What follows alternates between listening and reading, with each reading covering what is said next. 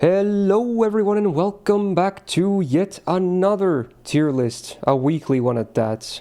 This is now like the 10th week in a row we're back, and yeah, we're still not even close to being done. After this, we're planning on doing 3 more at the very least, so yeah, buckle up, we're still doing these. And by we, of course, I mean it's not just myself. I once again have some lovely co-hosts, so I'm gonna let them introduce themselves right now. Hi, I'm guy number 1. Hi, I'm Rio Emerald. I'm in the bottom middle right-hand corner of your screen. That's me. The one in between the other two people. The guy with the paper on his face. Yep. Hey everybody, Plushie here. Shut up! You talk too much! So again, gonna cut as much yap of these intro as possible. I don't even have to list a bunch of differences this time around because we're literally doing the difference this time around. So again, we separate low stars into their own tier lists. This is now the second part, the second half, if you will, of the low stars. So after this, we're fully done with them. So last week we covered the knights and the berserks, and this week we're going to cover cavalry and extra classes. So if you look at the screen right now, you can see all 39 that there are left for us to cover. So starting from next week, we're going to be covering gold and extra classes, and those will be in 3 parts, just so you know. Another difference compared to previous years is that I'm not really going to rely on too many sheets, and in this case even less, because in low stars it's there mostly irrelevant as well. But I do have a looping sheet open for AoE numbers. So for this one, shout out to Opal, JR, and Tamla for compiling this lovely little sheet. So there's a bunch of, best case scenario comps listed in a neat order. But if you want to delve deeper as well, there's individual tabs for classes that have all the servants in there with multiple different Cs, comps, etc., you name it. There's even a glossary in case you're unfamiliar with some of the shorthands, terms, etc. So it's pretty easy to read, I would say. Also, big shout out to Mr. Copyright Suck for making this awesome template. He likes to interject some fun little golden tidbits and Easter eggs here and there, as you might see right now, but it's still pretty easy to read, I would say. So very good job. Always helpful with these to make our lives easier as well. And a big shout out to my awesome co-host. We have a 4-way today, so a lot of discussion, I'm sure. So their channels will be linked in the description as well, of course, at the top or close to the top at least. So do check about and also the sheets, this template, everything I just talked about, and also timestamps. So if you just wanna hear us talk about certain servants, then again they will all be listed in there in a nice order. So feel free to jump around with those in case you don't want to listen to the full thing, because if I had to guess, this is another 5-hour session or something. Who knows at this point? So honestly with that, I feel like unless I forgot something, that's kind of my yapping's done. There's not much to say at this point. Again, like I said, we have 39 servants to cover, and I believe 0 of them are new to the tier lists. They all existed last year as well already, but there have been some buffs. They don't love buffing low stars a lot, but there have been some buffs even on this side. So, and obviously re-evaluation still happens every year. Like even if some servant may have not seen any changes, they might still end up in a different spot because, depending on when you ask someone, they might feel differently about a servant. If they used the Bardot, if they found some new uses, there's always these variables. So yeah, we'll see how it goes anyway. So I think we're good to go with that. So as you can see, the servants are not placed like in a class order. It's not like we're going to cover one class, then the second, third, fourth, etc. They're in kind of a random order. The order is based on release date, okay? So that's the only thing that is, the order is based on. So it doesn't matter if they're 3-star, bronze, whatever, or whatever class. They're just here based on their release ID, okay? So from oldest to newest, and that's the only order we're going to go with. So yeah, let's get cracking over here. Let's see, we have a lot of day 1 low stars, of course. And we're gonna start with a fairly well-liked one, at least character-wise. Unfortunately, gameplay-wise, I feel like Medusa could use some more love. In fact, when we had a 3-star rider buff recently, obviously a lot of people were hoping for more love for her too. Granted, there were several 3-star riders that could use buffs. She did not get the latest buff, but nonetheless, we're going to cover her anyway. So we're working with an AoE quick servant, and I want to say a DPS because you cannot really loop with her. It is basically impossible. And as a DPS, I want to say she's not the best either, but let's see what we have here. Again, I'm not going to comment too much on the stats this time around as well, because low stars, they're low stars. Some will have a bit higher attack or whatever as a DPS, which is cool, but in the grand scheme of things, they will still, struggle with stats, and it is what it is. That's why a lot of low stars that tend to do something besides just raw damage, they tend to be the ones to stand out. But, exceptions apply everywhere. So her deck is double arts, double quick otherwise, and her gains on base are not very impressive. They're just very basic at best. The quick cards are really bad, the arts are passable, and that's about it. So skill-wise, the first skill on a 6-turn cooldown, she has a 100% chance to petrify one enemy for 1 turn. Good thing is that this can be applied to any enemy ever, as long as they can be debuffed with stuff like this. So it's not required for them to be like a gender or a servant or anything like that. And 100% base chance is okay, but it's still not very impressive. It only does that, so could be better. And with the recent buff she got last year, I believe, which is also new to this list, it's a bit unfortunate that this is not AoE now, especially because she herself is now AoE too. So that's another thing. So yeah, this is the new buff that pretty sure did not exist last year. So the second skill on a 5-turn cooldown gives her 30% attack for 3 turns, 30% crit damage for 3 turns, and then 50% power mod against immobilized enemies for 3 turns. So this includes all the stuns, petrifies, charms, pigifies, sleeps. I guess I didn't know this, but it's also card locks apparently. Interesting. I did not know that actually, that those count as immobilization. But I guess it gives her a bit more use cases. Although you can't inflict those on your side. Yeah, as we all know, they're very useful for us. Yeah. Sometimes there's gimmicks where they might card lock themselves, but those are extremely rare. Because, there's no way from the player side to inflict these debuffs. Yeah. But, at least I learned something new today, that those are immobilized debuffs. The only example of that I can think of doesn't even get represented anywhere as an actual card lock. It's with the cavalry type quest in advanced quests, like Boudica only uses buster cards unless you fun fact skill seal, which messes up their AI, and then they have a chance of using other stuff. But yeah, they only. I can think of one example how you can get this debuff on your side at least, but you can't inflict it on the enemy. You can use Naria for the art seal, but that's about it. So again, that doesn't help you though, because you need her to be on the enemy side at that point. Yeah. Maybe if you fight her, fight someone else with a Naria. Yeah, then you could maybe get use out of that. Maybe. But as a skill, I think it's also fun. A circumstance where there's like a challenge quest where Saberliz was there, and if she used her mana burst, she would always use her buster cards afterwards. Oh yeah, I think that was. Damn, that's pretty brutal. Okay, sorry. Trivia over. Hey, thank you for the tidbits. This skill obviously on its own is really good. It's just that it's on Medusa of all people. That's the problem again. And again, her own immobilized being a single target, despite her being AoE, doesn't help the case either. Obviously, you can bring some more servants with her that provide similar stuffs.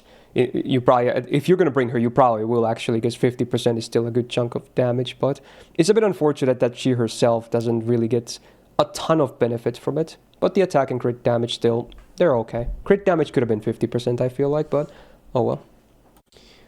Third skill on a 6-turn cooldown, she gets 20% battery and 30% star gen for 3 turns.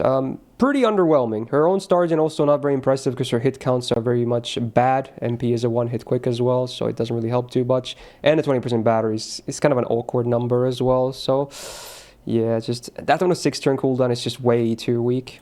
So not the best skill set still, but not the worst either.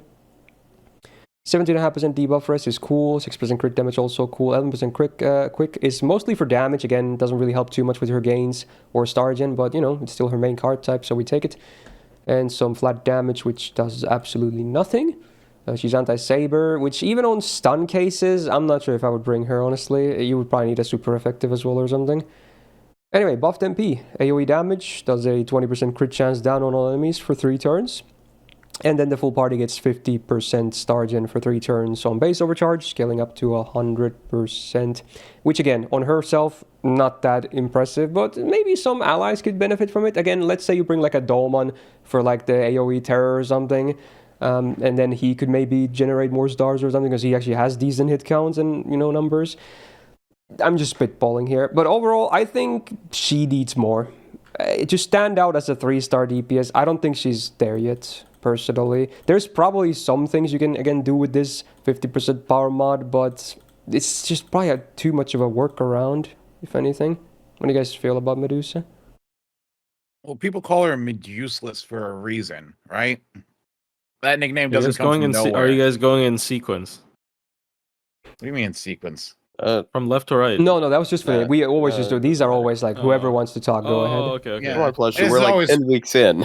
Whoever talks first wins. Anyway, useless here. Like, honestly, the buff is so useless with that stun not being AoE, and also the fact it's still just one. Like, the stun's on such a long cooldown. Like, I think, like, for farming, she's impossible to use, and for, like, as a DPS, like, it also just kind of fails on that front. Like, there's no reason to take her. Like, it's an unfortunate case of just a bad kit, and none of the buffs have fixed it. It's not like Gorgon, where when they buffed her skill, it at least, like, her MP was buffed as well. Like, like, the skill buff did something more. Like, it fixed a bunch of other stuff. So, like, no, this just doesn't do anything. So, counterpoints. She has pretty good synergy with Lohi, because Lohi can AoE stun, and I'm using two AoEs together all the time, you know. Yeah, especially one with such also, a large battery like Medusa. Also, like her NP5 damage it's literally like some. I was kind of shocked, but like it's higher than basically every other AoE writer's NP1 damage. Like, is she that on the outdamages a petrified target? Yeah. Is that against on one target? Yeah, against one target once. Well, she I mean, doesn't have petrify on her MP. I mean, there's also like there's a mystic code that applies stun. Not petrify. There's also a pretty good quick support. Kaiser Drop is able to stun. Oh, I mean, okay, it is actually just normal stun. Sorry, I was thinking of a different any term that needs. I was thinking of the garbage that's Caution Koji for a second, where she needs bound. Yeah, this is any immobilize. Yeah, I mean, and specifically charm. That's because of Steno and Co. That want her to be used with them. I don't think she's all that bad these days, because her damage is pretty good. Of course, like, you have to do specific things to enable that damage, and not everyone likes doing that. So, right, but it's a 20% battery. Like, the damage is like, she's not self-sufficient for her own stuns. You got to run a better. You have to run better DPSs to give her stuns. I just realized. I think I said star gen when I was covering this skill, but it's MP gen for 3 turns. Not that it's a big difference for her in particular, but yeah, it's probably a bit better than star gen. Is there an AoE rider in Evocation, a 4-star? Yes, Ishtar. Yeah. Oh yeah, Ishtar. Did they add Santa Nemo just now? Oh yeah, Santa Nemo. Yeah, and I think and Habitra. Yeah.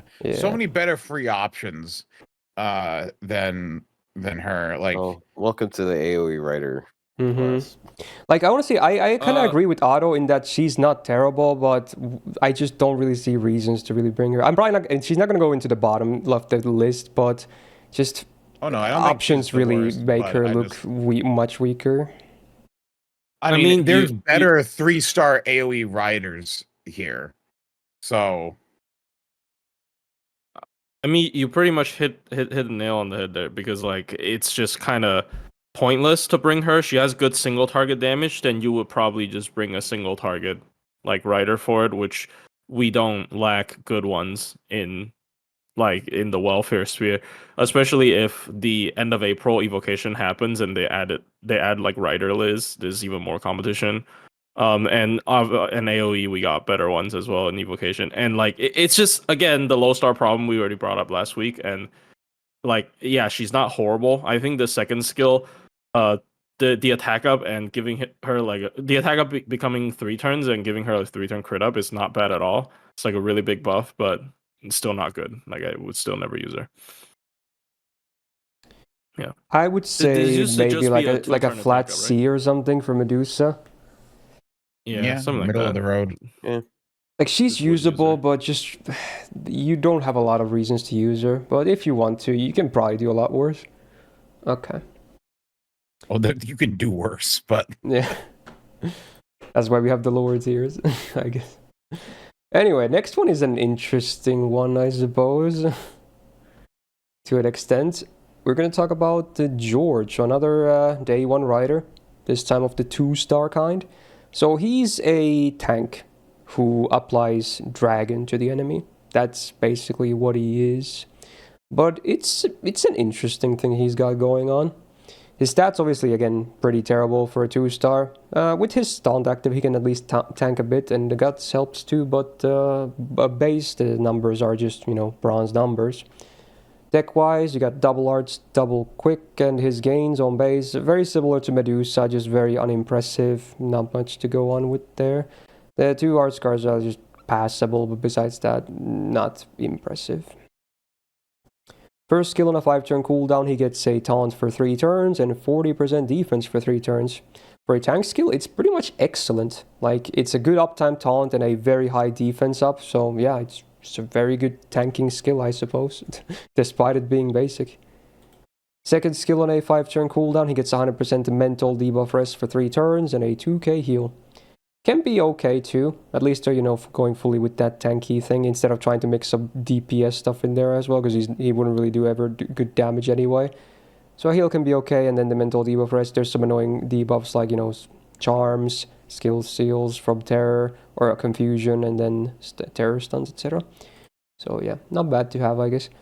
And then he has a base guts, 7-turn cooldown, so the guts goes for 1 time 5 turns on a 2k5 heal, or 2.5k heal. Just very basic, but again, it's nice to have a guts on him though. So if you need him to stay alive, he can tank like 1 more turn guaranteed, more or less, so that's cool, I guess. Otherwise, yeah, it's just a very tanky kit. It's very Daeon-like, of course. They just have some differences, but yeah, it's all tanky stuffs. It's got 20% debuff rest, which, a bit added value for that taunt, so single target's enemy debuffs will land on him with that active.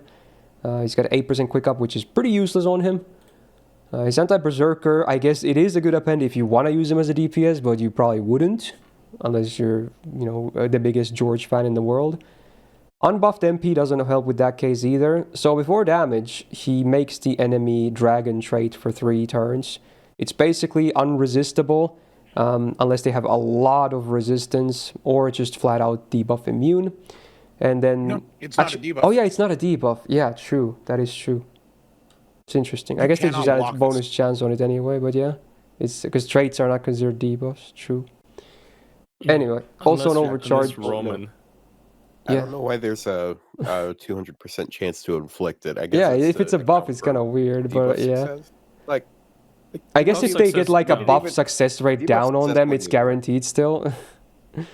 It's kind Or of it might weird. just be early FGO weirdness where like they weren't sure how they programmed their game. Yeah, probably.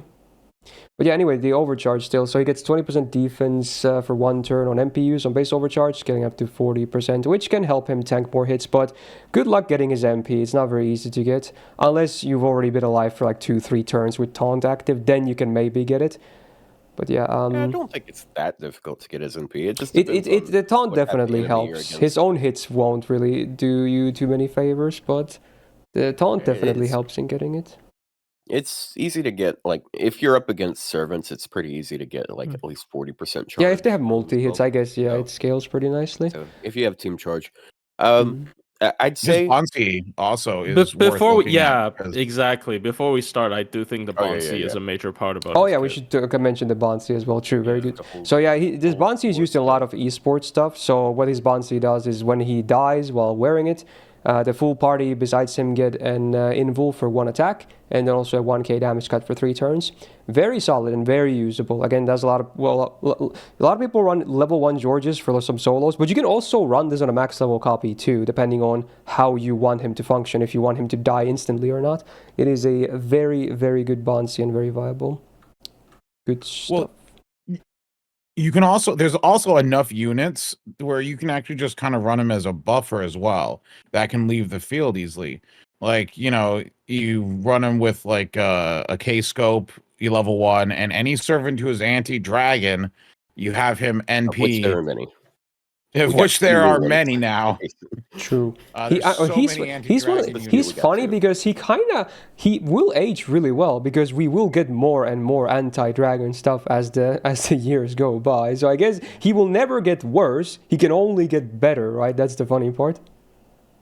Yeah, because like he kind of like at like I use him pretty much across everything. Like if at max level he can basically hold out 2 turns because he can eat an MP, guts procs, and the next turn he dies. So like it's a 2-turn block, or he can just eat a turn, or he can apply dragon. Yeah, it's nice that the taunt and the guts are on separate skills, so it's your choice if you want him to perish instantly or maybe tank a bit more for you.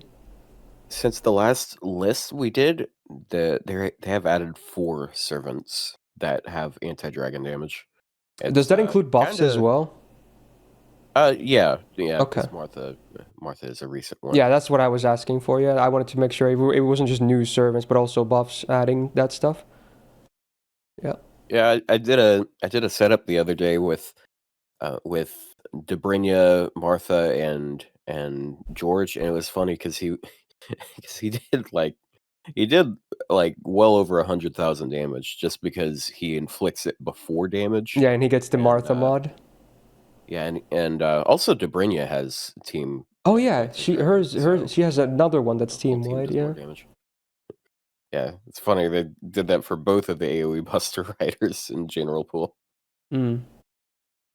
But yeah, this is probably one of the most useful servants on this list, just because you can go with like level 1 copy to enable even outside of solos. There's scenarios where you can just level 1 copy him.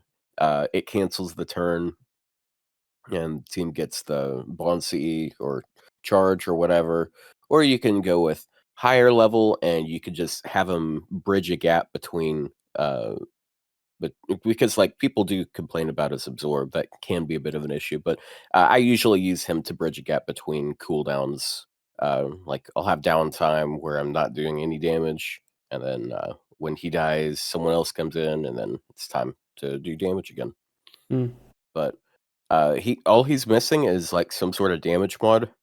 They could very easily just give the team anti-dragon with like one of his skills, and yeah. Another one. If he gave anti-dragon, that'd be.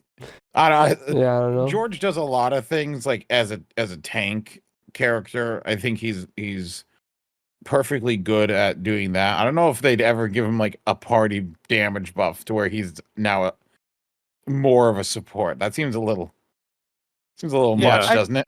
I'd only see like 30%. I was thinking maybe 20 if they do that. It's just I'd love to see some sort of offensive support from him because he is completely defensive, and so like having like Leonidas, I guess, there would be cool. Yeah, Leonidas. So, it is a cool dichotomy between the two of them. Yeah, I mean, I again, basically, they already said everything. But it really shows how versatile he is because there's been like just for the past like couple minutes, there's been like 5 use cases thrown out already. So this is a character that at the end of the day is still very useful even for endgame accounts. And because he's cheap, having a lower level copy isn't really a luxurious thing. Like having you can just pull friend points. So he's very much used, especially if you want to consider his Bond CE. Like his Bond CE, the invol's also no duration, so you can bank it for a long time if possible. So like, it's really easy to just. Sorry, I just completely interrupted you. My bad. I mean, I'm just trying to say, it's a good Bond CE to farm for if you have like no idea what to. Backline, he's a 2-star as well. Highly suggest. Probably one of the highest priorities for like if you want a functional low-star Bond CE. Yeah. So yeah, I put him like A+ probably because he's really good. Like he's very useful. There is I'll have situations where I just actively do not want his Bond CE because it's one hit of invuln, and sometimes he's like the last support on the field. And then I have a DPS that has their own invuln, and they die because they only have one hit of it instead of 3. Oh yeah, Oh, but yeah. that's just It's pretty. that's It's just pretty called team building. That's just Well, called, yeah, you know, I'm just saying. not he- randomly yeah, throwing he- stuff he- onto the fights. Yeah, he Yeah. has the option. Like you can also use like any other C. There's a lot of on death buff CEs as well. I sometimes used the token one on him that MP seals the enemy. Oh yeah, that's a good one. And Yeah, nowadays we there's also have the so skill many- seal there's the version too. on-death- There's the Oh, yeah, on-death, the new one, skill seal, yeah. charge. Yeah. Yeah, the NP and skill seal one. There's the Oh, one yeah, that gives and- quick up for one turn. and that like one's that's free. Yeah, everyone could get that one now because they added that to the shop recently. Yeah. But yeah, he's super It's also- versatile. He has many use cases. He's cheap to use, so party cost is not an issue. He's just good, very good. I would probably agree with plus he's also- A plus. It's also really Yeah. easy to Yeah. justify him with like like there's so many servants. Like you could justify him against casters because he can live longer and possibly get more NPs off. And then if you're looking for caster killers, like you got Martha, you got Dobrynia, you got Beowulf, and then Creamhild, Draco, you got Sidonite. All of these servants do both bonus damage against casters. So if you're up against a caster dragon, like Well, Sidonite casters doesn't get should more be damage extended from back. George, but she does get the drain, which is kind of nice to have. I think that Oh, he no, is no, she got, until recently. Oh wait, the buff. she Yeah, got bonus damage true, because true. the buff. Yeah, I forgot about that. Yeah, I forgot about that too. yeah. I think until recently he was my most used low star. we're gonna start Yeah, with A plus. Yeah. He's very good. Yeah. Great. Okay. And the next guy has the same voice actor. Oh, that's funny. Anyway, the next guy is also Sound very remotely different alike. in gameplay stuff. He's maybe not so versatile. So we got another 2-star rider in Blackbeard or Edward Teach, I guess. But I feel like everyone just says Blackbeard. Maybe Teach. I feel like no one ever says the given name though. Okay, there he is. So he's an AoE wanna- buster DPS, but that's about it. He doesn't have some nice, cool versatility that George does, but let's see what we have anyway here. So again, stats are going to be whatever. They're not very impressive on a 2-star. Unfortunately, for someone who is supposed to be a DPS, his deck is double buster, double arts, which is fairly common on riders. His gains just very much the same as the previous ones. Nothing impressive. Decent arts cards, or passable arts cards rather, and that's it. All the other cards kind of suck. So the first skill on a 5-turn cooldown, the full party gets 16% attack and MP damage for 1 turn. Very underwhelming. Voyager of the Storms, they should all be buffed at this point. It's just the only nice thing about it is that they're mixed buffs, so they're multiplicative. But yeah, it's way too much downtime. Numbers are low. Just no. Second skill on the 5-turn cooldown, he gets 27% attack for 3 turns for himself and a permanent guts, meaning that it's a one-time guts that doesn't expire, which is also 1 HP revive. And then he gets 50% debuff rest for 3 turns as a demerit, which sometimes can be annoying because obviously it makes you way more susceptible to debuffs. So if an enemy has like an RNG stun, then you are now more likely to get hit by it. So it can be annoying. Dude, it's Kama's guts, but better. I guess it is, yeah. I guess it is. It's funny.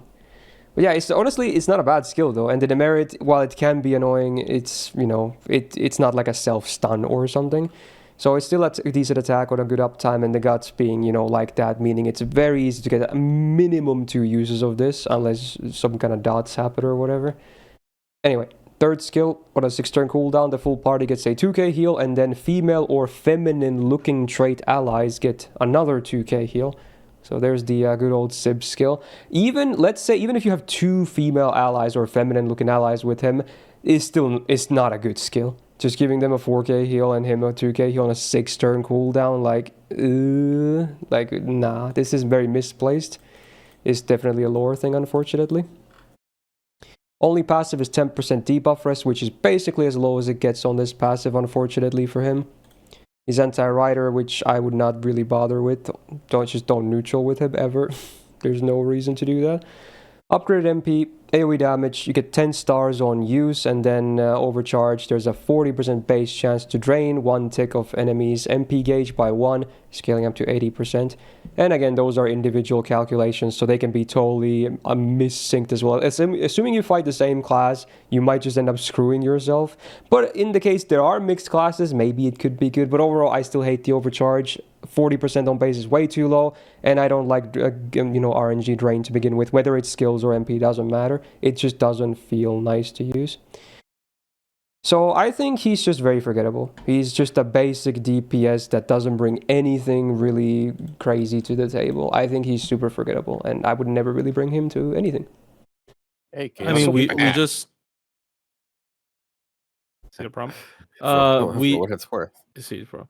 We just like trash talk Medusa, and this is just worse. So It's worse, Medusa. I mean, Worse they're not Medusa. similar, but yeah, it's just like why would you ever bring this character? I think mean, his Zen P animation's is better cool. at making stars, so Yeah, Just bring but I Bard don't at think that that's a point, good point. and he's cheaper too.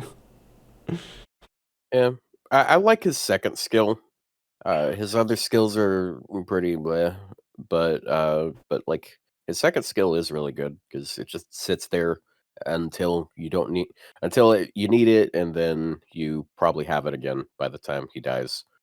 They should have made it stackable. Yeah, They should've could made have on Sec with him himself. That way- specifically. Yeah, there was a That point in would've time been where it was funny. stackable. Like I think was it a was on the bug. Chinese server. Yeah, if you gave him a Yes, book, I Oh, had a wow. video on that actually. Oh, yeah, yeah. you could time give we him used like it, I can't remember. you could give him like 20 guts, and then he'd be like Herc with no damage. So he'd still be bad, but sure. Yeah, also his MP He's is like not that. easy to get. He has 0 batteries. His gains are passable at best. Yeah. I don't think there's really... This skill is nice, I agree, but that doesn't really go very far, I would say. Yeah, that third skill's just so weird. I'm close to Eing him, but maybe a D. I don't know. Is he E?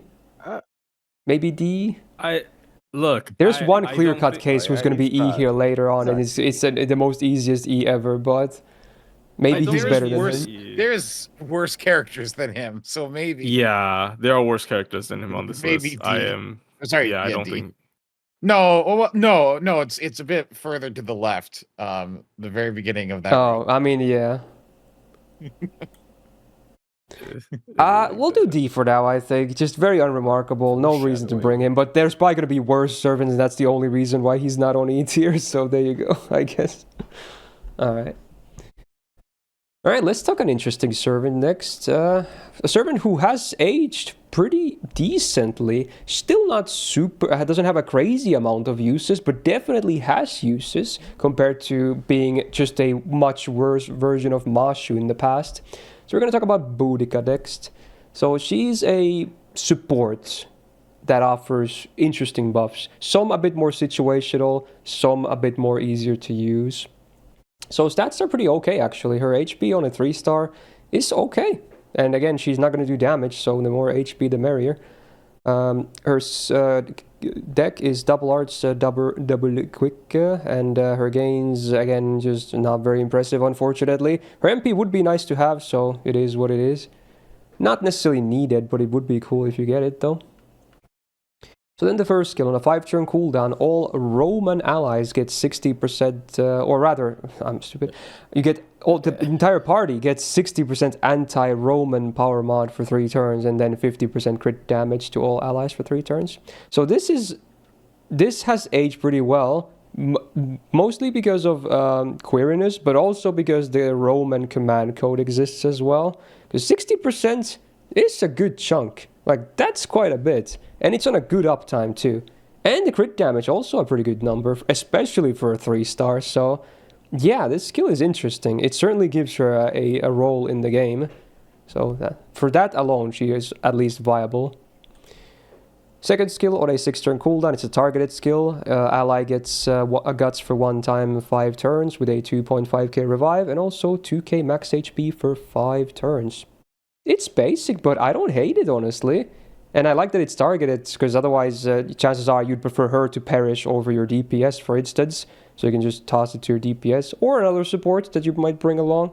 So it's Also, alright. 5 turns is a long Yeah, time. for a Guts uptime, it's also basically as good as it gets. I don't think there's any Guts that has 100% uptime, unless we don't count those Blackbeard type of Guts, like the ones that have a turn time. So it's basically as good as it gets, only having an effective 1 turn downtime. It's very good. Giving someone hard survival for 5 turns. Mm. That's the one good thing about battle continuation, but it makes it targetable and have another effect. So Yeah, it's a thing. very, very nice. It's a good thing.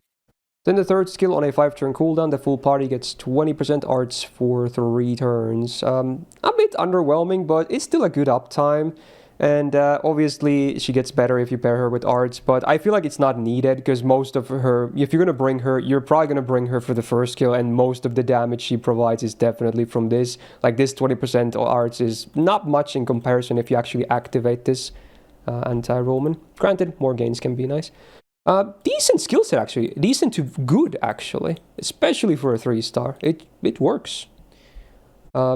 Passives, 12.5% debuff risk is fine, because again, she's never going to be really used for farming. Maybe in some rare cases you could, but the lack of batteries is a tough sell. But on bosses, you know, it can be nice to have some debuff risk. 10% quick up on her is pretty meaningless. Her quicks are pretty bad. She's anti-saber, but she's not going to do damage anyway on the append. Buffed MP, so the full party gets 20% defense for 3 turns, and then on overcharge they get another 20% more on base for 1 turn, scaling up to 40%. And then also on overcharge base, the full party gets 20% attack for 3 turns, scaling up to 40%. So when you use it on the turn, everyone basically has at least 40% defense up, anywhere from 40 to 60, depending on your OC level, and anywhere from 20 to 40% attack. Like, it's a very, very basic MP, but, you know, if you activate it, you're going to be happy. But do you really need it? Maybe not. So that's why maybe not the biggest problem that her MP is on the harder side to get for all supports. But yeah, her skill set still makes her viable. This anti-Roman is big, 60%. So yeah. There you go.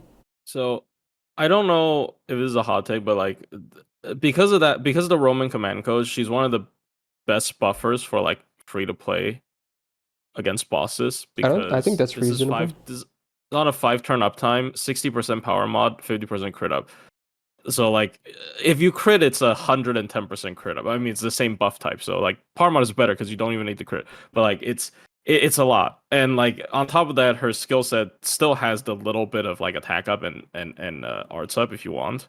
And obviously the synergy with already anti-Roman, sort of like I use like a level 1 copy with Draco a lot. Because of the anti-Roman thing. So I want to put her EX because I think she's one of the best low star buffers. Like, again, like if you're only considering free to play supports, she can do both sustain and damage boost. And maybe you just need a healer on top of her, and then like an actual DPS. That's actually a pretty legit team, I'd say, for like a super budget team. It would be nice if she wasn't a rider. I agree with chat, though. That's like one nitpick I can think of. Her being a rider is a bit unfortunate. Yeah. Especially her first skill is like crit. Like it's a crit based skill, because the 5-turn downtime, 5-turn cooldown again is like really short. Yeah, because even if she might hit Roman targets, her own damage would still be, you know, not very impressive. So you don't really want to get stars to her. You definitely still prefer them to land on your DPS. Yep, definitely. So maybe she can get like a. Well, she already got a lot of buffs, so probably not. But like if you were to buff her again, she can get like a, I don't know, like a star weight down on self kind of effect. Maybe they could do like a targeted absorb for this third skill or something. Oh yeah, that would be great as well. And maybe some stars per turn, or is that too? Maybe that's too much at that point already. She already does so much. Yeah, star per turn might be a bit. Yeah. That would the absorb would at least help with the awkward class. Yeah, but she's a wonderful. Or maybe not make it targeted and reduce her own absorb by 100% or something for 3 turns. Yeah, something. Yeah. I wish her NP was more accessible. That's my only gripe with her. The MP is really good though. Like the MP is really, because like it is kind of like a mash MP. Like it is, especially I think for like it's like 40% defense up for 1 turn, and then 20% for like 3 turns, and then the attack up is like 20%. It's not small. Yeah, it's like a free charisma at the very least. If you give her an overcharge C, she gives you 50% defense for a turn and then 30% attack for 3 turns. So I think that's only an argument if you're also utilizing her for the Roman thing and the crit thing, because otherwise, I don't think you'll bring her against the non-Romans. Better defensively, because the damage cut and the you need the Roman code. Well, though. So I think you need the Roman can code. Actually sell her there. Like if you're up against something that has an AoE and P, then she might have Mash might have a little bit of an issue there, especially if there's like Pierce Invuln or Ignore Defense. But yeah, that's very specific stuff, I guess. Again, I want to emphasize that a very big part of this is because of the Roman command code. So Lilum Harlot's still up. You guys should just get the CC. Like it's especially against one boss enemy. It's very nice to have. Oh yeah. It's kind of hard to use on AoE, but for one boss, it's very stonks. Yeah, I agree. If it's against like multiple, like in a challenge quest where there's like 3, then it's not as then you good, need like queerness or something. Yeah, or I mean, you can just take them out one by one, but yeah, it's definitely not as straightforward. It is just magnitudes that you don't see a lot. Because I would personally maybe still put her in A+, because the class is not the best for her role, and the MP should be a bit more accessible, I feel like. But she's definitely very nice to have. Yes. So I think I would still do A+ as well. I'm just trying to push it. Honestly, I don't blame. I wouldn't be mad if someone put her to EX, because again, this is a low star list, so her on low, I could see it, but I have a bit of gripes where I think it's just not there yet. But maybe we'll revisit later too. Still, okay. But good.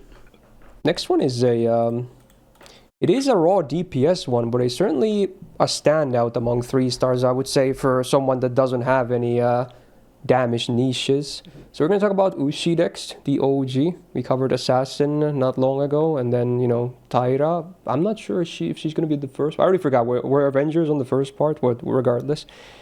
Anyway, the OG is here. So single target quick DPS rider.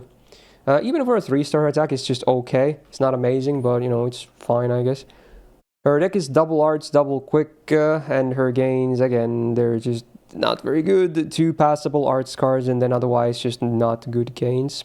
And in hindsight, obviously, it would have been nice if she was double buster, double quick, I feel like. But, again, this is a day 1 servant, so, what can you expect?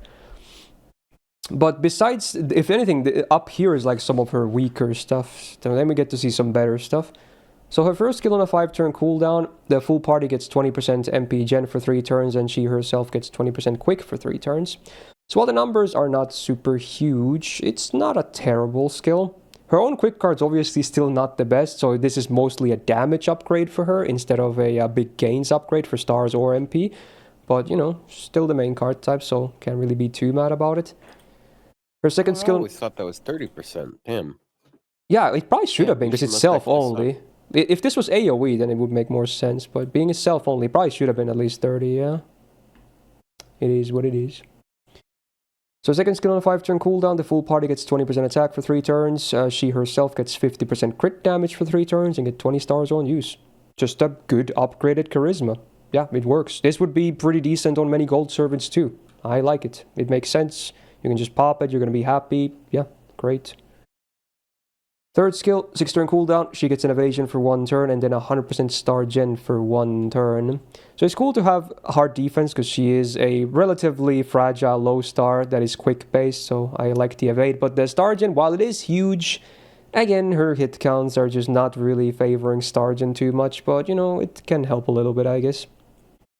Overall, better than most 3-star DPSs, this skill set, for sure. The buffs help a lot, needless to say. Especially the second skill is nice.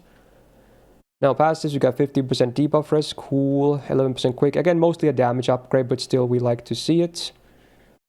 Appendix against Lancers, which, as much as I like Ushi, I don't think you would really neutral with her, though. Buffed MP, only does damage. It's a one-hitter as well, so refund is basically non-existent. And then on overcharge base, she gets 50% star gen for 3 turns, scaling up to 90% on max.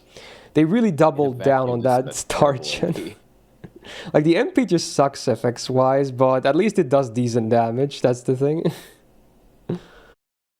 But Ushi, I think she's one of those kind of good old reliables. You probably will have better options, especially since Evocation Shop is a thing now, but I think as a low star, she's still good, despite being so basic. Like, she just has some nice things going for her. Oh, she's very good. I agree. I think like the difficult part is her 3-star damage does out damage all of the other welfare riders, like with all at MP5 because of the upgrade MP. She has like really good steroids. She actually does out damage like even like Realma Lancer at like MP5. Not a Lancer, Realma Rider. Sorry, but it's really close. Oh, probably that too, but it's not even that much higher. It's very close. So I would say realistically, in most cases, you would probably still pick one of the welfares.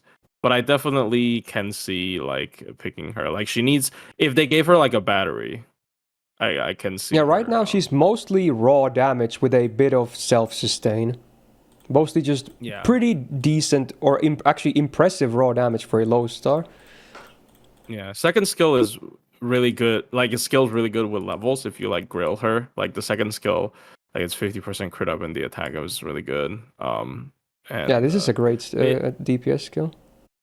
Yeah, it's just that her 3-star, like if you don't plan on grilling her, she is like it's still kind of hard to justify her over one of the welfares, I'd say, because the welfares probably have easier. I think all the welfares have easier MP spam than her, even the Buster one. So that's a bit of a difficult sell, unfortunately. But like she scales really well with Grails, I guess. That's a good thing I can give her. And like overall, she's really good. Like being able to compete with the 4 stars while not being grailed is like she's just brute forcing it to compete with the 4 stars. She's not carving out a niche or anything. She's just like her numbers are just that good. So I do think it's still really impressive. But unfortunately, the role is just a bit crowded at this point, in my opinion. Mm-hmm. Not as crowded as AoE writers, at least. Yeah. I feel like both have a lot of options nowadays, but yeah, maybe a small difference still.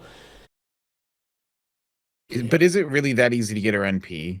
Like, she's mostly glued to supports. That's the thing. I don't think it's that bad. Like, that's kind of a thing that like every every writer has the advantage of because they fight casters. Yeah, that helps a lot. So like, and then you crit. Her arts crits are pretty good. Her quick cards are like nothing. But yeah, the quicks are doo-doo. Well, they could be worse. We've seen already way worse ones, but they're still not very good. And the MP the refunds like nothing because it's a one-hit single target quick. Yep. So it's like I don't think like she doesn't have a niche as well. It's like if the MP upgrade was like today and they gave her like an anti-trait like Sugitani has, right? Like if they gave her this is the bare minimum. Demonic. It's just a damage up. They did nothing else. Yeah, it's sad. If they gave her an anti-trait on the MP, she would have a place because like then if I'm against this trait, she's just better than any of the welfares. But right now, I just think it's difficult. Oh, sorry, I didn't mean to cut you off. By the way, Rio, you're gonna say something. Oh no, I have nothing of value to add on this unit. But no, I mean, I just think that like, does the crit star generation? I was looking at it. It only has like a 2-hit quick. Does it really help to get more off the end? Yeah, it's not the best stat for her, unfortunately. And they doubled down on it, so yeah. Yeah. I think she's one of the A tiers as a low star. I think she's just A because of the roll compression, not roll compression, but like the roll, like because of all the competition. That's very accessible too. And then she doesn't really have she doesn't have that anything too unique.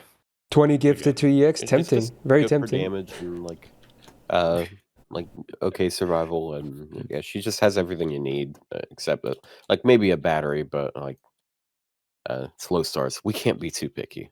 Yeah. Yeah, I can. I would say minimum major. We'll start with A and then maybe again see how this fills out with some competition and whatnot.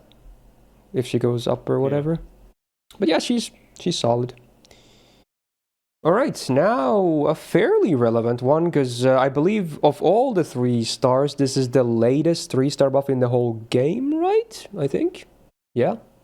Unless I'm really forgetting something. But yeah, this is what I was talking about with the Medusa thing, that there was a 3-star rider buff and she did not get the buff, even though a lot of people hope for that.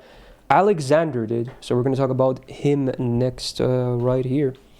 So AoE quick, honestly at this point a support if anything. He can be maybe a DPS too, doesn't farm at all because again one hit MP just completely kills it. But can be an interesting DPS and more so of a support if anything with the new buff. So attack is alright for a 3-star for what it's worth. He's double arts, double quick, and again the gains are the same as all the other ones, so the passable arts cards and everything else is doo-doo. So it's, you know, that scenario again. So yeah, the first skill is now the brand new buff here. So on a 5-turn cooldown, the party gets 20% attack for 3 turns, 30% crit damage for 3 turns, and he gets 20% battery.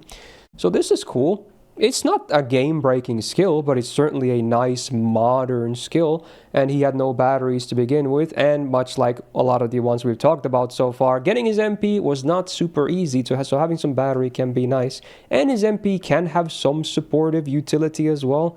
So yeah, it's pretty cool. I like it, yeah. It's basic, but it's good. Second skill on a 7-turn cooldown has a 100% chance on base to charm 1 humanoid enemy for 1 turn. And again, as a reminder, 99% of servants in this game are classified as humanoid. And then there's a lot of normal mobs and or bosses that are not servant and can be humanoid as well. So while it is niche, it's very, very wide covered. And also does a buff strip on use, which is not tied to any trait or anything like that.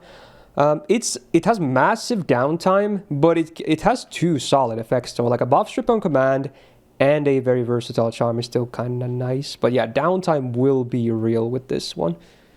But certainly not the worst charm in the game. In fact, one of the better single target ones, if anything. Third skill on a 5-turn cooldown, the full party gets 20% quick up for 3 turns. So again, much like Ushi, for him it's mostly a damage upgrade, doesn't help too much with the gains, but you know, being AoE is quite nice as well. Can help some allies. Passives, 12.5% debuff versus cool, 11% quick up, mostly just a damage upgrade. Flat damage, doesn't really do anything. He's anti-berserker, which is actually good because he can do some damage, so actually a good append. Buffed MP, only does a damage on the normal effect, AoE damage, and then you get 15 stars on base overcharge on use, scaling up to 35, so a bit of a star bomb there as well. So that's why I mentioned there's a bit of maybe supportive utility to MPing with him as well, because you get a bit of stars at least. The MP itself won't really generate stars being one hit quick, but at least the star bomb is pretty cool. So I think is this enough to make him pickable over some other low star support options? I'm not sure. Maybe.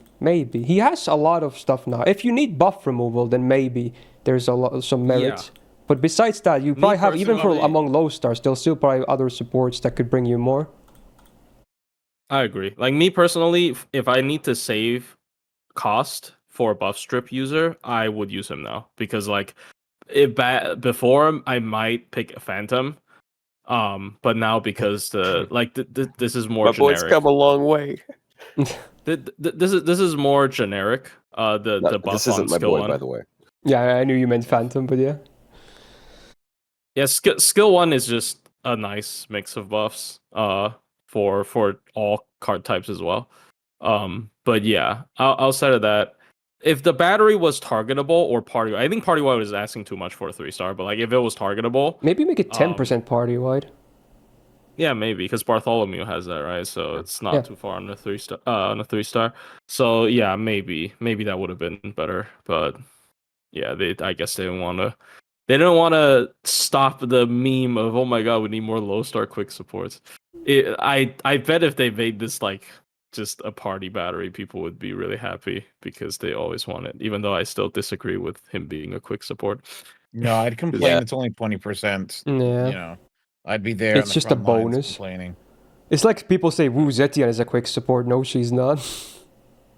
It's a bonus. Yeah, part of the I mean, yeah, Part of the I guess appeal of- I guess you can use her for anything. I mean, she's obviously She better doesn't if need you to bring use it. her with a quick servant. Yeah, That's just a fact, because it's she only just a buffs quick of the card 15% types, but she's quick, not. I wouldn't call her a quick support, much like Alexander. Yeah, part of the appeal of quick supports is like having big quick buffs, which can help you get your you get gains Stars. as well as damage. And Yeah. when you have 20%, it barely affects your gain. Yeah. But he's nice. Yeah, again, I feel like if you need buff removal, then there's a case to be made that he can actually bring a lot of valuable stuff, and you might bring her over some other buff removal at this point. But if you don't need buff removal, there is stuff, but not sure if it's enough to justify bringing over some other servants. Even, again, accessible low stars / welfare options, because there's quite a bit of options these days. So I think that's how I feel about him now. Like B+. So yeah, maybe one of the B tiers or something. Anyone else have anything else to add to? Yeah. Is Phantom. It's kind of how I feel as well. Like he's usable and he's nice to have, and he has a job, so he has a place at least. Unlike useless, right? Maybe just a Like flat B there's or something? for like randomly to like actually need him. You're like, oh, I need buff removal, and he's there and he exists. Yeah, one of the Bs, I guess. Yeah, I don't know. Yeah, maybe B, because I have not tried him out for buff strip yet. So maybe I've I'll used him change. a little bit for buff strip, but like On which TA? with quick units. Oh, nothing recently. And Yeah, usually like what I mean is like how much does the buff actually helps him? I because it is a lot of extra numbers, I would say, but I guess we'll see. I think I'll start with B, and then again we'll see when we have more comparison later on.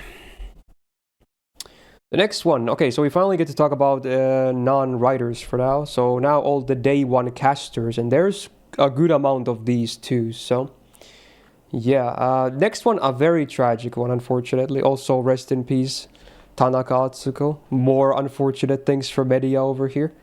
But yeah, single target arts utility DPS. I can't even call her a full-on DPS, unfortunately. Yeah, she's interesting, but sadly not in the good ways necessarily. Attack is good, but don't let that deceive you, at least for a 3-star that is. She's full caster deck, so triple arts, of course. Her gains, again, the arts cards are passable, even on one hit, because her MP gain is pretty high on base, but everything else just not that good. Yeah, just the usual. First skill on a 7-turn cooldown gets 150% battery for self. So there you go. It's an MP on command, and then sometimes you can even overcharge with this, which can help spam a bit more as well, but certainly could come down in cooldown and or do other stuff as well, because, as is, you really need her MP every turn, because it's not going to do crazy damage anyway. Second skill, oh boy, 4-turn cooldown, she gets a 2.5k heal. Just nothing. It's nothing. Third skill, 6-turn cooldown. It's a targeted skill this time, so the target gets all their debuffs cleansed and also gives them 50% MP gen for 1 turn. This is cool. It's still a big downtime on it, but, this is certainly some kind of utility that's kind of nice to have. But a bit situational, maybe. The MP gen is at least very usable whenever you decide to pop it. That's the skill set. Yeah, that is a skill set of all time. 10% arts, great, main card type, mostly for damage, not so much for gains, but, damage is welcome for her in particular. 10% debuff success rate actually does nothing. She has no debuffs, it's just a lore thing, so interesting. Hey, if you put a command code on her. Oh yeah, I guess they like have 100% base, right? That is true. Yeah. So, And I guess it's counted as a if you- debuff of if you hers, wanna because it's on use her card. Honey Lake to offset her dog shit damage. I didn't realize, yeah, I mean- guess it's her debuff at that point, yeah, so it works. Huh. Yeah, it's only really like I feel like the only like passive for this that is like majorly important for command codes is like on Draco because it's like 500%, but it does affect command codes. Yeah, cool. Sorry. Yeah, good note. Anyway, she's anti-saber because of unlimited blade works memes, and it's terrible for her because you would not neutral DPS with her. She has a buffed MP, but unfortunately for her, her MP just does not have good modifiers. It's very scuffed. It's not good. But what does it do? It does damage, then it removes buffs from the target. It is after damage, unfortunately, but still cool utility to have, I guess. And then on base overcharge, she refunds 20%, scaling all the way up to 100% refund on max overcharge. So again, that's why sometimes the giant battery can even get you another 20%, refund, I guess, depending on what you're doing.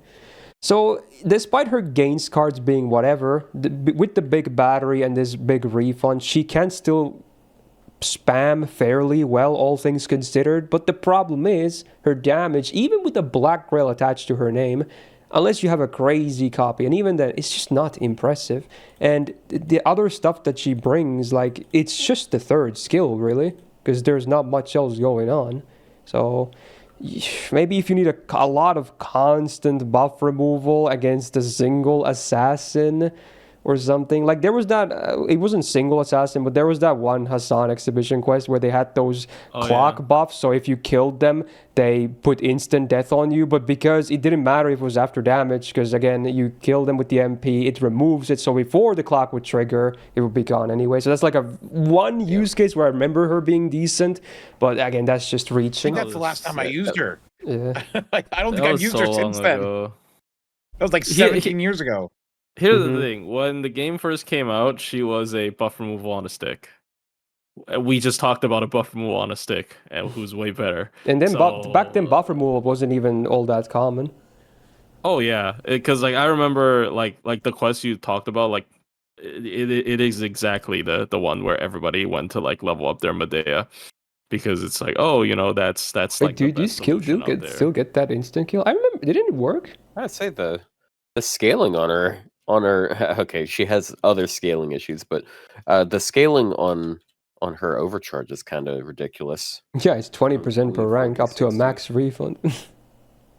Yeah, she also does 40 damage. So yeah, it's funny. Part of the reason why she was so good on that exhibition quest. At this point, they should just make her a support. They didn't need much damage. They should just give her skills way more supporting stuff, because I don't think she should be a DPS at this point. No, we don't have 4 MP upgrades. We have like no single target casters that are worth using. Like they should give her something that lets her. Single target casters aren't worth using. Period. Like especially at this rarity, just use a berserker or something. Like they're not worth using. They're bad. Yeah, but that's the problem. That's why I mean, like, no one's complaining about Tonalico as an AoE caster.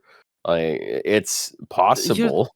There's also welfare, right? Like, there's one AoE caster that does damage. And it's shooting, and she's got like a dog shit kit. Like, yes, I am very aware of the one single target caster welfare. Yeah, she has a dog shit kit, but her MP is like 4 Medeas, dude. Like, this is not. I don't know. I think she needs I'm not joking. Unless they bump her scaling to like normal upgraded scaling. Isn't this still lower than normal art scaling? Yeah, it's scuffed. Yeah, it is. Our arts is 800 MP, right? It's AoE scaling, so it's upgraded arts MP. And it's also worth noting her skill set has 0 damage as well, which doesn't help. Like, bro, she needs like actually 2 to 3 more MP upgrades to be a viable DPS. No, we're talking about free options, not the. Yeah, I guess we should have specified on the casting of like a caster thing. There are many good casters. Okuni is good for sure, but like, one of the D tiers. D plus better than Blackbeard. Yeah, I would say probably more usable than Blackbeard still. Mostly because it's so easy to spam the MP if you need a lot of buff removal. Yeah. But that's about not as good as a Medusa. Even if Medusa is like whatever, I still feel like she's more usable. Because again, buff removal is a bit more widespread nowadays too. Yeah, mainly that. We even have skills that do it on AoE on command, so... Yeah. Yeah, this is again also one target. If this was AoE, it could be interesting. And then her MP would make sense because it's AoE scaling. They're very scared of AoE buff removal, repeatable. Like I still think Amakusa is the only one that has like full buff removal on MP AoE. And it's I also don't think before anyone else damage, has that. which is nice. Yeah. Well, true. Yeah. That's actually another. So that's why he's like the thing, yeah, bane it's of before damage. Castorias, and he forces you to bring buff removal resistance. Yeah. Anyway, we'll go with D+. Just a very unfortunate case. Even Bench, the biggest Medea fan I know, he wants to see her in E tier. Like, you have no idea how big of a... I bet he even woke up to this tier list. He's probably gonna go back to sleep afterwards. Whenever Medea is mentioned, he's always there, no matter what the context is. So yeah, you can tell it's not looking too good for her. Anyway, moving on for now. This is a fun servant. We covered Saber last week, but now we get Caster Gilderai. So he's interesting. He used to be completely hopeless, and I'm not saying he's like great now either, but this buff that he has already existed like a year or two already, but it's an interesting one. So he's an AoE buster caster, DPS, and a bit of a support-ish as well. His damage won't be that great. His attack is also fairly low for a 3-star, which doesn't help with the caster modifier. Full caster deck, very similar to Medea just now. So again, just passable arts cards, and otherwise just not much to talk about in terms of gains. Just underwhelming. First skill on a 5-turn cooldown, he gets 25% mental debuff mental debuff success rate for 3 turns, and then 100% mental debuff resistance for 3 turns. So it's okay. It gets better with the other skills, namely the second one, or actually the third one. I got my orders confused. It doesn't do a whole lot though, but you know, sure, I guess. Second skill on a 5-turn cooldown, all enemies get a minus 20% MP damage down for 1 turn. They get a minus 20% arts, and Buster is down as well for 3 turns. So the MP damage down is like, forget about it. If you want to nullify damage, you need a lot more buffs / debuffs than that. But those card shreds are pretty cool, and they're on a good uptime as well. So actually not a bad skill in that sense. Pretty interesting. Third skill on an 8-turn cooldown, all enemies get a terror for them or on them for 1 time 5 turns. And then every turn there is a 40% chance to stun them for 1 turn. And so, remind me again, mental debuff success rate, that does not work for the proc, it's for applying this clock, right? It's not for the proc. This is the proc is defined by this, and it doesn't get affected by the mental debuff success rate. It's only for applying this terror itself, the clock debuff. So basically, it's now a 125% chance to apply it instead of 100% base, I guess.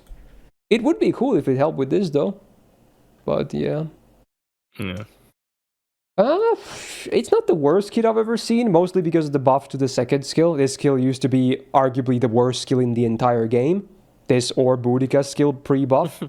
But yeah, it's just, now it actually is pretty decent, especially for a 3-star. Yeah.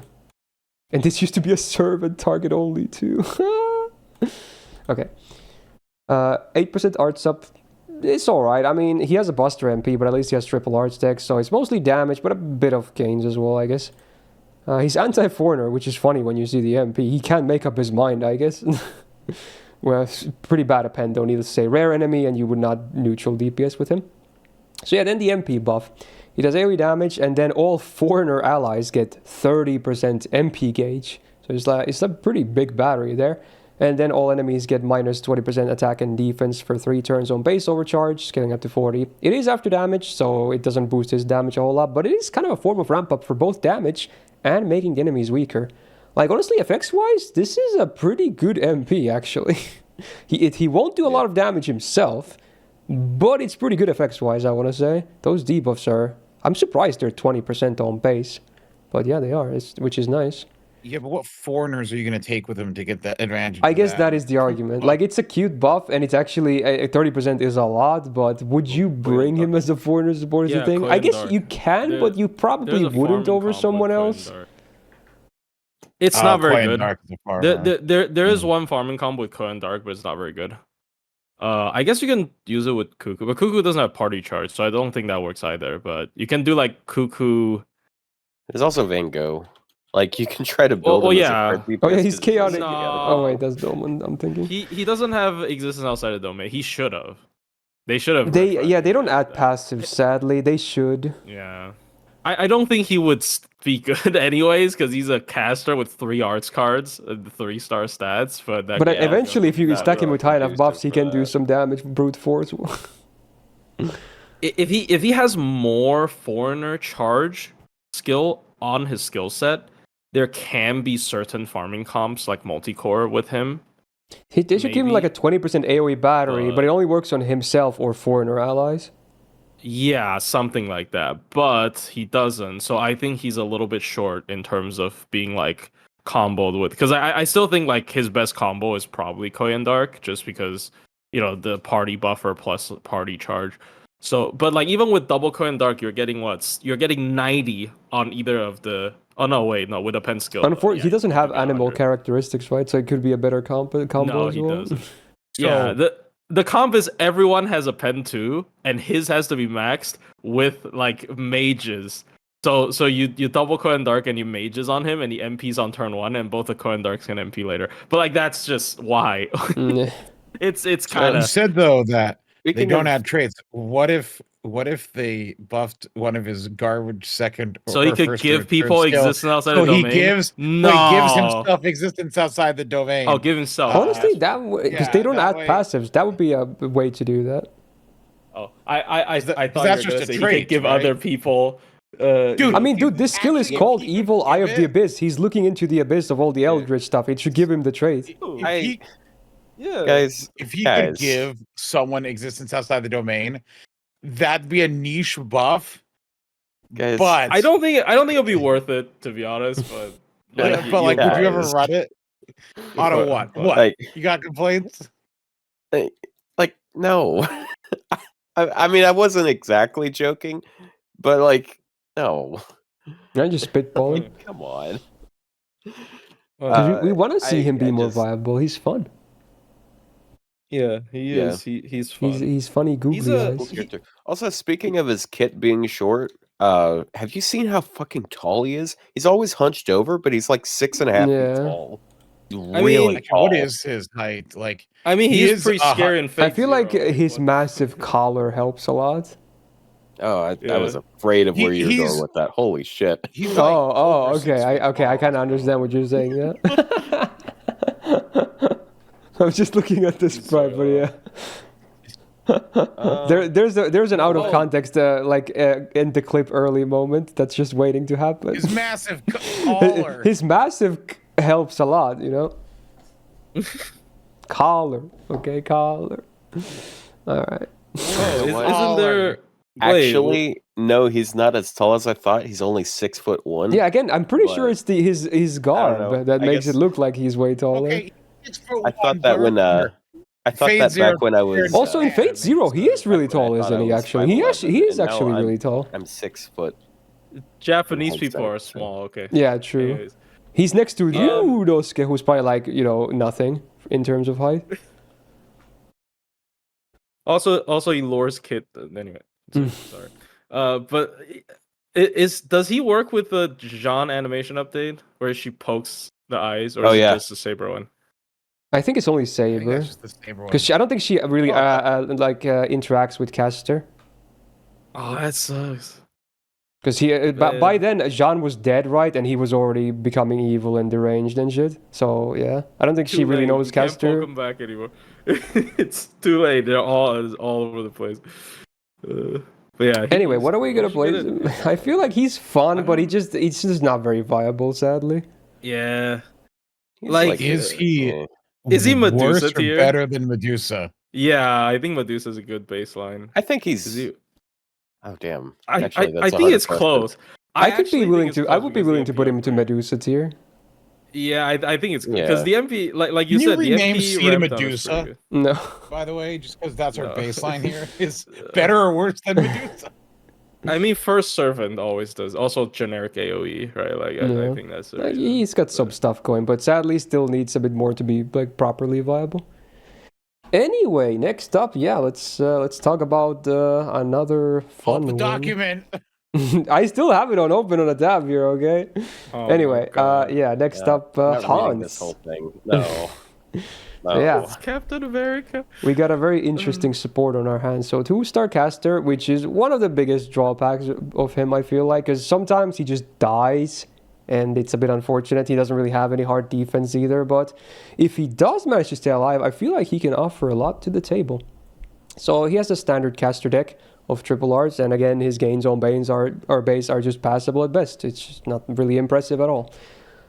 First skill though, so on a 5-turn cooldown, the party gets 50% crit damage for 3 turns, then all good alignment allies get 50% star gen for 3 turns, all balanced, which is the neutral on the, it's like on the other side, because there can be like, they named it balanced because otherwise it would be true neutral, or like neutral, but yeah, that side, neutral, they get MP gen for 20% for 3 turns, then all evil allies get 20% MP damage for 3 turns, and then allies that are good, nor good, balanced, or evil get another 20% crit damage for 3 turns.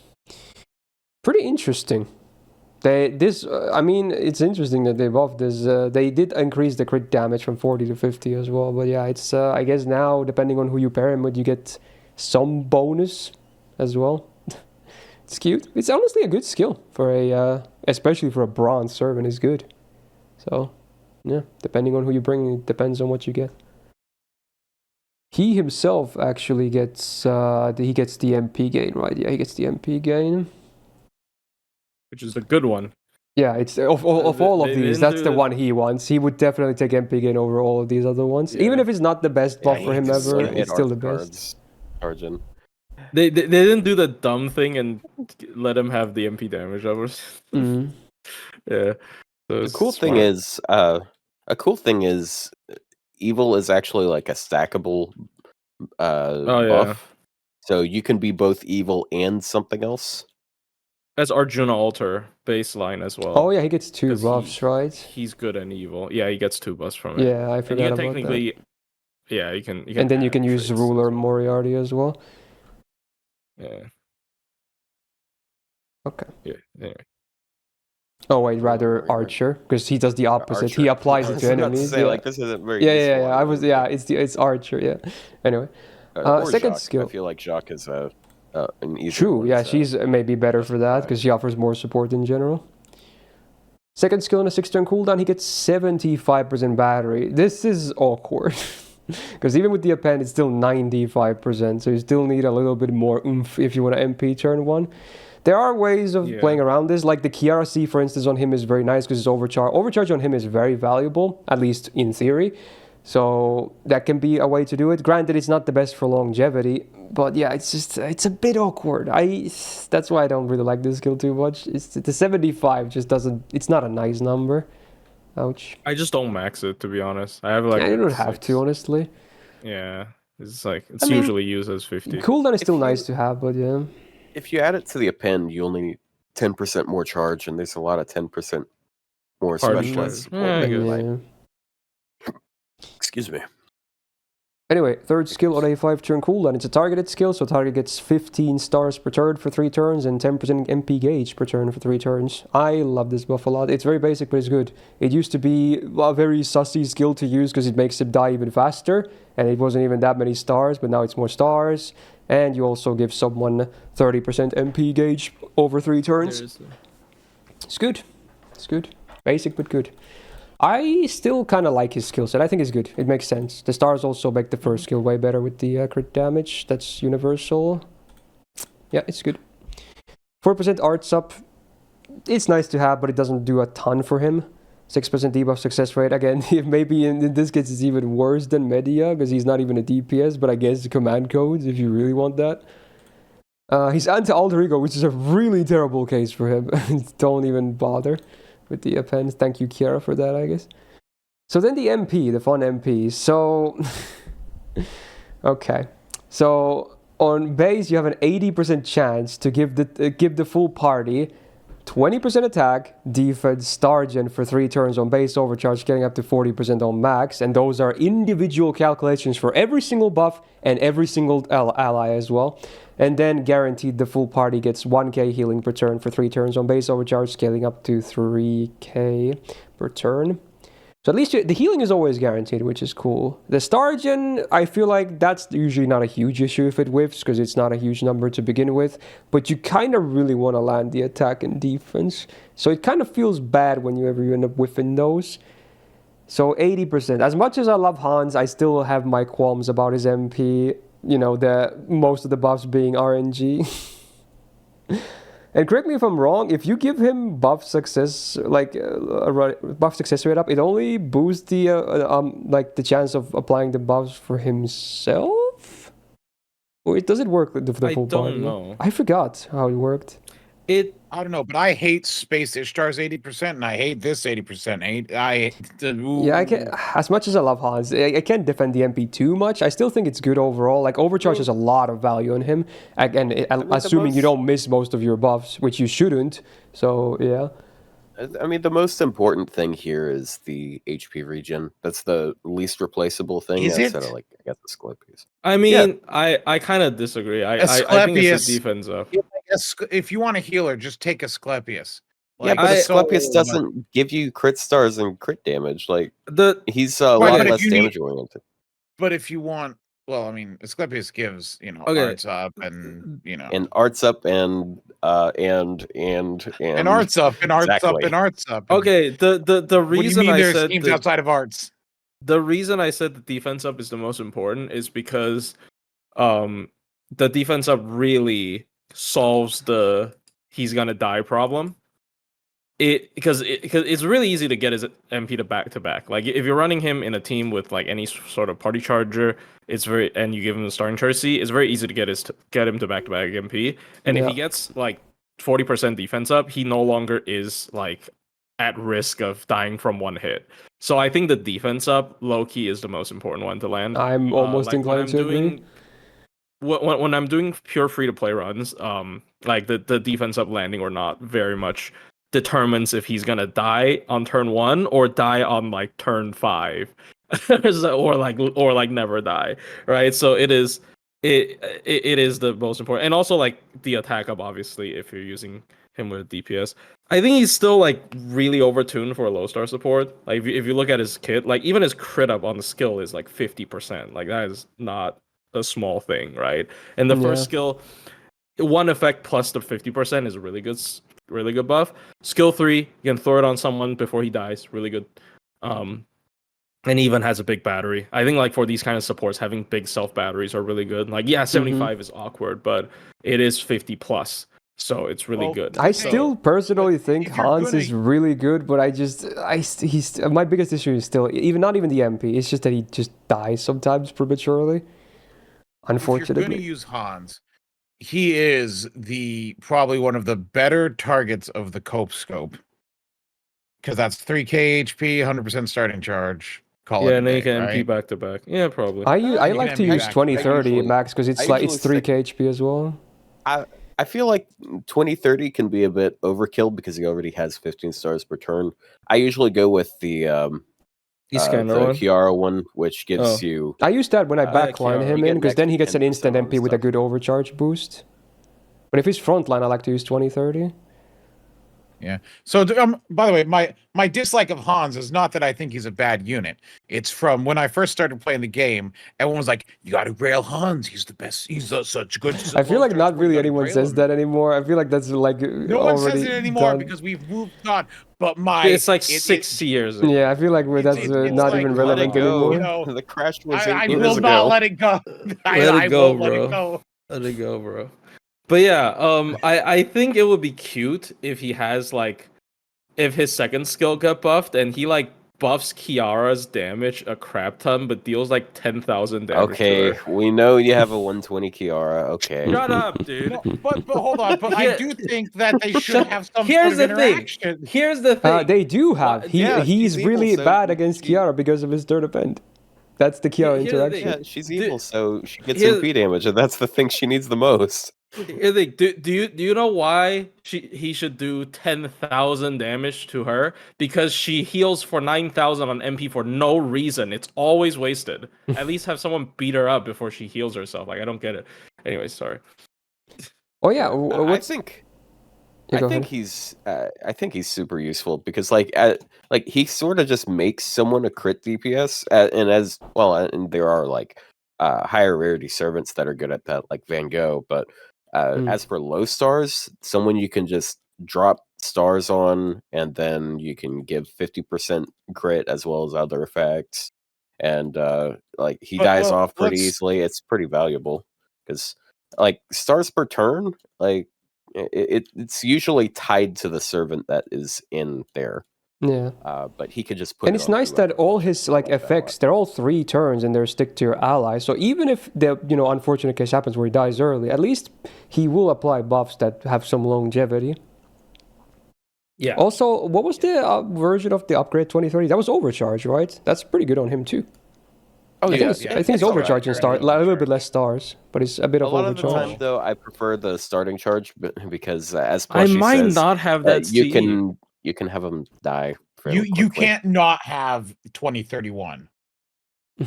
You call that? That's what you call it, 2031. Actually, you can call it 2032. You said that. You said that purely because of the pun. Like you just wanted to show off the pun. Yeah. Okay. What pun? Wait. Is there a pun? It's not a pun, but I do. I have 2 of them. Actually, I think it's smarter to call it 2032 because it's it's the second one. Yeah, actually, I made a joke and then I'm like, I have a better joke in my head. All right, here's an inside joke for you, Rio. I got the run. Screw you. I'm still doing it. I got Buster, Arts Buster, and it's not enough. I need Buster, Quick Buster. I hate this thing. Hans, anyway, I think I would still place him in A+ personally. Oh, A+ for sure. Yeah, I definitely. Yeah, that's fine. I'm okay with that. Once again, my issue on EX would be like he just dies sometimes too easily, and the RNG can absolutely screw you as well on the MP. It's rare, but it can happen. Yeah, I really don't like balancing with RNG. Yeah, what? I think his first skill is bad though. How? It's 50% crit. It's 50% crit. All the extra effects are annoying. I hate having to like. Well, maybe you should use more evil servants. All right, you do what I do. It's just it's like 50% crit and 20% MP damage is a lot. It's vaguely useful on balanced, and on evil it's good. But like, well, yeah, it's a Kiara. You're only saying that because you have class score on everything you like. 50% star gen is pretty nice. Okay. Well, maybe you should unlock some class scores. Get some class. Also, again, the have thing 2 almost maxed. I have 3 almost 3 maxed. Again, all right. The thing with this is, like, I think the skill 1, because people were very confused when it got buffed. They were like, "Why did they buff Hans?" Because people were like fully expecting Shakespeare. I think when it was like an anniversary buff thing. Or something, but like skill 1 is good enough on its own. Like it's a bit dull before the buff, but like it wasn't bad. Crit plus anything would be like, oh, that's pretty good. And this was already when he had the buff to the 3rd skill where he generates a decent amount of stars. Yeah, but it was already and the crit okay. got bumped to 50, right? It was 40, it did. Got bumped to 50. So like it was. I think the skill 1 is like decently strong for a low star. Like it's not Boudica's skill 1, but like it's pretty close. Like it's got, I don't know. I don't think obviously it's best for evil, but I think for anything else it's still okay. But sorry. But yeah, I think we'll just go with A+ for now. Obviously Hans is still very solid. And then you mentioned him. We're gonna talk about Shakespeare next. Oh man, this is an interesting case. So we have a AoE Buster caster DPS, but mostly kind of just a quick support. If not quick like card type, but like someone that does his thing and then just doesn't do much anymore after that. Doesn't have a lot of longevity either. Just kind of an awkward thing. His damage won't be very good either, which is unfortunate. He has the standard caster deck, which again just passable arts cards and nothing else. Just gains are just overall kind of whatever. First skill, on a 5-turn cooldown, the full party gets 40% buster for 1 turn. So that's the quick stuff I'm talking about, for instance. You just press this, and then, yeah, it's there for 1 turn, and then it's not. Second skill, 6-turn cooldown, he gets an invul for 1 turn and a 1.5k heal. So, literally, some self-preservation, I guess never hurt. Sure. It's not an amazing, but it's not terrible either. It's a pretty standard, because usually these 1-turn invuls and evades are on a 6-turn cooldown, and they usually don't do a ton of more, so I guess it's okay. And then third skill on a 6-turn cooldown, it's targeted 20% battery, that also gives the target 100% star gen for 1 turn again. So again, that can be mixed value, depending on how much they get out of that star gen buff. Man, this is, compared to Hans, this skill set doesn't really do a whole lot, does it? Oof. 6% Earth's Up is his only passive, which again, a bit more gains, if anything. Because again, he's not really going to do DP or damage either, so he's anti-caster, we just forget about it. Buffed MP does AoE damage on normal effect, nothing else, and then on overcharge base, there's a 40% chance to stun for 1 turn all enemies. Scaling up to 80%, which again, just no reliability whatsoever, and that's not even factoring in any kind of resistances the enemies might have, so good luck getting sub-reliable stuns out of this. And again, it doesn't do a whole lot of damage at all. Even with his first skill active, he's not going to be a DPS. I've seen a lot of people swear by him, like, oh, he's still a budget supporter, where we're like, no, dude, you have a billion options these days. I don't think you ever need this guy for anything. I'm sorry. I don't see it. I don't replace him so easily. Yeah, Chen Gong's better if you want to. I don't think he has any use anymore. Maybe in like ye olden days, there was a raid, and then you can bring him. Yeah, sure. But even for nowadays, you have better options for that too. Okay. One funny thing, I think I used her against you, Olga. Her? The big one. Man. So because I RNG stunned her with the MP. Dang. That's it. I guess he has like a little bit. Did you have to reset a lot? With the love, whatever it is. See, I've seen people Love's also Curse, run yeah. him with like Love's Curse, with like a taunt CE, so he can like actually use his invul, so he can like taunt for 2 turns. But dude, this is just. We are stretching it real thin. We're scraping at the bottom of the barrel. You know, this stuff, like, my God. Yeah, it's the use case for him is like if you want more than one Buster Servant to NP at the same time. That's it. Like outside of that, he's just worse. Wait, what do you mean? Like, what's the? Because then he can give 40 Buster to the whole team instead of just one. Oh yeah, because it's an AoE buff. Yeah. Party buff. Yeah, but yeah, it's, it comes up occasionally, but he's just so much worse at it than basically everyone else that can do it. Like there is no world where you use him over Summerwoo, for example. Even NP1 Summerwoo. I know we just talked about her last week, but like I would use Paul Bunyan over him. Yeah, for sure. Yeah. For Buster, so you would. I mean, he at least has 20 battery, I guess. And that's kind of my that's the last saving grace is his targetable 20 battery.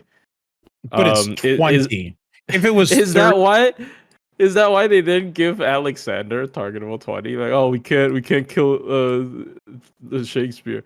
I don't know. If it was targetable 30, he might be used sometimes. Yes, but still, no. I think even with a targetable 30, I would not use him. Like it's just one turn buff. I want them to Here we go. Here's the buff. They make his invuln targetable, and it's like 10% team charge. And that could help. They yeah. buff skill 1, it's like, so it's 3 turns and use 10% charge to the party. You kind of cut out for the first part. Also, I was talking over you, so. Yeah, well, that's normal. No, you buff his first skill, so it's 3 turns, and it gives 10% party charge. Honestly, it would be a really good skill at that point, but maybe on him it would be balanced, because he doesn't offer a ton of stuff anyway. It might be balanced. Anyway, as is, I think he's flat D. What about you guys? He's easily one of the worst low star supports. Yep. Again, only reason he's not E Yeah. is because we have actual, real, easy E cases later on. Also, can we stop saying flat D? It's it's like I the think you meme. just have a Otto, you're the dirty only one mind, making it Otto. weird. I'm gonna bonk you, okay? I'm gonna bonk that shell of yours. Dude, you were the one who said massive color. It was a normal statement. I didn't even realize it could be something until you pointed it out. Again, I feel like this is on you every time. Shut up. Okay. All right. Anyway, let's talk about the next caster because we still have more day one casters. In fact, actually, is this day one? It is day one. Yeah. Okay. I thought maybe he was London, but no, he was day one. Another caster is later, I think, not day one. The other London 3-star caster. Anyway, Mephisto type. So the crazy cloud is here. AoE Buster DPS, pretty straightforward case, and unfortunately doesn't really stand out too much. He has one interesting thing going for him, which probably keeps him out of the absolute bottom tier. Well, let's see what we have here otherwise. So attack, again, fairly low for a 3-star, even especially for a caster, doesn't help. Lower modifier and all that. Triple Arch, standard caster deck, just whatever gains again. The arts cards are passable, everything else sucks. First skill on a 5-turn cooldown has an 80% chance to drain 1 tick from one enemy. Why? Why? He's AoE. Why is it RNG? Why doesn't it do anything else? Why is it not buffed already? Questions, no answers. Yeah, people talk about how bad Helena's second skill is with the drain and damage plus. And like, this is so much worse, dude. This is worse. It's not even it is. guaranteed drain. Yeah. Anyway, second skill, on a 5-turn cooldown, he gets 9 stars per turn for 3 turns. Why couldn't they just round that up to 10? There was no reason not to. Like, why? It's just a weird number. They did 9 a lot back then. Yeah, but this is a buff, though. That's what I'm saying. It makes sense that it was 9 on base, but it was 15. buffed. And this is not even a super old buff either. It's not new anymore, but it's still not an old buff. So they should have just rounded it up. Even if it's not a big difference, it would just look nicer, okay?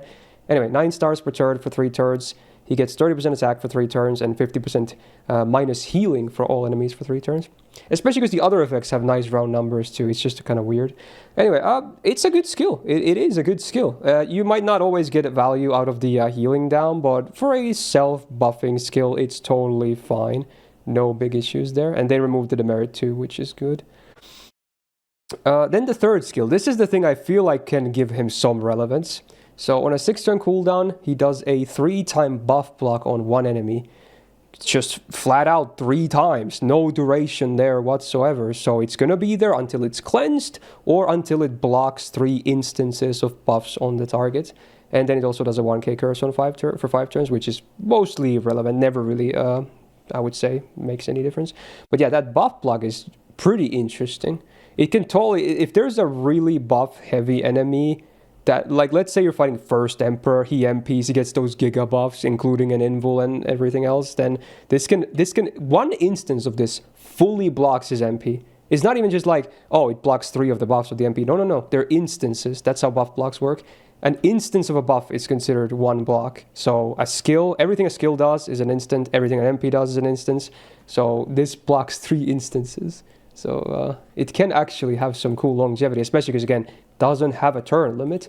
So this is the only reason why I think he actually is rarely relevant. But yeah, let's see the rest first.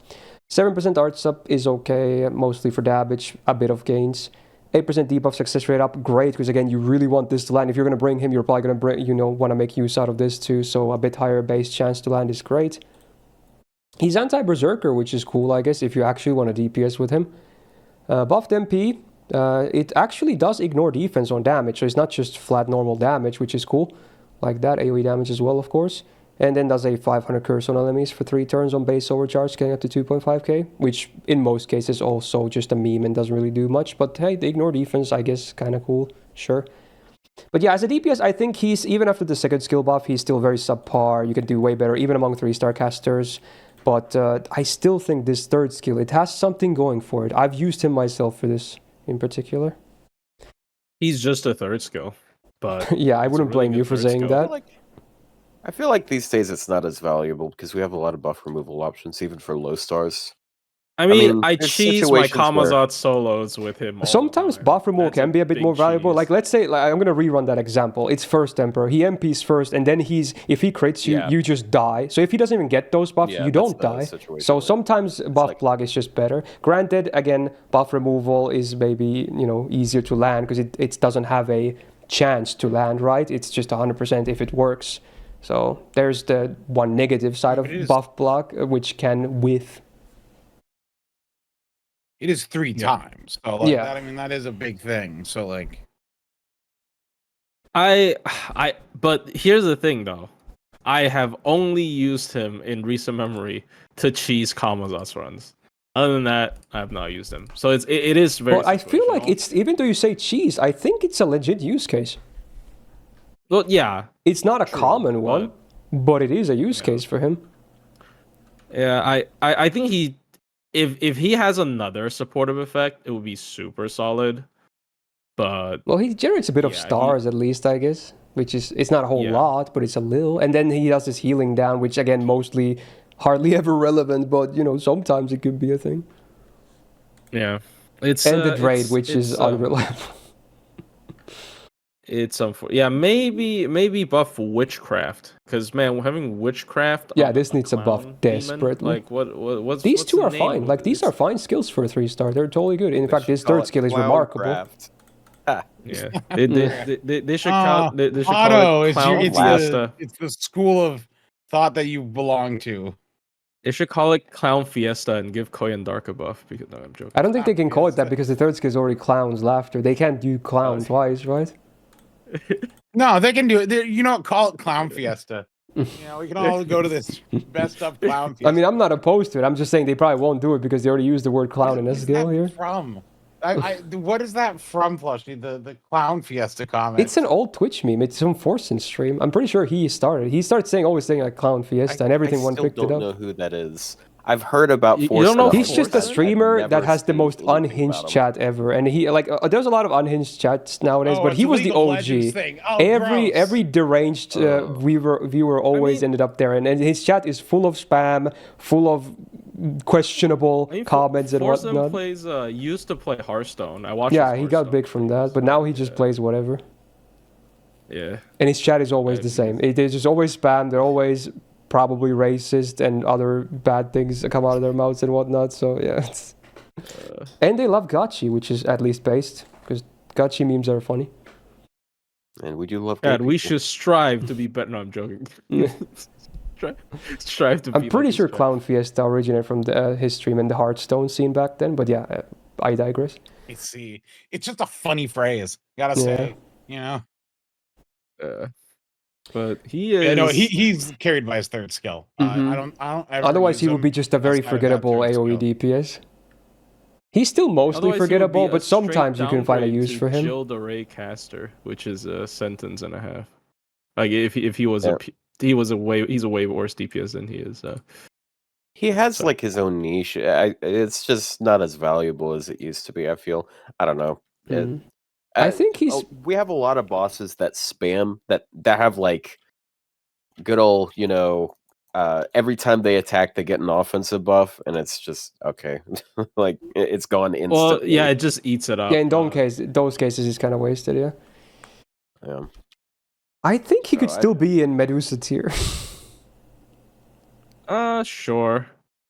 even if it's not the I'm most not needed against that. thing. It's just cool to have, I guess, because you don't even need to max it. I'm That's the not nice against part. The only thing that scales is the curse. You just have a level like a base copy, and it's fine. It's good Yeah. enough. I'm not gonna. I think he's he Medusa should too. get a buff. He should buff like clown trait servants, and then you don't know what that means, and it's just like FGO thinks they're a joke, and they would just be included. Clown trait, but it just And you know what they randomly should do? Over time, if a servant gets ignored long enough, they eventually get the clown trait. Please. They would just That'd be add so them like retroactively. Oh no. Anyway, yeah, Mephisto, he's not hopeless because of his third skill. Anyway, time for another support, and a fairly interesting one still. We got Mozart next, so is this the first one-star servant actually as well? Yeah, it is. The first actual one-star servant we're going to talk about. So, support caster, mostly used with arts, But I guess you could even use any card type, but you do lose out on some effectiveness out of him if you don't pair him with arts. But yeah, stats are obviously terrible because he's a 1-star. He's not going to stay alive for long. It is unfortunate. Yeah, but maybe you kind of want that anyway, because he just pops and then he's kind of done. He doesn't have a lot of longevity, to be honest. Gains, again, just very unfortunate. Arts are passable, but everything else sucks. Standard caster deck of triple arts as well. So yeah, the first skill, as I mentioned, 5-turn cooldown. All allies get 44% arts up for 1 turn. So it's a party-wide arts mana burst, basically. And in a lot of cases, it's actually better than that too, because a lot of arts mana bursts that still exist for some reason are like 40% for 1 turn. So it's even more than that on an AoE. Not saying it's a great skill. It's still not amazing, but worth noting, it's not a bad number for an AoE blue buff. You know that meme format with the 2 people talking to the lady at the office cubicle. I want to see 40% AoE Buster buff versus 40% AoE, 44% AoE arts buff. Yeah. You mean, we're not calling human resources harassment. on what's his name, Mozart, because of the Buster buff. Is it the same picture meme? You mean that one? I know, it's just funny. No, it's the human sexual resources harassment one. versus Human resources, and oh, you're so sweet. Oh. Yeah, I'm not sure if I know that one. Maybe I do. It doesn't sound too fun Chad though. and the virgin-looking people. Okay. It's this one. Just I'm gonna. No, you know what? If you have one, I'm gonna look. Just to give I'm gonna open it on stream as well. Let's see. It's blank, so you can fill. So this is like a template. Oh yeah, I know this one. It's like the dude is like super handsome, and the other one looks like shit. I've seen this one. Yeah. Mozart in the first one, and then Shakespeare in the other one. Yeah, something like that. All right. Yeah, I've seen every that. quick servant is like the bottom for FGO community. Oof.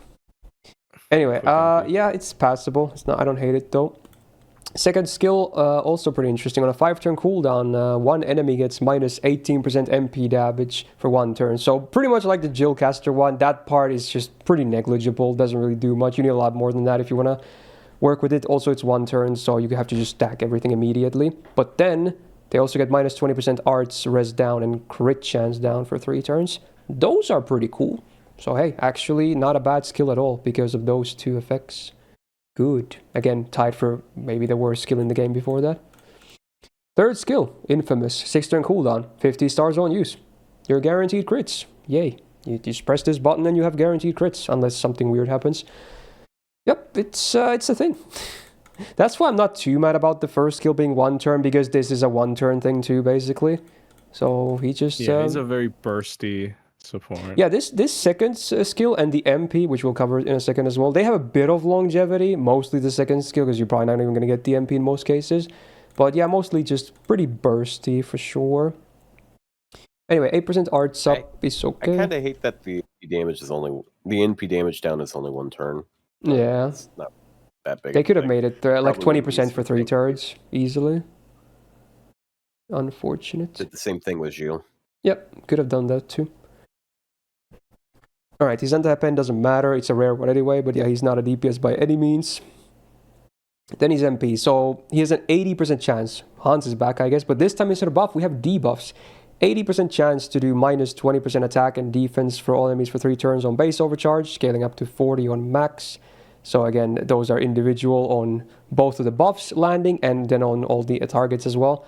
And then he does a 500 curse on all enemies for 3 turns on base overcharge, scaling up to 2.5k.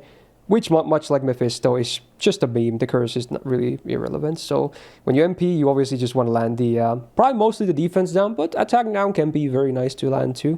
So it depends on what kind of setup you're running. But yeah, it's not the best MP ever. It's definitely much worse than Hans's MP. But at least he has this bursty skill set, so you don't even need his MP. He can just come in, maybe have a taunt C, just pop this on someone, push these buttons, your DPS is going to be happy at least for 1 turn. He's like, yay, thanks for the big burst. He's still relevant, I think. Again, it also helps that he's 1-star. Honestly, in his case, it's probably good that he's a 1-star, because again, low cost, and it's probably a good thing if he dies early. No offense to Mozart, Yeah. but in his kit, it's Well, probably yeah. a good thing. So The thing for Mozart is another one of his use cases was he was the finisher. Like you would bring him in on the final turn. yeah, it's like the So Oberon he could before jump Oberon for stars. arts. But unfortunately, his job has been 100% replaced by Oberon in that respect. Like, I mean, there's Oberon's pretty pricey for the one turn. Oh, use yeah, he gets. I know, but like when you're going to like push damage, even on an art servant, you just take Oberon, so you don't use him for the turn 3 anymore. So he lost that job. He does but have the it party is- cost, though, like Otto was saying. I mean, he still does do pretty decent damage buffing. Like you give him Love's Curse or something, and it's like what is it, 40 defense down, or is it 30 defense down? It's 20 on base and 40 charge? max. Hello? But yeah, I mean, Hello? I'm not saying Oh. he's useless. By the way, I'm just saying that like he lost a job, unfortunately. I think, but I don't think he lost his job. Um, He's less relevant, if anything, but I think he still has use cases. Like, he can easily be But that- slotted that- into a party. after that is when they buffed his second skill, so he does have at least some lingering sustain. He is good for when you don't want to run star bomb CEs, but you need stars on turn 1. And just that little bit of extra arts. So like if you have like a ramp up servant, you can give them the little bursts they need before the ramp up, really kicks in there. Like he's good. I still use him. Yeah. It's just that there's so many Alternatives. art supports. It's Mhm. not even funny. Honestly, it Like- would be nice if this was like quick or something. Yeah, Well, yeah, when we I'm just- like It'd be nice to have like a burst, quick low star, honestly. But that's a completely different conversation. Mm-hmm. when I'm squeezing cost for arts, I use him. I also am surprised that nobody brought it up. I think his biggest problem is Marianning. Well, she's only Yeah. on females, though, but I can kind of see why you would say Yes. that. Yeah, for sure. But like, Yeah. if I have a female arts, I am now considering whether I want to use him or Marianning. Yeah, I would probably use I- Anning more. I Well, very let's well ask because the player Annie, base in general. Annie Are has you a using 30 male or star female too, right? DPS? Annie Well- has 30 stars still, right? well. Like it's usually good enough. So 50 stars is obviously really cool because 100% guaranteed, but 30 stars usually does the job, and she has more lingering buffs. But if I need to like really squeeze damage, I have used him with his bond CE, and like Castoria can charge his MP, and then but like that I mean that's not a common thing, but there is a way to like squeeze damage out of him because he just has a lot of stuff if you include every single thing that he has. So he's still nice, I would say. Yeah. Yeah, still useful. So Not as I, good as I- like Hans. I think I'd say the comparison between the two of them is she's better for like 3 turns of value, whereas he's a better bit more for 1 turn bursty. of value. Yeah. well, yeah, but like that's why I take the 3 turns usually. But, Yeah, but like hers is kind of like low 3 turns, which helps. She's more of a loop support in my opinion than she is a damage, like an NP damage support, where he's more valid. Yeah. So I Like think A. did we have Anning on A plus? I want to put him in A then, personally. Yeah. Yeah, I think A is a still good has his fit for use him. cases. Yeah. All right, good. Mozart still not bad at all. Versatile with his cost. Another day one caster, the first story luck, I assume. Yeah, should be, unless I'm forgetting something. So yeah, we're gonna talk about Coup Caster, a very interesting case in the realm of AOE Buster Loopers in particular. So yeah, that's what he does. Attack could be obviously higher, especially as a caster. That's one of the worst parts about him, if anything. Standard caster deck as well. So again, I have to repeat myself every time in case someone uses timestamps. But yeah, his arts cards are passable, and everything else just sucks for gains, be it stars or MP. First skill, on a 5-turn cooldown, he gets 50% crit damage for 3 turns, 50% debuff rest for 3 turns, and a 30% battery. Well, the battery is the one real relevant part here, because I feel like his crit potential is not that great. He doesn't really generate stars, nor does his deck really favor crits too well either, because he has a Buster MP, it's just kind of awkward. But yeah, it's the debuff rest can be okay too, I guess, if you bring him on bosses, I suppose. But the battery is definitely the thing that makes everything kind of work the way it does for his Lupin. Second skill, on a 5-turn cooldown, good old PFA, so he gets a dodge for 3 attacks, flat, no turn limit. 18% defense up for 3 turns as well on top. So yeah, I mean, it's just an amazing defensive utility skill. Very basic, but just really good numbers, mostly because the dodge. And then the interesting part. So the third skill, on a 5-turn cooldown, he cleanses all his debuffs, he gets a 1.5k heal, 30% attack for 3 turns, then he gets this sacrifice delayed buff for 1 turn. So what it does is that it gives him a guts for 1 time after 1 turn, and then he also gets this on guts activate buff for 1 time after 1 turn, so they both activate, and in that order, very important. And then when a guts activates on him with that thing, he gets 80% battery. And then also after 1 turn, he sacrifices himself. So again, order of operations, he gets the guts on activation, and then he dies. So basically it all happens in an instant, but in the order that it makes sense. So yeah, he comes back with like, is it 1 HP guts, right? Oh no, 3k actually. I forgot to mention that. 3k guts, so yeah, he comes back. Not like that. I wish it was optional. Like, I don't care if it's just like remove battery and do that instead. This is an interesting buff because arguably it can be a nerf, because previously there was no sacrifice, and this buff is also not optional in case you want to play the main story, because this is not a strengthening quest. This is from Lost Belt 6's main story, so you cannot even skip this one. I still feel like obviously most people prefer this because it enables him to do Black Rail looping, of course, which is pretty cool, but it should be optional. The fact that it's not, it's just weird, because the buff is not optional, and then the sacrifice is not optional, like having this effect. Like, obviously, I'm not saying like remove this effect and keep the other. No. The chance to keep the base disengaged should be there. It's just kind of weird that it's like this. Because, man, if you have a 120 and you want to use him as main DPS, oh, this sucks. Yeah, you're going to have to change your game plan up a little bit. Yeah. Just have to skip the skill almost. So. But yeah, so it's weird. Low star, like caster soloers too. Because of the PFA is great. PFA. So yeah, obviously this weird, still though, enables the big loops. You know that they force that, because like that completely changes his gameplay style in a irreversible way. But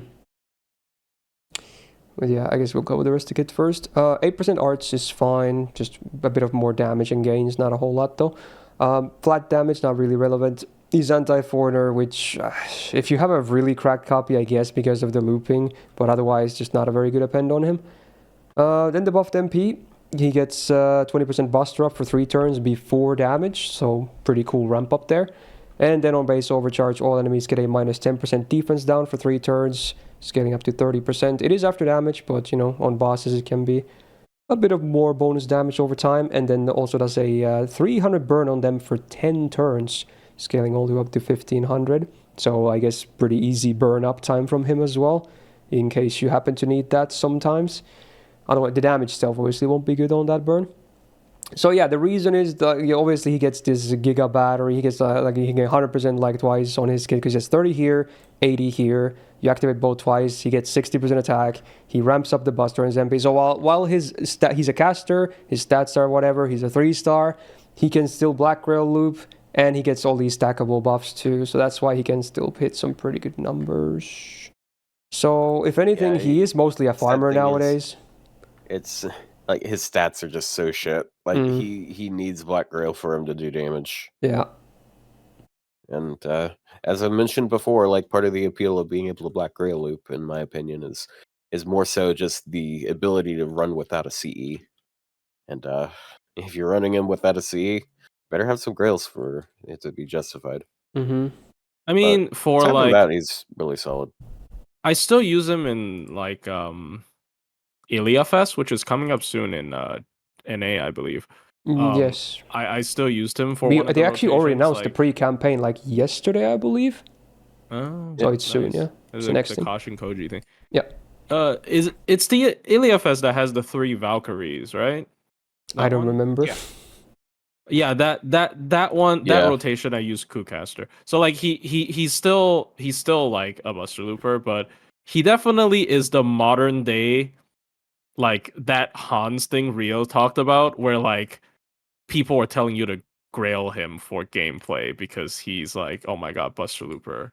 I would say him and another very infamous example later on as well. Also an AoE caster. But yeah. Oh, wait. Oh, yeah, no, that one. If I scroll down a little bit more, maybe it makes a bit more sense. But yeah. Okay, yeah, but he is. Oh, well, okay, he's a bit different.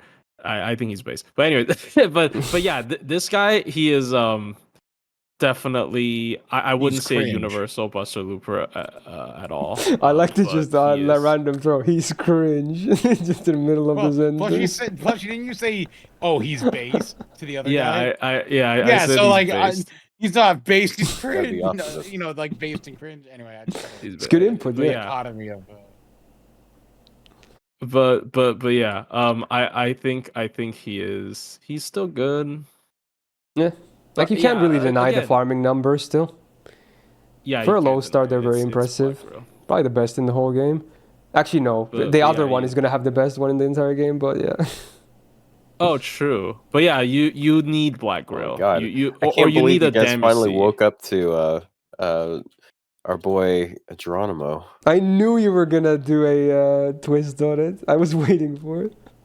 I mean, he got a pretty good buff, but yeah. Geronimo is my most used low star right now. Don't trash talk Geronimo. Wow.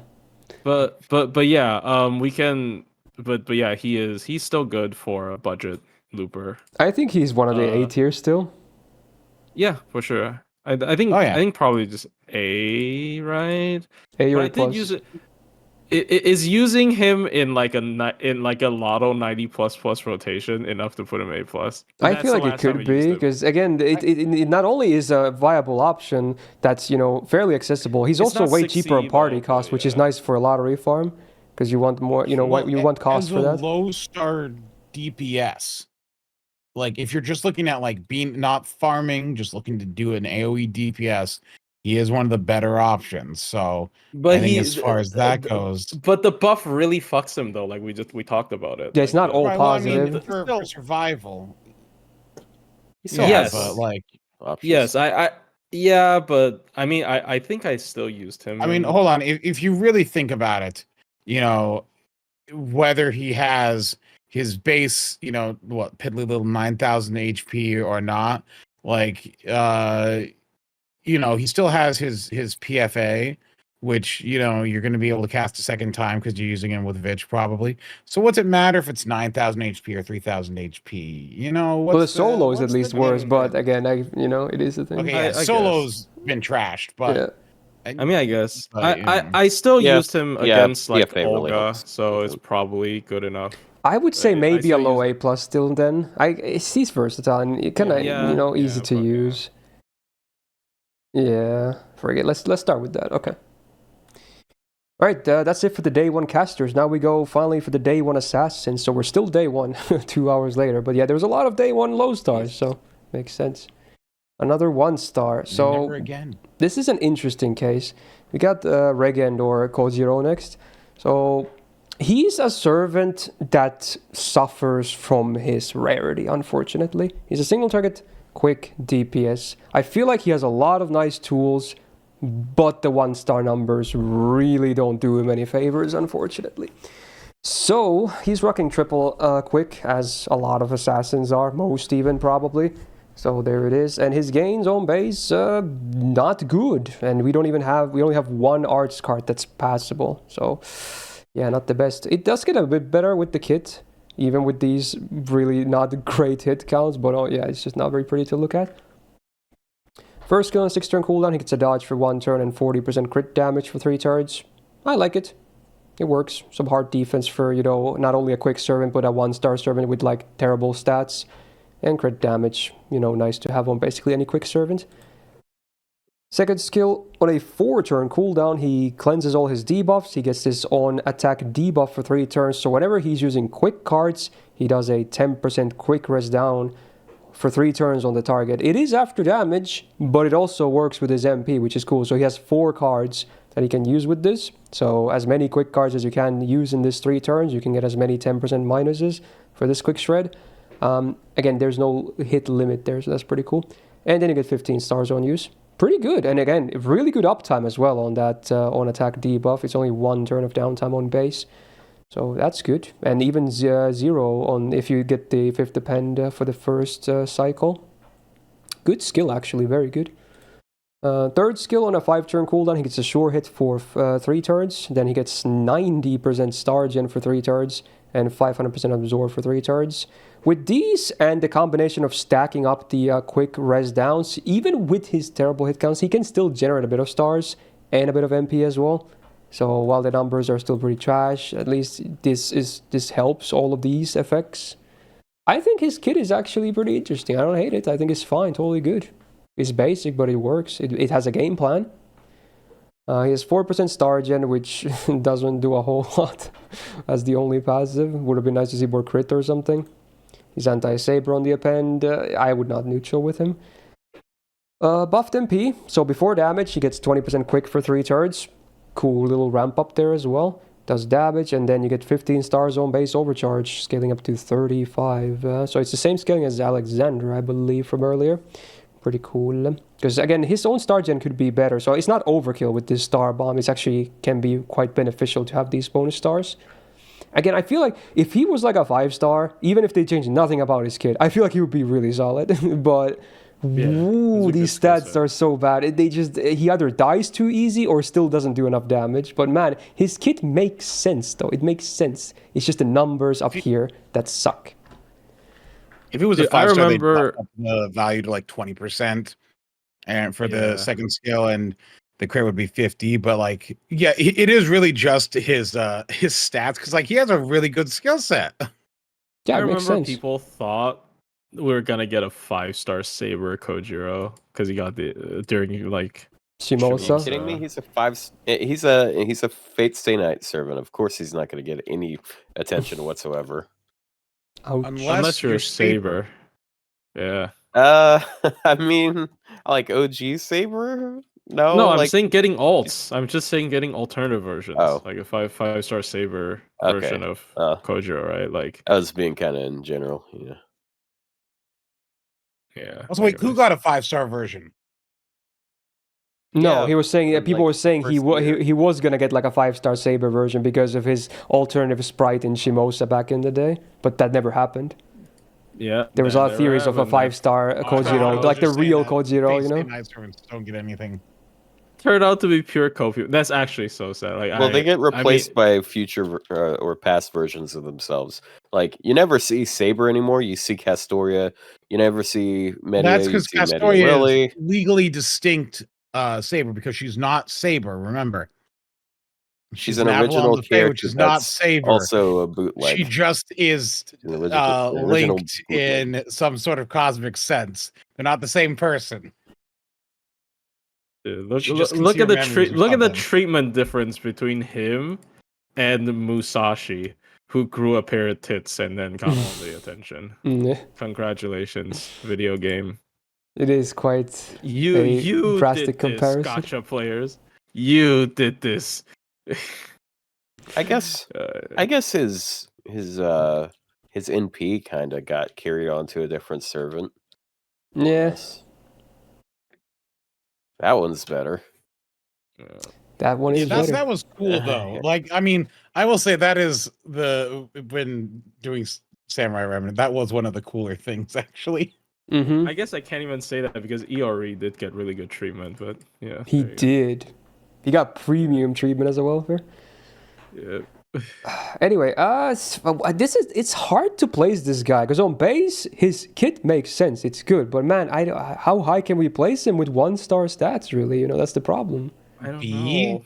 He's not E. Yeah, B is a bit high. Oh wait, you said B. Okay, I heard E. Okay, I was like, okay. Oh, no. I was like, okay. Fuck this guy. Do you use him? I still don't use him, right? I feel like none of us use him, but that doesn't mean he should be like trash tier. No, I don't think he's trash, but I don't think he's B.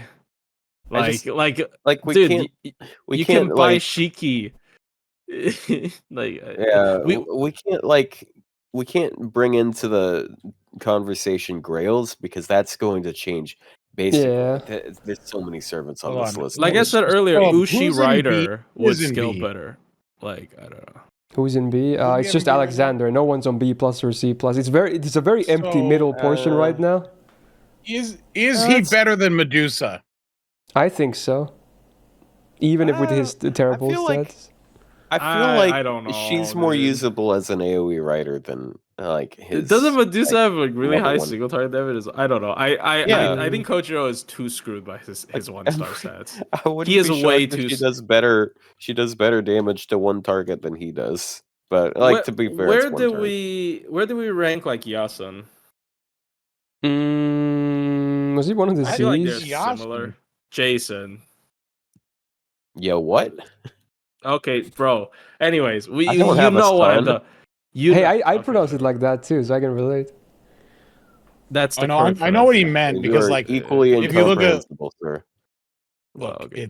it's funny to That- make fun of Plush saying the name actually correctly. Because like if you look at the writing on the JP version, it is Iason, and it's It like is. yeah, Because that's a Greek way. Yeah. I don't know, man. I'm Anyway, still hurt over that comment from last year's tier list where someone asked if I was ESL when I'm surrounded by a Finnish person. well, Otto, your and a English Taiwanese is getting person, and really I'm like, good. I will say. Thanks. Yeah, I you- appreciate it. I can help you with Come a long way. the green card interviews. I think I want to place him in C plus. C plus. Yeah. Yeah, Yeah. probably. That's what I was gonna say. Yeah, I think Alexander is more usable than him. Just Yeah, because with the he new has, buff, like, I think some- he makes some a higher rank. Okay. Anyway, yeah, true tragedy of rarity is what he is.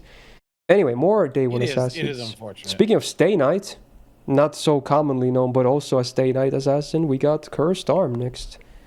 So single target to quick DPS, and that's pretty much it. Attack pretty low, but again 2-star, so you get what you pay for, I guess. Triple quick deck is back, of course, and his quicks they're not trash. Thank God he has 3 hits instead of 2. They're not amazing either, but they're passable. And his 1 arts card is okay too, so at least he wins on the gains so far. Doesn't say a whole lot though. Most of the games have been passable at best, mostly just bad. First skill on a 4-turn all the cooldown. Urari servants are bad. Yeah, pretty much. Get 15 stars on use, and then after 1 turn you get another 15 stars. Cool. I kind of like the way the skill works. I feel like it could still do more, but it's low cooldown. You get 1 pop, you get 2 pop. I like this more than like 30 instantly once. I think I like that more. Because then you have this on like 2 turns out of 4, so the uptime becomes way better.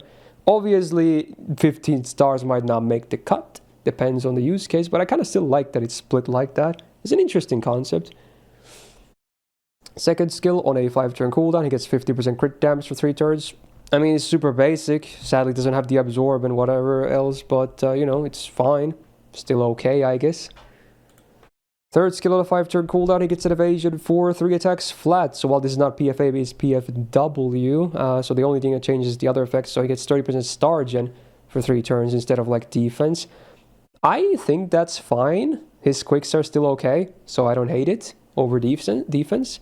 So yeah, it's still a great defensive skill, especially on team. It's even as a 2-star, it's quite hard for him to die with this skill in his kit. Granted, you max him as well with the cooldown coming down quite a bit. It's a very basic kit, but I don't hate it. The only problem is none of this helps with his MP damage, and which is not super high to begin with. But crits are still okay, I guess. 10.5% star gen on the passive, pretty decent for him. Not too shabby. He's anti-lancer, which not really relevant. Shout out to Ku though. So the upgraded MP, I hate this buff. Okay, so it does damage to one enemy. It has an 80%. It's so funny. Yeah, it's really funny. There's an 80% instant kill chance on base, overcharge, getting up to 120%. And then, if you instant kill the target, he gets 20% attack for 3 turns and 50% gauge. So it's like a big ass refund, because otherwise it's a 1-hit quick, it refunds like nothing.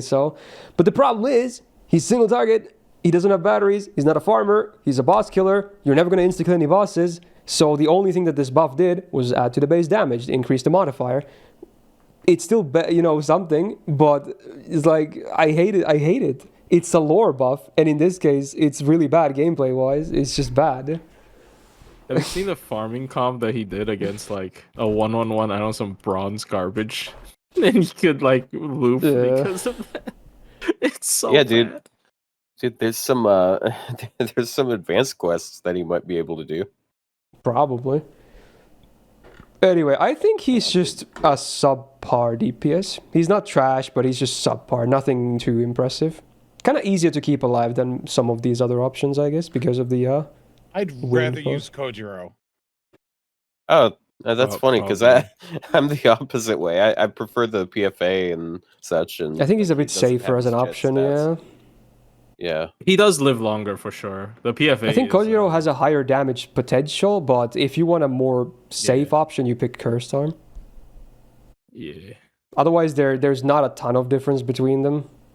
They're kind of samey in many ways. Again, low star pure DPS assassins. That's for your tragic. Also, it's a tragedy he doesn't have a quick up in his kit.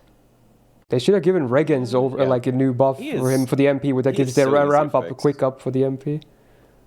You just need some sort of like self buffs. Like they could put a 30% attack or 30% quick on one of his skills. Just quick, please. So easy. Yeah. If it was 50 gauge on kill, that would be a lot better.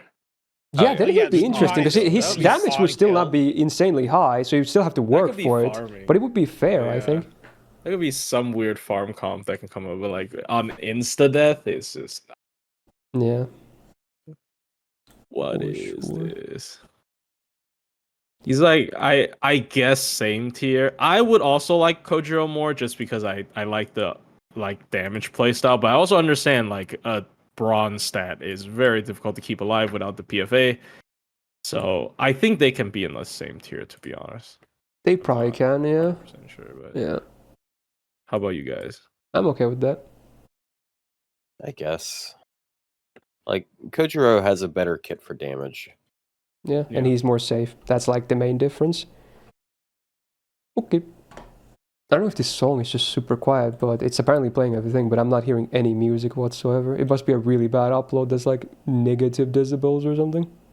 I'm just gonna skip it. I promise not to comment too much on the songs because people watching this on YouTube will have no idea what I'm talking about, but there you go. I just want to hear some music while I'm doing this. Someone okay, there we go. makes a bingo card, that's on it for sure. Like, I think you've only gone one stream without mentioning the song. Yeah, probably. But yeah, oh well. Anyway, more Day 1 Assassins. I closed the wrong tab. Where's Assassin? There it is. Okay. So we got Jing Ke next. Another single target quick DPS. Or Keika in Japanese, I guess. Because, you know, Chinese pronunciations are very different. For the most part. So another samey case. Attack is higher now, though. Obviously, because higher rarity too. But even among 3 stars is actually not too bad. Triple quick on the deck, of course, as like most assassins. But unfortunately, she doesn't have as good gains as Curse Time. She only has 2 hit quicks instead of the triple hitters. So her gains, besides that 1 art scar being okay, just bad. Not good. First skill on a 5-turn cooldown, she gets 200% absorb for 3 turns and 15 stars. That's a weird amount of absorb, because it should be 500. They've done that. It's so weird. On assassins more than once. Not Caution Koji. What you call her? Kichi Hogan, 200% as well. Right, yeah, true. It's weird. It's not going to make it consistent still, is the thing, with assassin base absorb. But, you know, sure, I guess. There's a synergy with the stars at least, but it's not a very impressive skill otherwise. Just kind of could do more. Second skill on a 5-turn cooldown, she gets 50% anti-king power mod for 3 turns. Then she gets this on attack debuff for 5 times 3 turns. So whenever she uses quick cards, the enemy gets minus 10% defense down for 3 turns. Again, including the MP, but also, again, after damage. So it's the same case with Regend, but instead of quick res down, you get defense down. And then she gets 50% star gen for 3 turns. Although also worth noting, her thing is actually limited to hits. So you can get up to minus 50% defense on that. It's not just flat 3 turns. It's 3 turns or 5 hits for that. But chances are you wouldn't get that many more applications of it anyway. Unless you're soloing, then yeah. But on a team environment, 5 is already, you're going to have to work for that anyway. It's a good skill. Even if you don't get the anti-king power mod to work, it's good. Mostly because the defense down stack. Stargen doesn't do a ton for her, unfortunately, but the defense down can stack pretty well. Third skill in a 5-turn cooldown, she gets 30% quick for 1 turn and 50% crit damage for 1 turn. So it's a weird mana burst, a mix of card type up and mix of crit. Not very good. Those numbers need to be higher if it's going to be 1 turn. They're going to be like 50% and 100% each. And even then, I would be a huge fan of it. Not the best skill set, but again, not the worst either. But could use more buffs for sure. 8% Stargen, not the biggest get for her despite being full green. She's anti-assassin, which you wouldn't really neutral with her. Even against Quick King, I don't think 50% is enough in her case. So the buffed MP then does damage to the enemy, does 1k damage to self as a merit, which also can be lethal, which is funny, I guess. Most of these cannot be, but this one can be. A 50% chance to instant kill the target on base after damage, scaling up to 100% on max overcharge, and 20 stars on base overcharge, scaling up to maximum of 40. Stars are at least cool. Otherwise, pretty bad MP, I want to say. It's also one-hitter quick again. They love doing this, so it refunds like absolutely nothing as well. Combine that, the fact that she doesn't have any batteries and her base gains also don't get buffed by her skill set. And that's sheer, there's no gain whatsoever. Just feel like she's not useless, but I don't think she's amazing either. I think she has issues. Not useless, but not useful. Yeah, that's an okay way of putting it. This is a servant I want to try with Kosra Drop, because I feel like the quick deck might be fun because of it. She's like okay. She like her gains are kind of meh, but like I like Her I damage like, is good for a low star, but yeah, she like ramps a little again, bit with that skill, which is cool. again, welfare issue. Like it's just these pure DPSs, man. Especially someone this frail. Like she's a lot frailer than most 3 stars, which are already frail. Yeah, there's no hard defense, and then she hurts herself with her MP. It is kind of funny though. Like she has terrible hit counts. She has like the worst hit counts you can have without having a one-hit arts. But despite that, she still makes good stars. It helps that she gets quick chains a lot. Yeah, and then she has 20 stars on NP. And she has absorb. Even and another star bomb on first skill. Yeah. She's just okay. That's how I feel. Just okay. I mean, even as a low star though, as a DPS, the King is a niche that I've never really felt. I don't know.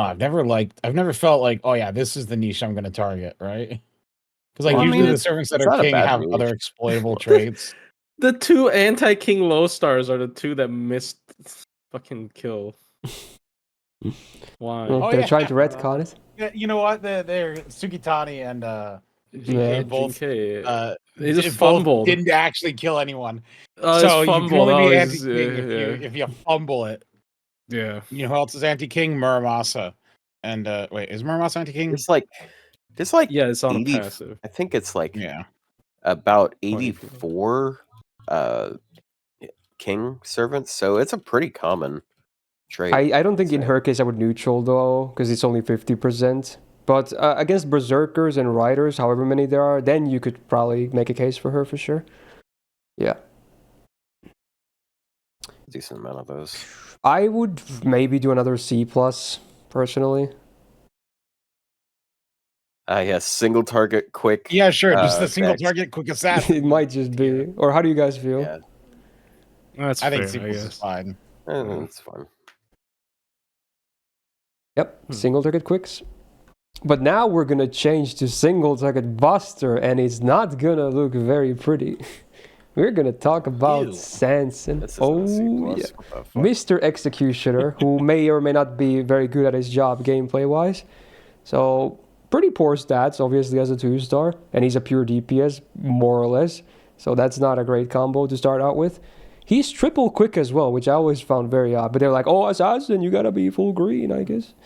So yeah, his gains are obviously the same as Jing Ke, which not good, just not good. First skill. This is maybe the best skill he has. So on a 5-turn cooldown, he gets 60% anti-evil power mod for 3 turns. Good uptime, fairly common-ish, I guess. So while it doesn't do a whole lot besides that, I don't hate it at least. But then the 2 other skills. Second skill on a 5-turn cooldown is a 3k targeted heal with a debuff removal. Can be okay, but I feel like it's a bit misplaced on him. That's the thing.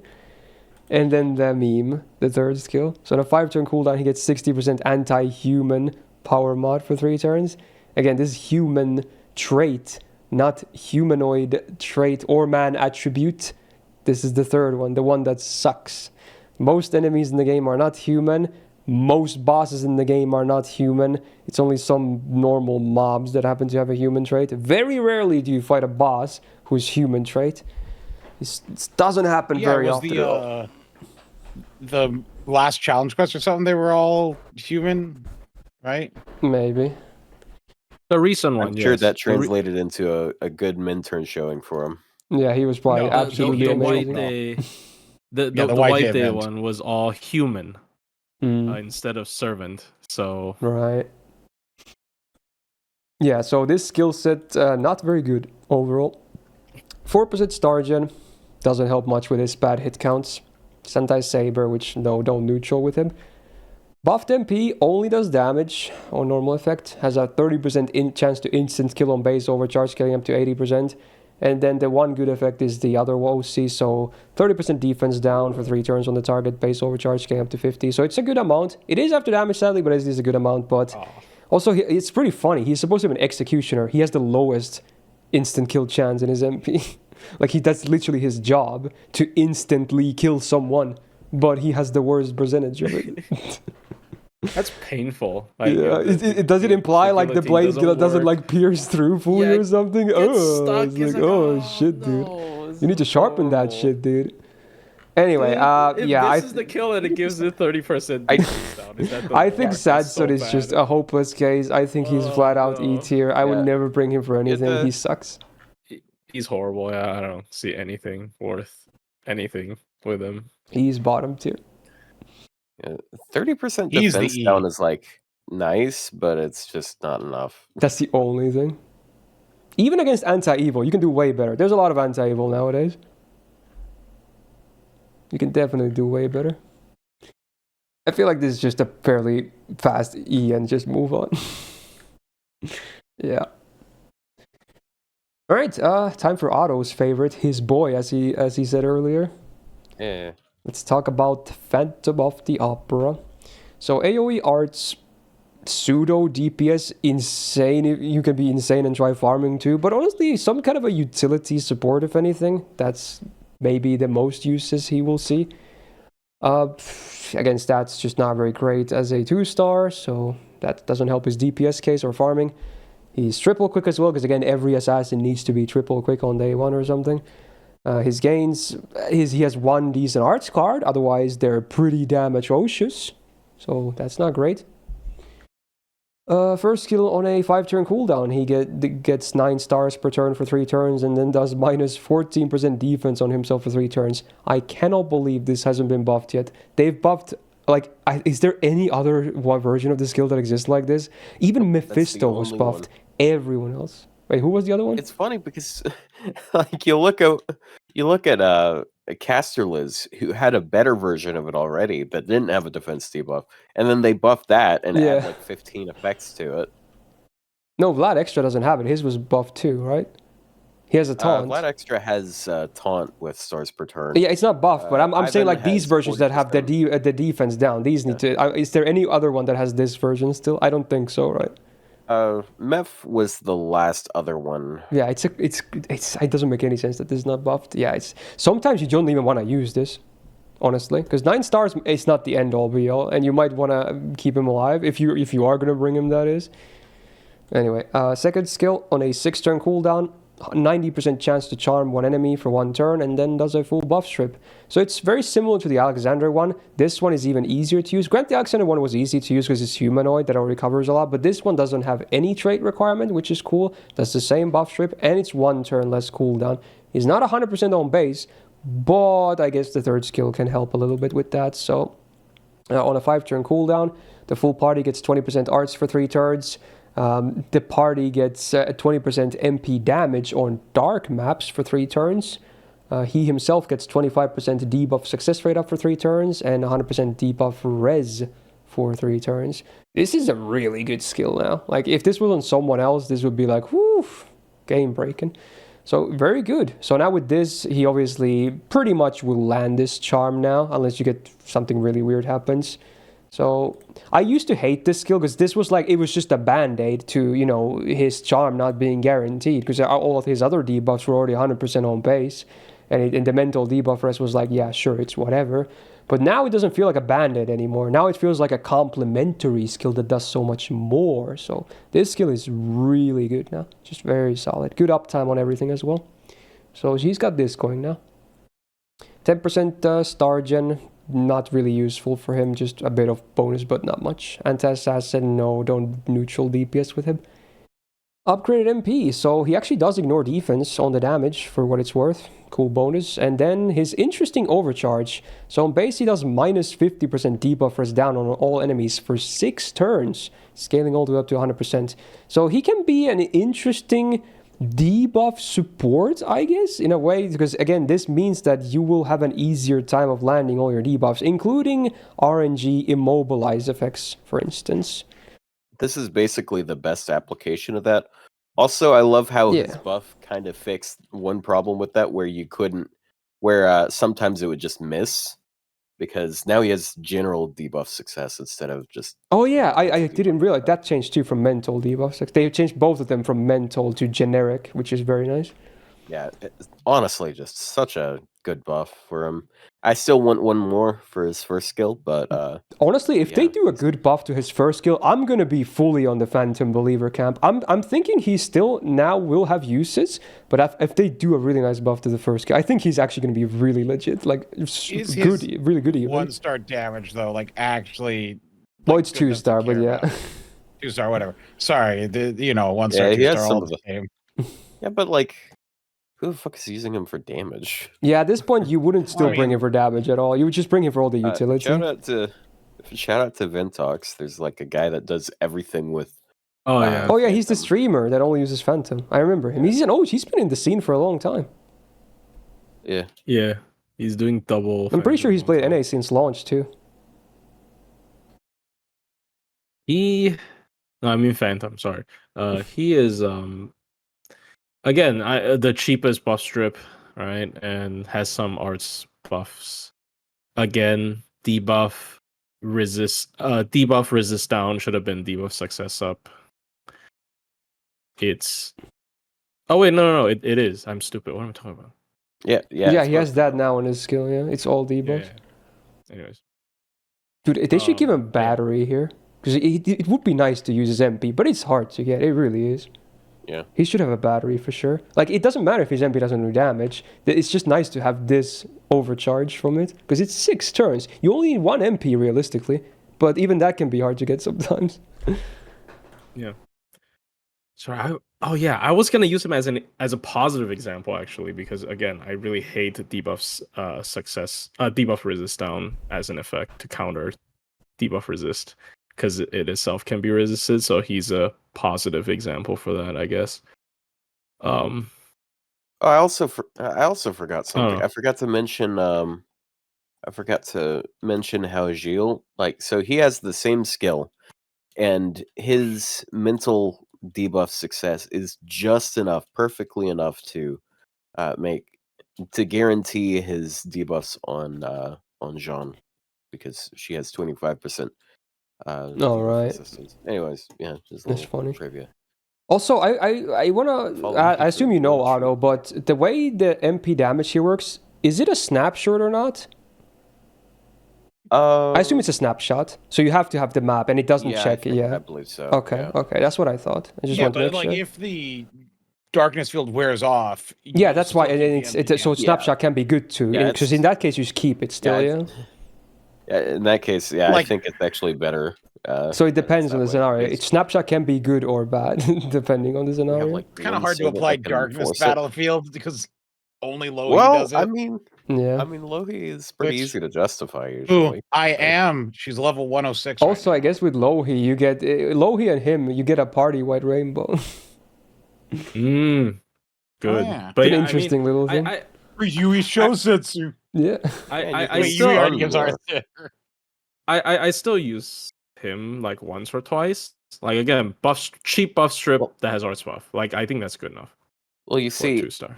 the thing is about giving the entire team arts with Yui. That means he can get a crit buff too. All right. Why would he Oh yeah, care? his crits are gonna make the difference. That's Dude, what look at his saves claws. He's You gonna say that, claw but how so many bad. times have you? How many times have you missed a kill by like 2,000? Come on, I that missed- might be No. enough. Never. I Do you missed know the kill why? on the run I'm doing by 18k, but that was a Because my DPS Yeah, that's is like half My- of a phantom crit there. All right. my DPS is Koyan Dark. Her dot is like 50,000. Look, Otto. I sometimes. need Otto Pleasure to see this. This is the sadness I'm dealing with right now. I used all my command spells to reset, and it didn't work. Oh no. Isn't no Well, time to wait for Low roll? them to reset. No, that's the high roll. That was everything else was worse. You should have calced. Oh, Yeah, you should have I calced. refuse. I think I refuse to Phantom calc. actually should be in one of the B tiers. Yeah, B. Yeah, B, you can be B for- B though. Radio I think Just Okay. B, just B. Because like I still think Alexander's generically better as a bus stripper. Yeah, he's They a bit kinda more have, like, a niche. same-ish. Ugh. Yeah, they kind of have a same-ish. Like, But role. yeah, I he's would he still use stonks. He's a bit Alexander. stonks. I don't know, man. He doesn't look like a buff stripper to me. Oh well, after he grows up, he does. Okay, So, so, Yeah, Otto, yeah, he's kind Otto. does, so it's good enough. Yeah, I mean, He's got a nice if they ever collar, buff him though. again, he could seriously be in an A tier easily, depending on what they do. Good. All right, I think this might be the last 1-star or last day 1 low star next. I think. 'Cause I think Paracelsus was with London. With these three were London. Completely different thing. How are we still on this? I went to like throw something out and Right. No, Otto's just looking at buff strippers on Google, and his image results Yeah. were not what he intended. Yeah, Alright. Otto would be looking at strippers, of course. We know how degen he is, of course. Specifically. Anyway, let's talk Mata Hari. So, an interesting case. We got a 1-star assassin who's a support. Thank God he doesn't have to suffer the same terrible stat thing that Regan goes through. So again, yeah, the stats suck, but it could be a good thing, honestly, as well, depending on how you want to use her. Triple quick deck, of course, because, you know, every assassin has to have the triple quick. Her gains, not good though. The only decent gain is the arts card, and even that's like, okay, sure, it's okay. Everything else just sucks, kinda. I mean, Well, she has 4%. I guess quick it's cards. 2%, yeah. Yeah, it's it's passable. Yeah. they're He has worse than cards? Carmilla and they're worse than Carmilla and Steno. what's her Steno. name? Yeah. Steno's, but Okay, they're still pretty good. all right. There Fair are enough. some occasions where I end up getting her in P because she just lives too fucking long. Oh, that's a statement. I guess. Yeah, charm, and then I don't always use a taunt C because, well, I mean, she has so little HP, she just dies in one hit, but sometimes she much. just doesn't get hit once. Right, the first skill on a 5-turn cooldown, the full party gets 100% star gen for 3 turns and 50% crit damage for 3 turns. Yep, it's good. It's good. Star gen might, the value will depend on who you're buffing, but, you know, modern servants tend to benefit quite a bit from 100% star gen, because they don't really have scuffed numbers anymore. So, usually a very nice skill to have. Second skill on a 6-turn cooldown, 60% chance to charm all male enemies for 1 turn, and then does minus 20% defense down on all enemies for 3 turns. Thank God the defense down is not tied to the gender. The charm itself, even if you're fighting males, obviously will be unreliable too, but you know, you get some more DPS out of this because the defense down. Third skill on a 6-turn cooldown, 1 enemy gets skill sealed for 1 turn and gets a minus 20% defense down for 3 turns. So now 1 target can get minus 40% from the skills alone, which is pretty good considering they're both 3 turns. Then she has literally 0 passives. Is she still the only servant in the game with 0 passives? And I'm not even saying like the ones that like don't do anything, but literally 0, like no passives of any kind. Yeah, she has espionage instead of not clair. Yeah, it's the skill. Yeah. I mean, they do the same thing. Let's be honest. Yeah. It is what it is. She looks a bit funny. Her anti-pen doesn't matter because she's not a DPS. MP hasn't been buffed, so it has a 60% chance to charm all enemies for 1 turn. Again, this one is not tied to a trait or gender or anything like that this time. Then she does a minus 20% attack and defense for 1 turn on all enemies from base overcharge, scaling up to 40%. It's a pretty bad MP, and it's not easy to get either. But, you know, if you get it, you can maybe get a little bit more damage out of her again still. But it's just a pretty bad MP, and again, the charm is not reliable. But yeah, the skills... It's quite a bit of damage, good amount of crits, some star gen, defense downs, maybe a charm, and then skill still can be useful too. So she still has applications, and being a 1-star, it's easy to basically slot her into all kinds of parties. And also most of the time, it's good that she's a 1-star, because then she's easy to rotate out after she presses her buttons. Because she probably doesn't, you probably don't want to end up having to click her face cards or take space. So yeah, she's good. Really you guys probably good. use her a bit more than I do, if anything. But I do recognize her value. I use her quite a bit. Actually, she's... How about you go first? Because like the skill seal and the defense down, the ease of dying, you know, there's just, I don't know. I think there's a lot of good from her. Ease of dying sounds yeah. Ease of dying. It's a very poetic way of saying it. The ease of dying. Yes. The ease of dying. Yeah. Look, I don't want to be. I don't want to say.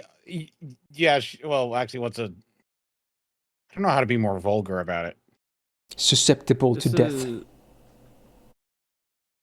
She's very good for a 1-star. Like, it's a really if you're lacking, like, is it like category 1, like the attack up or defense? I don't know what buff category that is, but like, let's just say PMod or crit. Like, no, it's not a PMod. Like it's a defense down. Oh, okay, yeah. Defense that's the same as attack. Because like we're gonna have to explain it regardless. Anyways, people don't know. Anyways, so yeah, because it gives a lot of defense. I think this is it's really nice. Like, usually for certain card types, you don't get a lot of it, like Buster. I don't use her that much anymore because, again, like, a lot of the runs I'm doing require like a little bit them to do a little bit more. But for a 1-star, I think this is a really solid skill set. I don't know if spamming her MP is honestly worth it. Like, yeah, she has okay gains, but I don't think it's worth. If this were 3 turns, then maybe. But as is, no. Yeah, she feels like a better like buffer to me in general than like Bartholomew, but again, she lacks the star bomb. But otherwise, I feel like she does offer a bit more than Bart. Yeah, I think she's like A. Like, I don't know if I use her quite a bit. She is very useful for just like raw damage boosting. I guess, yeah. I guess the defense down is still a very big number. I guess A is fine. Yeah, I'm not opposed to it. I definitely have used her less than last year, though. Can't really lie about that. Yep. Pretty easy placement, if anything. Alright, so day 1 servants are done. That was quite a bit. But now we still have a good amount left. Back to casters. So London's release, we got 3 new servants from that. For 3 stars. Remember when they used to release a lot of low stars? I do. Alright, so yeah, Paracelsus. So he's an interesting case. He's an AoE arts kind of DPS farmer himself. Doesn't do really a good job in either himself, but he does offer some support too, so he's still relevant because of that. His attack obviously not great, which doesn't help his case, along with another thing you'll see later. But yeah, full caster, blue arts deck, and wow, his gains were really this bad, huh? Yeah, I forgot how bad they were. They were just absolute garbage. Yes. Holy. I mean, I guess they're slightly better than Finn's purely because he has a better deck for gains. But I forgot how bad these were on base. Yikers. Okay. Yeah, so that's unfortunate. Anyway, first skill on an 8-turn cooldown, he gets an 80% battery. I mean, there you go. Sometimes when you bring him for like farming, he can actually clear like a wave 1, granted they're low enough HP, because he himself still doesn't do a crazy amount of damage. But yeah, he can fire off an MP for free basically, without needing to yoink batteries from someone else. So that's pretty cool, I guess. Otherwise, for non-farming, this is a way too high of a cooldown. Needs to do other stuff at least if it's 8 turns, but for farming it's passable. Second skill on a 7-turn cooldown, the full party gets 20% arts for 3 turns. Same comment. For anything that's not farming, what is this skill? That is trash. Is way too high cooldown. Needs to do more. Number needs to be higher. But for farming, I guess it's something. Jesus, this guy's not pretty for bosses. Third skill on an 8-turn cooldown as well. Target ally gets a guts for 1 time 3 turns with a 3k revive and also 50% MP gain for 3 turns. That's the thing right there, the 50% MP gain for 3 turns. That's quite a bit. Couple that with the arts boost, then your arts looper. He can be a semi-useful arts looper support. But yeah, for bosses, way too big downtime again. So he would just have so much downtime. So much. I don't know why they gimped his cooldown so badly, but luckily he still has sub-application. 10% arts, great. Is the main card type. His arts cards might still suck, but you know, it's still more damage, I guess. 12% debuff success rate up can be okay with the MP as well, but you know, it's not the end-all be-all. He's anti-saber and you would never neutral DPS him. Even on farming for wave 1, he would struggle very hard on neutral, even if they're low HP.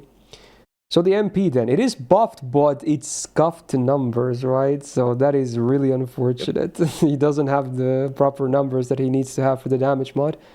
But yeah, normal effect, he only does damage, and then overcharge is a 10% base minus attack for 3 turns on enemies, scaling up to 30%. So even the overcharge, again, for farming it doesn't do anything really, and for bosses you wouldn't really bring him because he has way too much downtime. So his MP just sucks. It sucks. It does terrible damage. The effects are mismatched. It doesn't make any sense.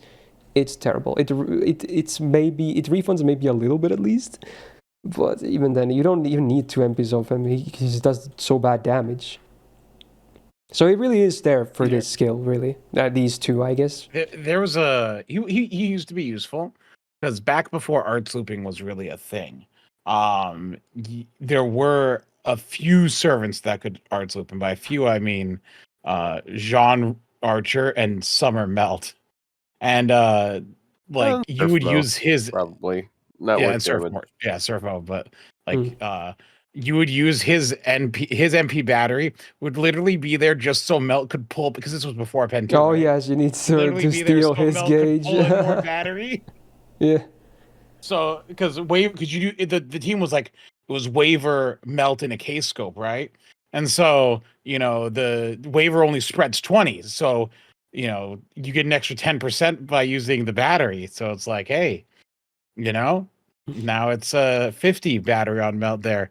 But yeah, I have not used him since Castoria came out. He had a place before Castoria. Castoria came out, made him homeless, and then burned down the homeless shelter. I think a lot of people swear by him, and I assume Otto will maybe think of some use case. I'm kind of agreeing with Rio here. I don't really use him ever anymore. Yeah, it's less so Castoria that's killing him right now, and more so Jufu, because Jufu is just so much more. Yeah, useful. That doesn't help him at all. Like, she does basically the same things minus guts, and she does a little less NP gain, but it's offset by having. Yeah, but Castoria came out before Jufu, and so like we had. Well, yeah. Yes, but it's also not the most fairest comparison. But yeah, fair. Some servants still had issues with NP gain. It wasn't like we had. All right then. I reject your. You just got noob. Nah, you're. How do you feel about the Paracelsus plushie? I don't use him. Like he's just a guts giver at this point. It's kind of like guts with a fat MP gain. Oh, true. He is used in Arash comps where you spam Arash's MP, right? Not anymore. You have Summer Kuro. You have like you have a lot of better. You have like Nightingale if you want a free one. Like there's just so many better options. I don't see any reason to use this character. Oh yeah, you can use Boudica. Boudica has a guts. Like what, dude? What is this? What is it? Why do you exist? Like God. You serve no purpose. Hey, Otto. Hi. I hate my chat What's up? so much. They're requesting the dumbest songs. I can't focus on anything. What the fuck am I listening to? Oh, look, if you have a song request, chats are always going to request the worst songs. God damn. I wasn't.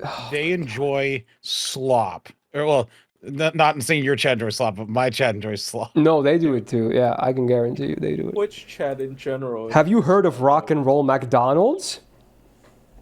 No, I don't want Good. to. You're lucky. I feel like I've feel heard like that now that you song mentioned, I many will. times. I could, yeah. Is that like an info hazard? No, This is it's like just a comparing really for what? stupid rock. It's a dude about singing McDonald's, and then apparently he hates it. I like He's at some point in the like song he the- starts complaining about their burgers too. It's fucking weird. He says McDonald's will make you fat after praising them. Anyway, it's fucking weird. All right, Paracelsus rating. Play staple tapeworms to my penis. Jesus, The fuck? what? It's a song. I'm not sure how I found it, but it's a song. you're like, but it's one of my favorites now. Every day I It's listen to it. It's I don't one of know the how high funniest- you guys would put him, but I wouldn't put him It's one of the super high. funniest I think there's gonna be titles I've some ever heard. people upset if he doesn't get a high rating, because some people still swear by him all these years later. But I don't think there's a Dude, big he's need like for him Medea. anymore. What do you mean? He's like Medea tier. I swear, every time I don't give him a high rating, there's always going to be at least one comment in the YouTube saying, "Oh, he's so good, I use him all the time. How can you not rate him high?" It's like, yeah, good for I you. still think he has uses. It's like I mean, he's not E C++. tier. Where? He's definitely not bottom He's not tier. where? No, like He's genuine still where? he's still like an NP gain support. Like I know if you're going to be spamming battery and card supports, it's not as valuable, but like he still can like help you spam shit. You literally just said I will spam Van Gogh, not Van Gogh, Shufu instead. Like Yeah, like, what? Like, yeah, I know, that's, what's the point? That's the competition he has for low stars. But Yes, like you have times where and it's she's like better in every way. He's There's so literally much no better. situation where you take him over. Shufu, Boudica, whatever the fuck. I don't Did know. you just like, request that? So, oh my god. Like I Yeah. guess if you need gains and guts in particular at the same time, sure, that is Look, I'm- once in a I'm- lifetime this is opportunity. gonna sound silly as fuck, but like his best use case for low stars is supporting quick servants. Because Probably, just actually. use Shufu. Then just use Shufu Yeah, but- again. Like yeah, it doesn't okay, but change who the do I- argument. Okay, but what low star do I use after that? like there's not Hans. Why are much we using anything two that of helps- them together? Hans, I don't Yeah, I feel like you can know. just pick there's- someone there's from six support or something. servants at a party. Anyway, for me, I wouldn't place him high. I would place him. Is he Medea tier or Medusa tier? He is Medea tier in my personal When you said opinion, because like I- because here's Like- the thing. Okay, if you need guts, Nightingale, Santa, or like even if you're not against, okay, genuinely, even if you're not against divine or demon, Santa Martha, right? Like there's just I'm- a million I'm- different options that's better than Yeah, him. I don't understand. I'm actually kind of shocked no one's bringing up Asclepius because he's a lot better of a comparison. True. I know he's because also everybody better. says because everybody says Asclepius because like, oh, Asclepius is now the arts like guts giver plus MP gain support. Actually, yeah, Asclepius, because now he even has an art sub. Because Why did you before people change were your like, mind at least he immediately? doesn't. At least he doesn't have an art sub, but he does. Oh, guess what? Guess who has an art sub now and also heals for 12. I think he's Medea tier. There's too much Yeah, he is. competition. This He's not guy E is- tier, but he's Yeah, Medea Medea tier. tier. Yeah. Alright. I'm just shocked you guys are saying he has no use. Well, He has doesn't. He But has, again, like- it's so replaceable. That's the thing. there's a Nowadays, he's way difference. too replaceable. There's a difference between like being replaceable and just being useless. But when the replacements are Yes. also like okay, someones you okay. have permanently MP5 I from just agree. playing the game, then I, I don't agree. know. In that case, I think he should be worse than Medea. True. Genuine. By the way, when you In say- that case, when you I say think there she was should. things- If we're using your logic, he's worse than Medea, because I think Medea's more usable as a general servant than he is. All right, we'll Like, move on actually. for now, I think. Okay. So the I next just- London sorry. servant, we got Charles I'm Babbage. sorry, hate I'm this pivoting, dude. but like You got to turn down the volume for this one. he's good though. Oh yeah, sound He's effects pretty good. funny. But yeah, Pretty good. AoE Buster DPS caster. Yo, my song's coming on. So the main problem with this guy is his attack. It's atrociously low, even for a 3-star. Doesn't help that he's a caster. That's like the main problem I have with him. But otherwise, there's some stuff to like here. For instance, double Buster, double arts. I kind of like because he kind of wants to try and crit too a little bit. So that's not terrible. His 2 arts cards are still okay on gains too. Everything else maybe not so much, but you know, there's still 2 cards that can do gains. First skill on a 6-turn cooldown, he gets 30% MP Jed for 3 turns and 1k Absorb for 1 turn.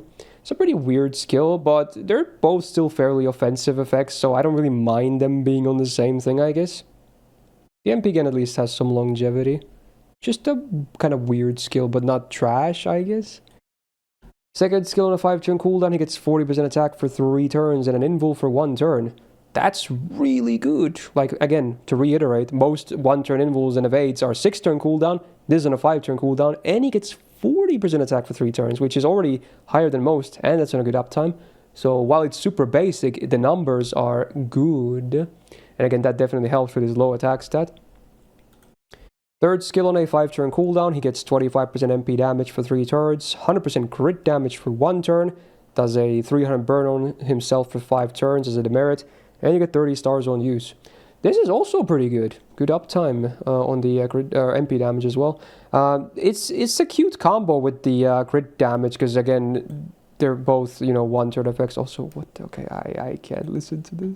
This is the song you requested. Okay. All right. Yeah, that was. I wish I didn't have ears, but it is what it is. Anyway, yeah, it's a cute combo. Can still do some burst while keeping some attack and MP damage for longer turns. Good. I don't hate the kit. 10% debuff success rate up can be okay for his MP, I suppose. Although I guess well, this was already 500%, so it doesn't make the demerit worse now that I think about it. He's anti-caster, which I think I like him, but I wouldn't bring him into neutral. Buffed MP only does damage on the normal effect, and then overcharge base 10% defense down on enemies for 3 turns, scaling up to 20% minus. It's after damage, so it's kind of whatever, but it's alright, because again, he's not really a farmer, so it can be a little bit of more ramp up for his damage, and maybe others. I think he's pretty good, all things considered, especially among low stars, but nothing too exceptional, maybe. That's how I feel about Babbage. Here's the biggest question we always gotta ask: like, can he beat the welfare? I think he can. There's not a whole lot of competition, so yeah, maybe. Well, yeah, I guess Crew Caster, but like he beats like Liz Caster, I'd say, in terms of damage. As a DPS, I think better. so. Like, and he does more damage. He's a better single target caster than Medea. Yeah, doesn't say much, but yeah. That's not hard. Yeah, but still. Yeah, he is. He's fine. Like if you really are looking for a caster, again, I do think caster DPS, like a lot of times you would just take like other class like berserkers or like alter egos. Like we even have like Tai Sui, for example. But like if you really are looking for a counter class like caster, he's not a bad budget option. Because Coup Caster voluntarily partially dropped out of the race by reducing his HP. So like if you'd really need a budget DPS, sometimes you might prefer. Yeah, he's a safer option for sure for DPS. But counterpoint, you have to turn your volume halfway down every time you use him. They should upgrade his MP animation. He's a dude. They literally just use the, what are they called, Helter Skelter, whatever. Yeah. Like they just use the he's an enemy sprite. He's like if a skeleton. And also this MP should be cool as hell. It's a reality marble. It should be way more cooler than this. Yeah, it's not too different from Ibaraki because Ibaraki has the animations from Mifritz. Yeah, well, yeah, but like he even looks like one. I mean, it makes sense that he looks like one, but man, yeah, but he just looks identical to him. He is literally just a I mean, he made those mobs, so I guess it makes sense that they look like him and he looks like them. But yeah, they should update his animations anyway. The MP looks stupid. It should look really cool. It's just like him slowly rising in the air, then slowly doing this turn, and then he just goes head first with the mace ahead into the enemy. It just looks so stupid. He just spins it like he just. Spins It's like the most. It's like if you've ever played like a FromSoft game, this is the most telegraphed boss attack ever. You have like 4 years to dodge it. Yeah, always. It's like if you have you played Elden Ring? It's like Millennia when she does that flight in the air in phase 2 and comes down. It's so telegraphed. Like you have so much time to prepare for it. Man, For a long time when I was new, I thought he was single target, and by like a long time, I mean more than a year or two. Like it was, I was in like quite a few years into playing FGO before I learned he was AOE. Well, I mean, when I started off, I thought that that Mozart's NP killed them. I mean, it's Requiem for Death. Well, I guess name-wise, yeah, it would make sense. Yeah. Anyway, But I think he's still mid. Is he the first B plus? Well, not mid. Or B? Yeah, probably. I don't know. I don't know if you because like I don't know if you ever really. Well, he doesn't have buff but... strips, so can't be in the buff strip tier, which is B. I guess they're both buff strips on B right now. Yeah. Is he even B? Because like he's solid, but like yeah, maybe he is still B even without a buff strip. He might be because C+. Would you ever use him?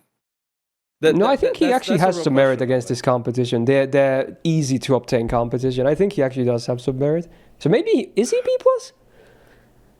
No, in no world is he B plus. I don't think he's. I think C plus, but I feel like he should be B. Like self-invuln is really rare with low stars. Like, and a 5-turn cooldown. A couple. There's only a couple servers. Or 5-turn. I said 5-star. You have Shakespeare, you have Salome with 1 hit, and then you have George Sponsy. Basically that, and then he has a low cooldown. Yeah. I guess that's his kit is honestly pretty. I think I'll start with B for now. Yeah, I wouldn't put him in B plus because like the B buff strip tiers, they have use even outside of budget stuff, but I think he has no use outside of budget stuff. So it really depends on what you're looking for. So I guess they're not really comparable. They just happen to be on the same power level tier. Yeah. All right.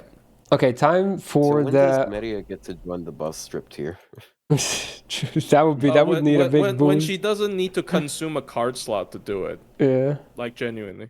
She needs to consume a card slot to do it. Okay. They should have a servant where selecting their MP doesn't take up a card slot. They use it. Just put it on a skill. All right, time for the last London servant, and we're totally gonna end with the best of the bunch. Oh yeah. Talk about good. Jekyll and Hyde. You have 2 servants. You have an assassin and a berserker. Crazy. So yeah, yeah. Okay. Stats could be way better, of course.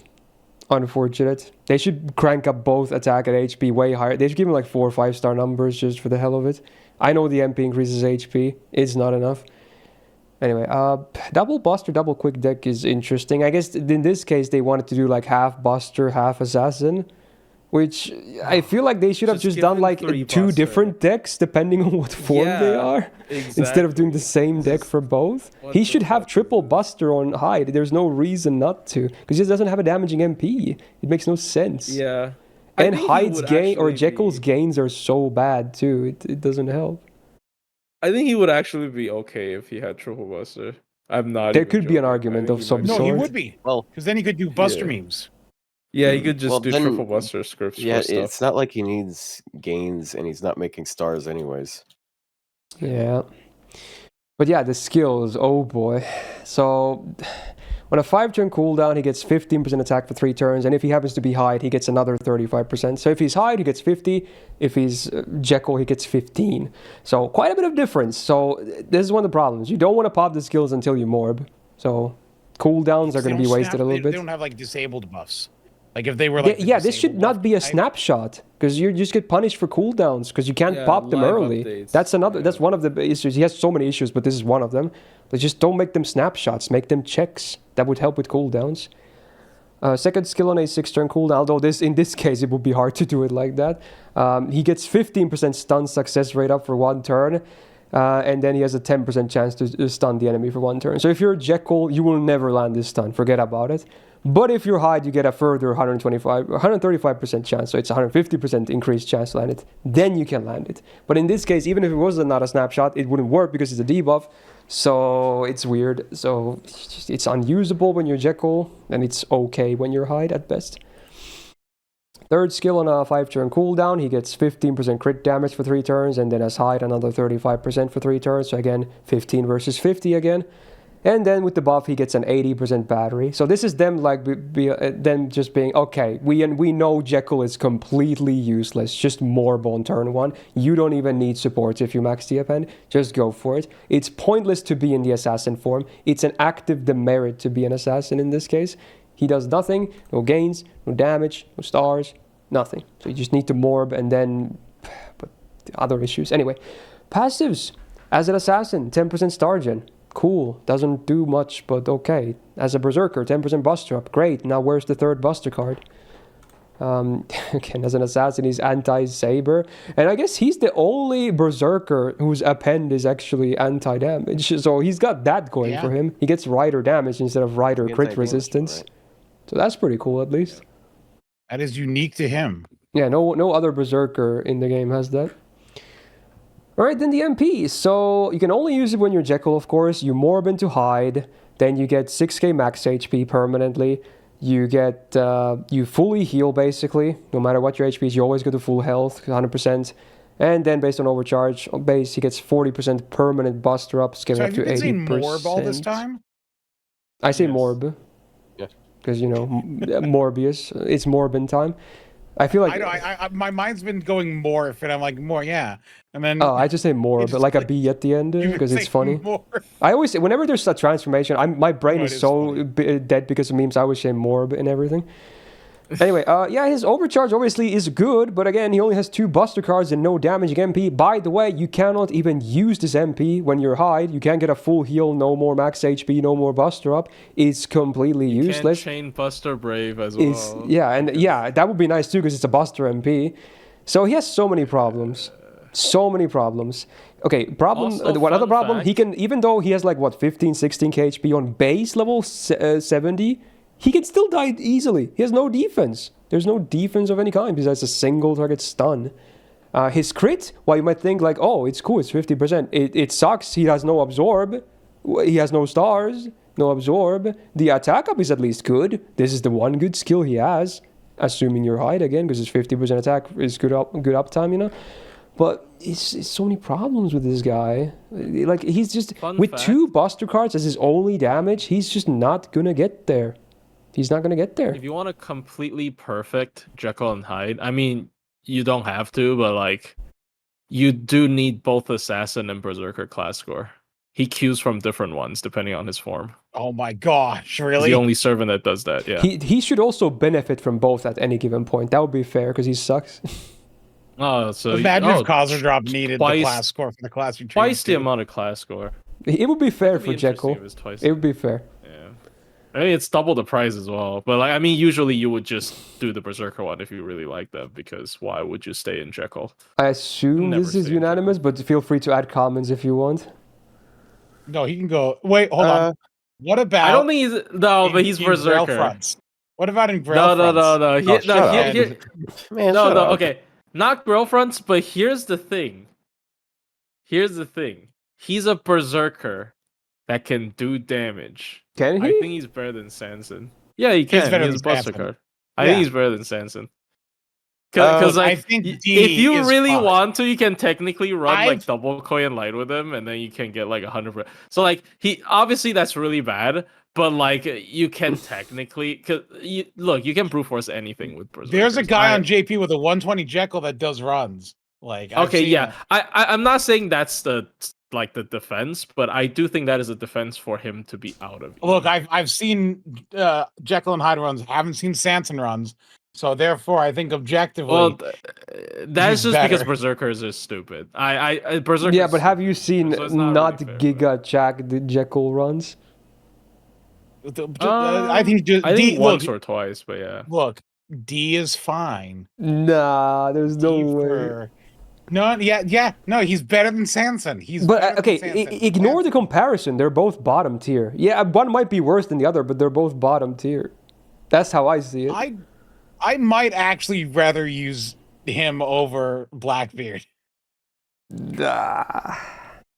I mean, if it's against one target, yeah. Oh. If it's against one target, I would use him over Blackbeard, yeah. But like, my contribution to difficult. this conversation It depends on is what- that the buff to his third skill isn't as bad as people act.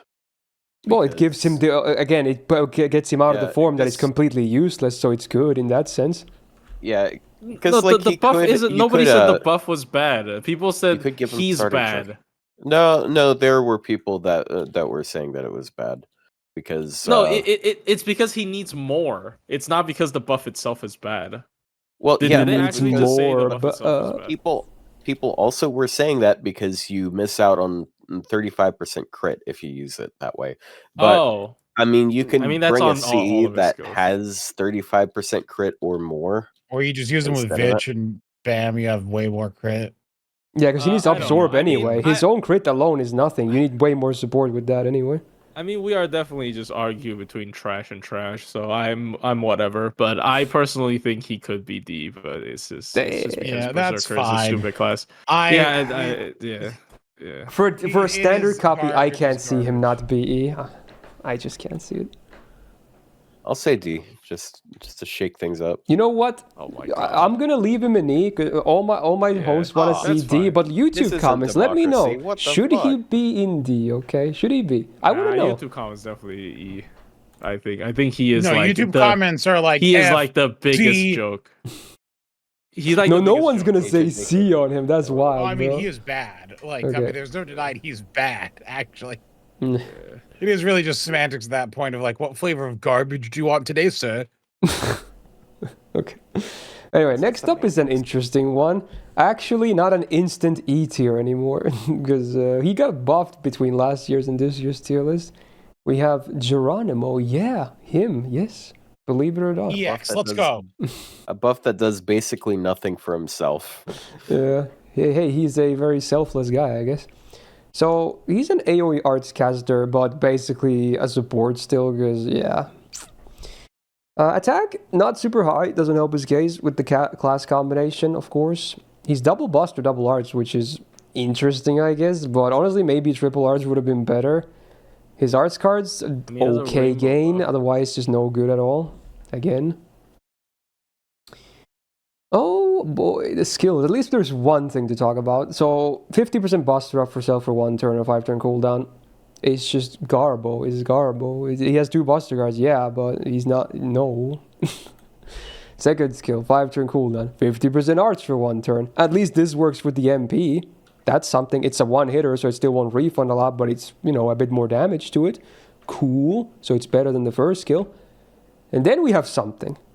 Okay, so now 5 turn cooldown, targeted 50% quick up for 1 turn with a -1 cooldowns on it. So yeah, it's not, now he himself doesn't have to use this because his 1 quick card is pretty bad to begin with. So now we can give it to someone else and give them cooldown reduction too. What a crazy buff for for them trying to do stuff with him. It can have uses though. Memes aside, but it's not a very drastic change, all things considered. It just allows that weird frontline only Kojirou drop farming comp. Yeah, that's why Rio is very much hyping him up. Yeah, That's why I use it. Yeah. Look, I've cleared 90++ nodes with double Kojirou, Kuro, Geronimo. I guess it's real. Works. Yeah. Anyway, it works. All you need is 2 120 Kozirs. Yeah, easy. Do you need the other one to be 120? I mean, it makes right sense. for consistency, but okay. Anyway, 8% arts up on the passive. It's alright. It's just main cards up, I guess. Sure. 6% debuff success rate can help a little bit with the MP. Not that the debuff is all that super impressive. Anti-archer, no. On the append, that is. Upgraded MP, so does damage, does -20% crit chance down on all enemies for 3 turns, and then full party gets a 1k heal on base overcharge, scaling up to 2k, and 20% debuff rest for 3 turns, scaling all the way up to 60%. So it's like a very defensive attacking MP. All the effects are defensive utility, basically. So I've seen, that's why I've seen people say, like, oh, you can still use him in Castoria, but you can literally use any art servant with Castoria, so I feel like it's not the biggest argument for him anyway. If anything, this is the one thing that might give him a bit of use, but it's a very specific thing as well. Otherwise, you can do way better still. MP damage, but other than that, I don't know. So the two good things about it is so it has two unique effects for low stars. There are no cooldown reduction supports for low stars, and there are no targetable one-turn quick mana burst low star supports. That being said, he has one turn of value, unless you have him NP. So yeah. And it's then the value mostly comes down to the comp Rio was talking about. Otherwise, there's way too much downtime to consider boss stuffs, I would say.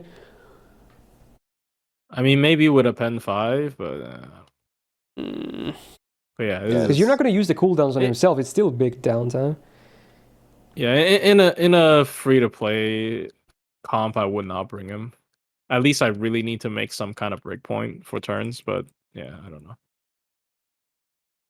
Yeah, I think he's still pretty not great. Maybe not E tier. He's not great, but yeah.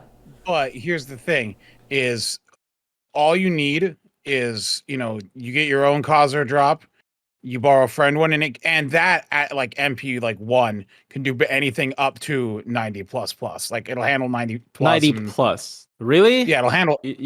I assume he's talking about their friend Kojirou being a pretty good copy of her, and yours being like an MP one. It is a very cheap comp. I will give you that. Well, here's the thing: is the card damage is really high. Like a lot of the times I'm farming with her, I do end up having to pick a card or two, but like it doesn't matter what card it is. All of the cards work because the card damage is so high. Yeah, me when I get the Geronimo hand, bro. Okay, so every once in a while you're gonna get decked by Geronimo, but that's a risk I'm willing to take. Well, it's good that it can deck someone, I that's why you grail like, your Geronimo so he can do crits too. I agree. Anyways, I do think he does have he went from like not having a role to having a role, and his MP damage is not bad. I think for AoE caster. But there's not a whole lot of competition. But yeah, fair. Well, yeah. But like he's not like the worst thing ever. But yeah, I don't think he's E tier. He has a place. Yeah, he has a thing he does now. Like C plus. I don't know. C plus. Yeah, oh wow. I feel like that was higher than I was thinking. That's a big improvement, though. God damn. I would not go higher than C personally, I think. C, who's C? Medusa. If anything, it's like Mephisto third skill tier. They're both third skills as well. I think it's more generically useful, but like I don't know. Depends. Is this C to C? I can see either. I think I'll do C. Honest. I can't believe it's even that high. That's crazy. But, he did get buffed, so. The days of Geronimo being the auto E are over. Like people... I mean, it's not as good as a actual Buster Mana Burst because Buster has more damage, but, it's still Mana Burst, so.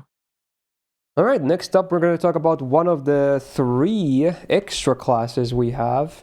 And it's totally the best of the bunch. Mr. Shadows himself, Anrimayu. Oh boy. He at least lives up to his lore. He's supposed to be the weakest servant, and I feel like he's definitely in contention for that title. So, actually not even single target, he's a counter avenger. Just works with counters.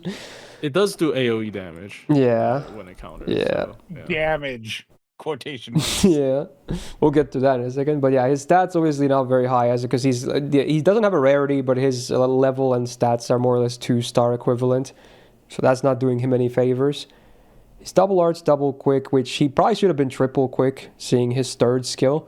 So it's a bit unfortunate he only has 2 quicks. They're the cards that can maybe do something with him. His gains are just okay at best. Again, they're not great either. Maybe a bit better than a lot of the ones we've seen so far, which really doesn't mean too much. First skill on a 6-turn cooldown, so one enemy gets minus 50% crit chance down for 3 turns. That's way too much. You don't need that much. Just put something else there and make that like minus 30%. It's just overkill at that point. But sure, it's not the worst effect to have, I guess. Considering he's also squishy, where one crit could make, if the enemy crits or not, could maybe mean he lives 1 or 2 more hits. Second skill on a 6-turn cooldown, target gets -1 tick of MP gauge on the enemy side, and then they also get -30% attack for 3 turns. This is better. This has 2 effects, and they're both not bad. Why doesn't this have 2 effects? No one knows. I guess they just wanted to go overkill with the crit chance. But yeah, this is definitely better. I don't hate this skill. Imagine not being a vampirism with 80% chance to drain. Third skill on a 7-turn cooldown. He gets quick up that increases every turn for 5 turns. Then he gets this guts for 1 times 6 turns with a 50% revive and can stack with other guts. Then he gets this delayed buff for 5 turns, and after 5 turns he does sacrifice himself. Now the quick up scales from 40% to 200%. So he gets 40% quick up every single turn. That's why I really wanted him to have 3 quick cards as well, because it's like for anyone else, this could be ridiculous. Like imagine anywhere between 40 to 200% quick card effectiveness up. That's insane. But because it's on him, it's not even all that insane. Oh well. But the guts is nice, I guess. So, because before this, there was no guts here. You just had the quick up, and then you just die guaranteed. You can still lose the guts before that sacrifice goes off, of course. But, it can help a little bit, and it stacks, so... Get the Avenger passive, so he gets 20% increased MP gain on damage taken, and on all party members besides him get -10% debuff for his down, which can be annoying, but usually not that big of a deal. He gets 10% crit damage, which is really hard to crit with him, but if you do manage to do that, then cool, I guess. Gets 2% gauge per turn as well, which is not much, but it's, bonus, I guess. He's on the caster, which, well, he's... even on rulers, I'm not sure if I would bring him. I don't know. And his MP, they're really, really not so impressive MP. So he gets the waiting buff or status for 1 turn, which is considered a demerit, because after that he basically stuns himself. It's a stun that basically cannot be prevented. That's what it is. So then for this turn where the enemies attack, he will counter them. Like all the enemies that hit him, or rather, he does damage to all enemies based on the amount of damage he takes. But the formula also is really stupid, the way this is counted. The damage is counted on the difference from his starting HP from activating this MP compared to the HP where he leaves off. So the reason why this is dumb means that guts no longer means that he gets a hell of a lot more damage. Like, let's say the enemy MPs him for 50k damage, and your guts procs and you're alive and you counter. You do not get to multiply that 50k, because that's not the difference of the HP. That wasn't done. So they... and also... you can do is around 45k. I do think it is necessary, because what he's doing is true damage. Yeah, I was about to get to that, but yeah. Yeah. It does true damage, but the problem is because it does true damage, it's so held back, and the MP it has a multiplier of the damage. It does anywhere between 2 to 3 times the amount of damage received back, depending on your MP level. And then on base overcharge, he gets a 1k heal on himself up to 5k. But like the problem is, because obviously they had to hold back, because let's say the enemy, you can even buff them or something, they hit you for 1 million, you would just one-shot them at that point, because it would do 3 million damage, because it's true damage. It pierces through invuls, defense ups, everything, it just goes through everything. But the problem is, because the damage formula, because he has 2-star stats, I think I did the math long ago. If you have a level 1 20 copy, 2k foes and everything, you go from max HP all the way down to 1 HP. The max damage was like 50k or something. The absolute best case scenario for him to do damage with his MP. It's so bad. It's 15.5 times 3. Yeah, it's like it was less than 50k is the max damage. Like his MP is garbage. It's so bad. It is totally terrible. They held back way too much. But again, he's supposed to be the weakest servant, I guess. So the only legit thing he could have is these 2 skills, coupled with maybe some quick crits, because he gets a lot of freaking quick up from this skill. But besides that, man, he's just completely hopeless. And don't even get me started. I don't Somebody's gonna really say, have "Oh, he has anything bad here. He anti-beast sucks. class on his Bonsi." You're not gonna. Yeah, he gets class advantage on beast, but he's still not gonna be impressive. I wouldn't honestly even bring him on rulers, which is the same case, but better because you also get the defensive advantage. So I don't know. He's useless. Yeah, But I that's agree. just that's just like true damage should never exist in this kind of games, to be honest. Like Yeah. because like The problem is, I guess, on enemy side, he's insane. He's insane because then he gets Giga yeah. HP, so his scaling is bad, and then cast Storia, nothing can save you from that, so you're just gonna die. yeah, I mean Only he Guts was can in a- save he was you. in a So on enemy recent side, he's CQ for actually NA, right? insanely overpowered, but on your side, he sucks. Now we It's may him be with Karen. saying It's the one of the he's in- CQs recently. yeah, that was the Valentine's CQ and NA recently. Yeah. Now Yeah. I think everyone's thinking D, right? But I do have No. one. No, sorry, I'm thinking E. E. I do have one counterpoint to put it in Apparently D. you are. This is the sickest looking card. Can we get style points? This is sick. It's Wait, the what? Did you link best looking something? 120 card. Oh, 'cause it's yeah, no he gets a star, yes. special card for It's grailing above sick. 100. Look. They made a special Look, we've frame been- for it. Yeah, it's cool. We've been over this though. Look at that. We can't That's account the for coolest grails. card. It is the But coolest it's actually card. so sick. It I'm is. actually surprised they didn't do that for Draco or something, or Space Aresh. I thought they would, because they're like beast. No, class, they're but still they didn't, 5-star. He doesn't have a rarity. He's his own rarity. That's why they did it Yeah. for him. I guess. It is a sexy card. Okay. It's like the one good thing about him is he has the best looking card in the game. But like that's about it. Yeah, but otherwise, Was Otto gonna bring E. counterpoints or something? no. No. Otto, can you What counter the- my style? Oh. He has to be grailed for it, so L. Yeah, he's just hopeless. Yeah. All right, good. Yeah, he's just bad. Like I can't defend him. Yeah, if even there's Otto no has defending. nothing nice to say, you know it's doomed. Yeah, I know I have that reputation of. But hey, advocating that's a why little we too like hard having for the you devil. here. You know, it's You nice to love get these trash. devil's advocate moments. What You can love I say? slop. I mean, Garbage. You're like yesterday a I went to raccoon like. in a dumpster. Yesterday I bought like a bunch of little Caesars. It was good. Fair So enough. yeah, I guess that's trash. All right, so another assassin on the menu. We got 100 faces on the chopping block next. So single target arts DPS. Attack could be higher, especially with the assassin class mod taken into account. So there's that. Double arts, double quick on the deck, which makes sense because she really is all about MP spam. Her crits potential is not their best, like face cards is just a means to get her MP more.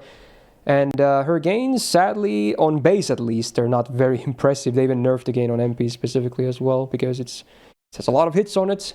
But yeah, on base, it gets a bit better with the skills, but on base, they're just not good at all. Alright, first skill, on a 5-turn cooldown, she gets 20% MP gain for 3 turns and 40% star gen for 3 turns. So again, this alleviates it a little bit. Then at least her arts cards can do something, but it's still not amazing, of course, just passable if anything. Second skill on a 5-turn cooldown, she gets an evasion for 1 turn and then an 80% chance to get a rainbow for 3 turns, and they're all individual chances for the card types. I like the evasion being, 1 turn on a 5-turn cooldown, that's good, but I don't like the RNG. You don't really care about the Buster one, arguably not that much about the arts one or the quick one either, but you definitely want to land the arts one, that's for sure. It's just Space Rush. Yeah, No, Space Star. yeah, it's Pitch Star, yeah. Very similar case again. So this can be a really annoying skill sometimes.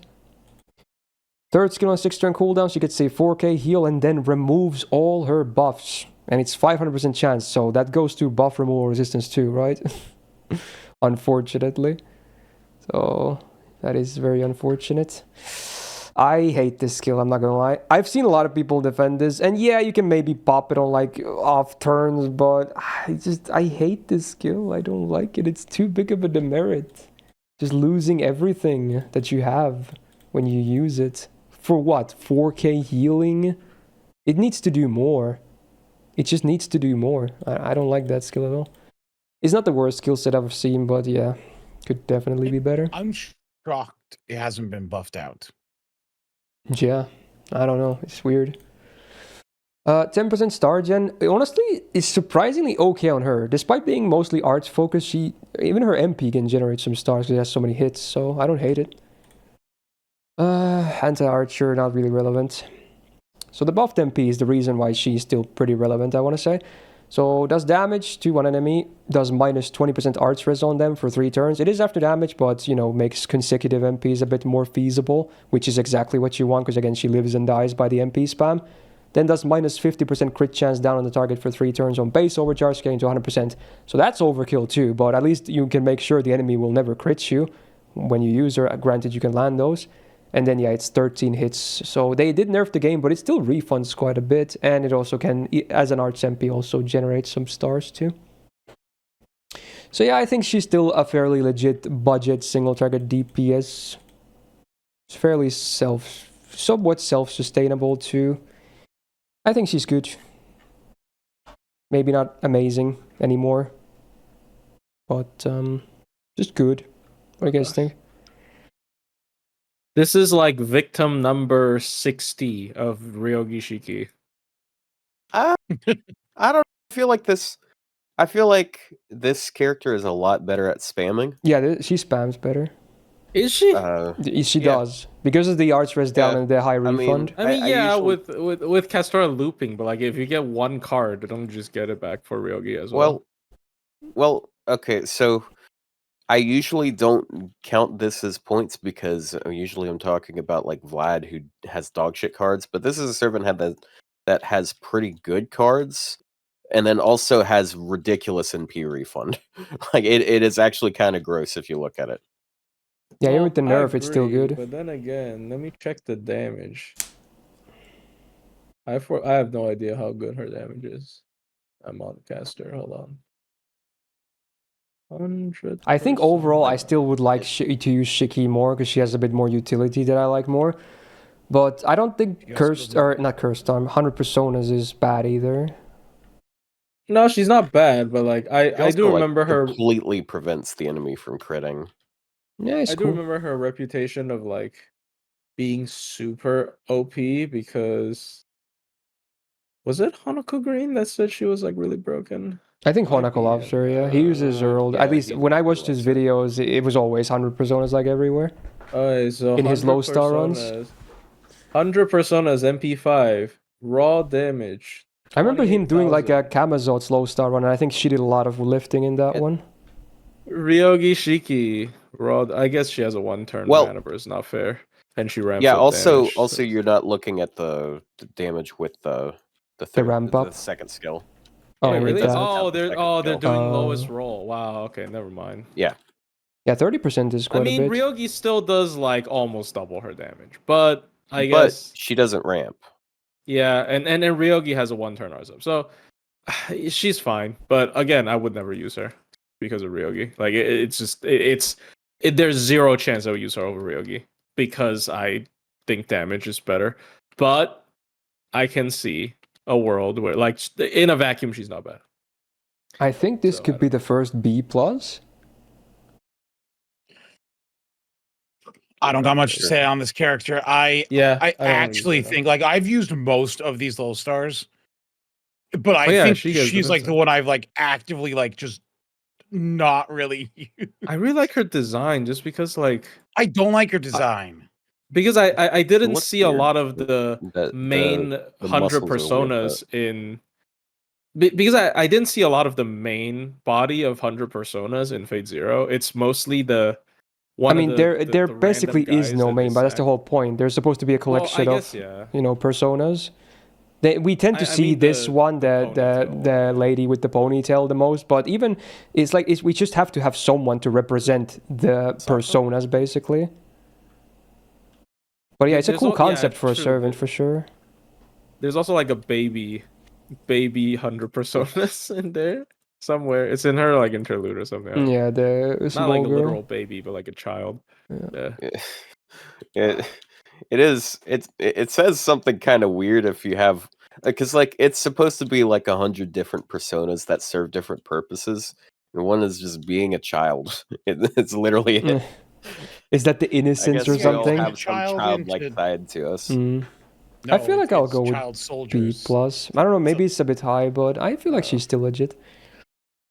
Yeah, I mean, yeah, She's it's better than Babbage as a DPS, that's for sure. Yeah, probably. I actually might think she's not as good as Iso after the MP upgrade though.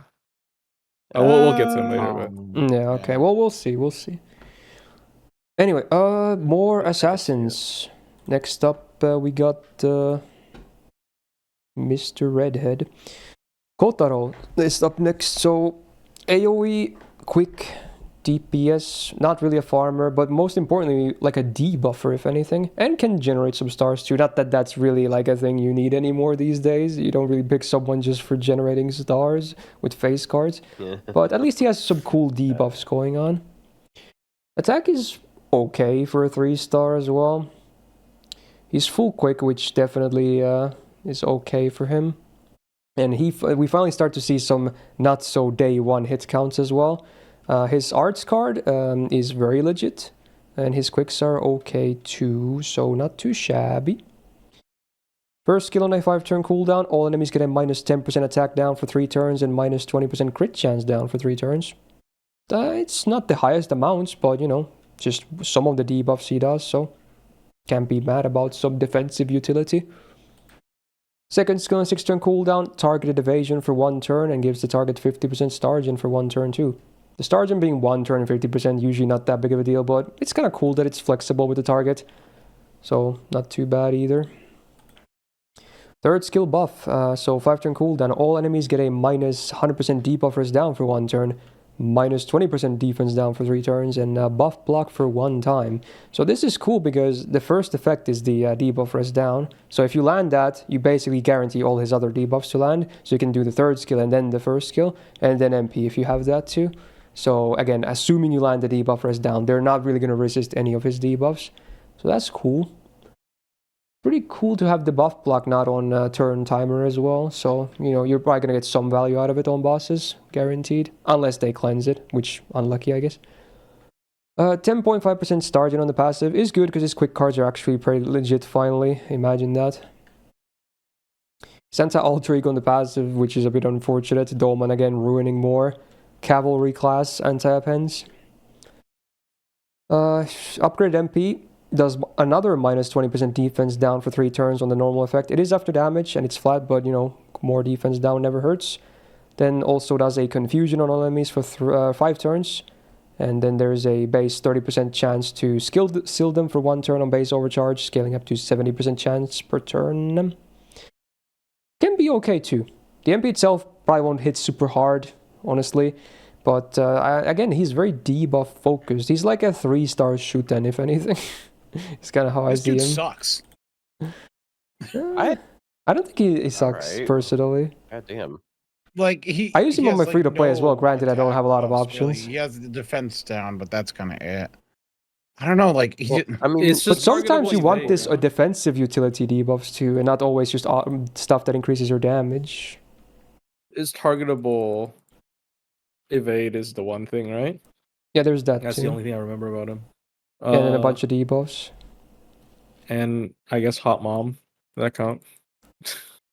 What do you mean? Yeah, I don't know. Oh yeah, his confusion can Lonzo. trigger multiple times because it's just 5 turns flat on the enemy.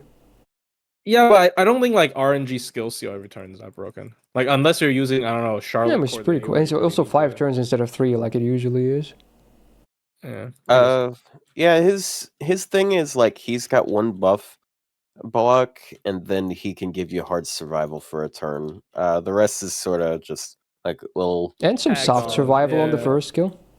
So I think he can have his use. Like sometimes you want to prevent more than 1 buff at a time. I don't use it. And he outdoes Mephistopheles like in an AoE scenario. But so hear me out. I think that he could be a really good low star quick support if they make him like if they made like maybe his second skill or his first skill. Like they could put 3-turn quick resist down on his first skill or quick buff on his second skill. And it's great because he has debuff resist down, which disproportionately benefits quick servants because they have so many stunners and stuff. But yeah, that's what I. Yeah, they could I still think buff would be him, but I don't think he's in a terrible place right now. Would you ever like you say that he's not in a terrible Wouldn't place, dare. but like, would you ever? When would you use him? What do you like? I feel like he I just can don't be see them again. ever. He can be one of Feel like those a- like backliners that comes in and just pops all his skills. You get a ton of debuffs, mostly useful stuff. You can protect someone, then he can also come with a taunt. If you're See, die. class He's cheap on the stacking as party well. cost. I can see uses. I do think like for more build you would not use him, but like again, if we're gonna use this argument, then most things are in F tier. So I don't think he's really high though. I don't think he's like B plus or anything. Well, Like, okay, maybe I not would that high. much Okay, rather yeah. I would much rather have like a buff strip. Medusa's Just tier. over I think he's whatever he above Medusa has. tier personally. I think they're similar. Just because Medusa still has like DPS. I don't know. I think C plus or B personally. I'd go C plus just because. That's yeah. C Uh, plus is the highest, I'd say. Where would you put him, guess. Otto? I could understand his support isn't really specialized enough for most people. I guess I'm okay It's- with it's C like- plus. I was like, but me, a connoisseur of garbage. No, I he- enjoy him. Here's Man. the thing though, like even if I'm bringing budget only, I'm not sure if I'm bringing him. You know, like it's like it's still not a hard sell for me, even if I'm using budget only. Yeah, we have only like- quick assassins still on C plus. No more single target bot. Unfortunate. All right. It's also just not a good class, I guess, for DPS. Yeah. Anyway, more Hassans. We had a small break with Kotarou, but now let's talk A Serenity. decent one, I'd say. Maybe not as nice as 100 Personas, unfortunately, despite being also single target arts focused. Yeah. So attack, not the highest either. Could do better there as well. Double arts, double quick yet again. Gains on base. Oof, could be better. I guess the extra is okay-ish, but otherwise could definitely be better. First skill on a 7-turn cooldown. One enemy gets minus 20% crit chance down for 3 turns and minus 1 tick of MP gauge. This should be 6 turns and then add 1 more effect to it. This is a bit too harsh. Yeah, it needs to do more or have less downtime or both. Second skill on a 4-turn cooldown does a 500 poison on the target for 5 turns and then does a 100% poison amplifier on them for 5 turns. And then you get 15 stars. I don't think dot stacking is all that legit on her. We do have more anti-poison servants, but I don't think I would just bring her for poison stuff. So you can probably do better than that with someone else. So it is what it is. So I do actually like this less than the cursed arm buff, because yeah, I would prefer double 15 stars instead. Third skill on I a... thought her poison damage is pretty high. I don't know. I guess if you MP spam well enough, you can get some damage out of it. Yeah, I thought her Yeah, poison but damage was it's not the decent, easiest MP to spam, though, is the problem. It's far from 100 personas. I mean, yeah, but like, sure, that's fair. But yeah, I guess we'll get there.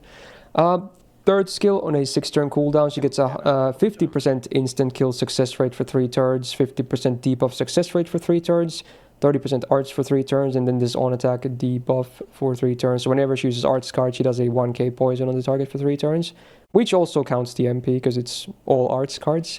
So 3 of her cards with this can, including the MP, can do more poisons. This was a much needed buff for sure.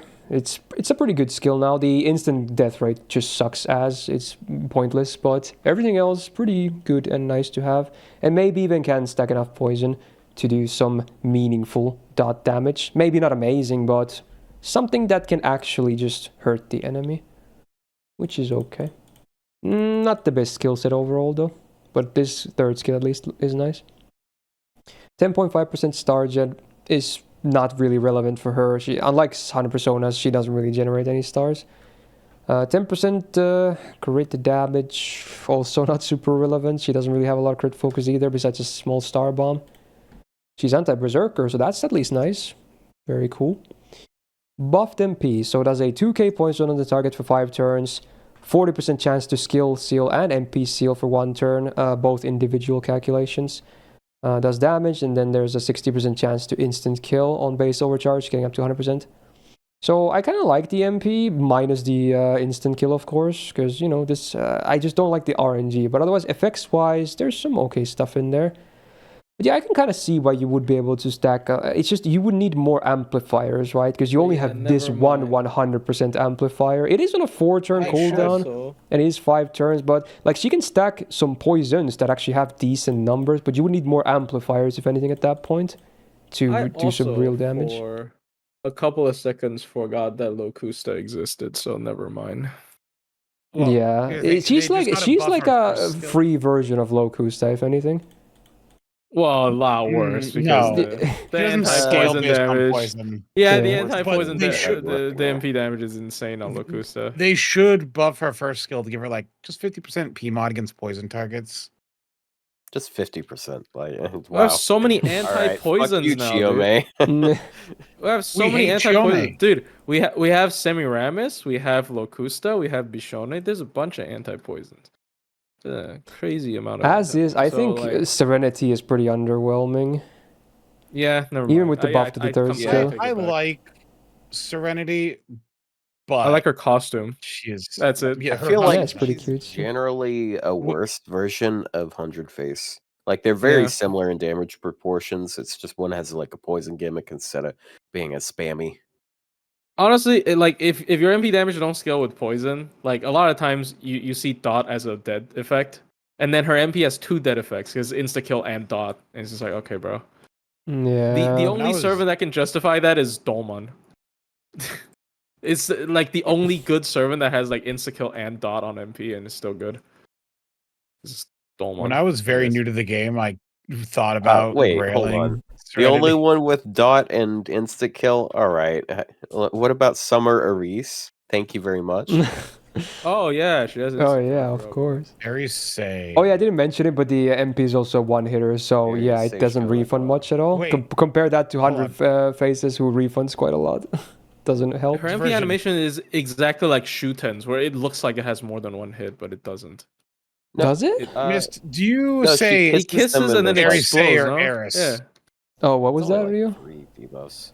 I Do you guess say 4. Aries say or Eris? I don't think I say either. I think I usually say Aries. That's how I usually say it. But if, in fact, none of those you, 3 are yeah. actually correct. If you want to do the correct way, it's Erise. That's the Japanese way. Her name. It's Yeah, Erise. that's what I said. But I say I love the Erise machine usually. translation of that one scene where she's like, well, my name is Arise, but it's pronounced Arise, and it's spelled the same way. Yeah, that's fun. It doesn't really Thank you, translate well. Because I know they have like ways of Yeah, I say Spelling E-Rice because I'm pronunciation. Chinese. rice, electronic rice. Yeah. That'll be the food of the future. So where are we placing 100? Not 100 personas. Serenity. I'm saying she's C plus at the highest, but even that, I don't know. Yeah. In hindsight, pretty C. bad. Medusa tier. B. C probably. I'd say like C plus. I don't think she's that much worse than like Jing Ke. I guess because she's ours. Yeah. Man, they're actually getting centralized in the C plus area. Usually they get centralized. Wow, they all suck. Yeah. Who would have thought that all these assassins are They all mid? suck. Oh my god. Yeah, but Well, it is what it usually, is. like, I mean, after last Dude, week, kinda, like, they're- Ryogi Shiki kill count currently. Let's count this. All right. Back Oh, to man. some rider, or just one of them for now. But yeah, this is God, this is someone who stinker, people wanted to bro. see buff with the latest buff that went to Alexander as well. Yes. We have Columbus, the Mr. Grin himself. So AoE Buster, DPS, his battery is too awkward to farm, unfortunately. But yeah, just a DPS, I guess. Attack is pretty low, like a lot of other, Agartha servants, unfortunately. Double Buster, double arts, and his gains on base, not very good. So yeah, that doesn't help either.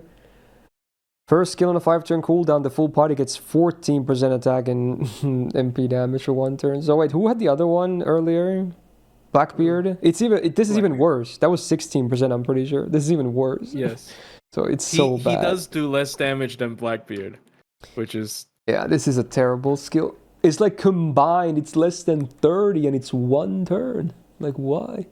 You'd expect him to do more because he has a more thorough spread of buffs. Yeah. No, because he's a 3-star and he's a 2-star. What do you And the 3-star, yeah, that too. And he has an upgraded MP. Like, what's They so both have weird. upgraded NPs. Yes, no, that's what I mean. Like, it isn't even because of the MP upgrade. It's just because Blackbeard is a bigger weeaboo, I guess. Like, what do you mean? Yeah. Alright, second skill on a 7-turn cooldown, he gets the guts for 1 time 3 turns with a 1 HP revive and a 30% battery.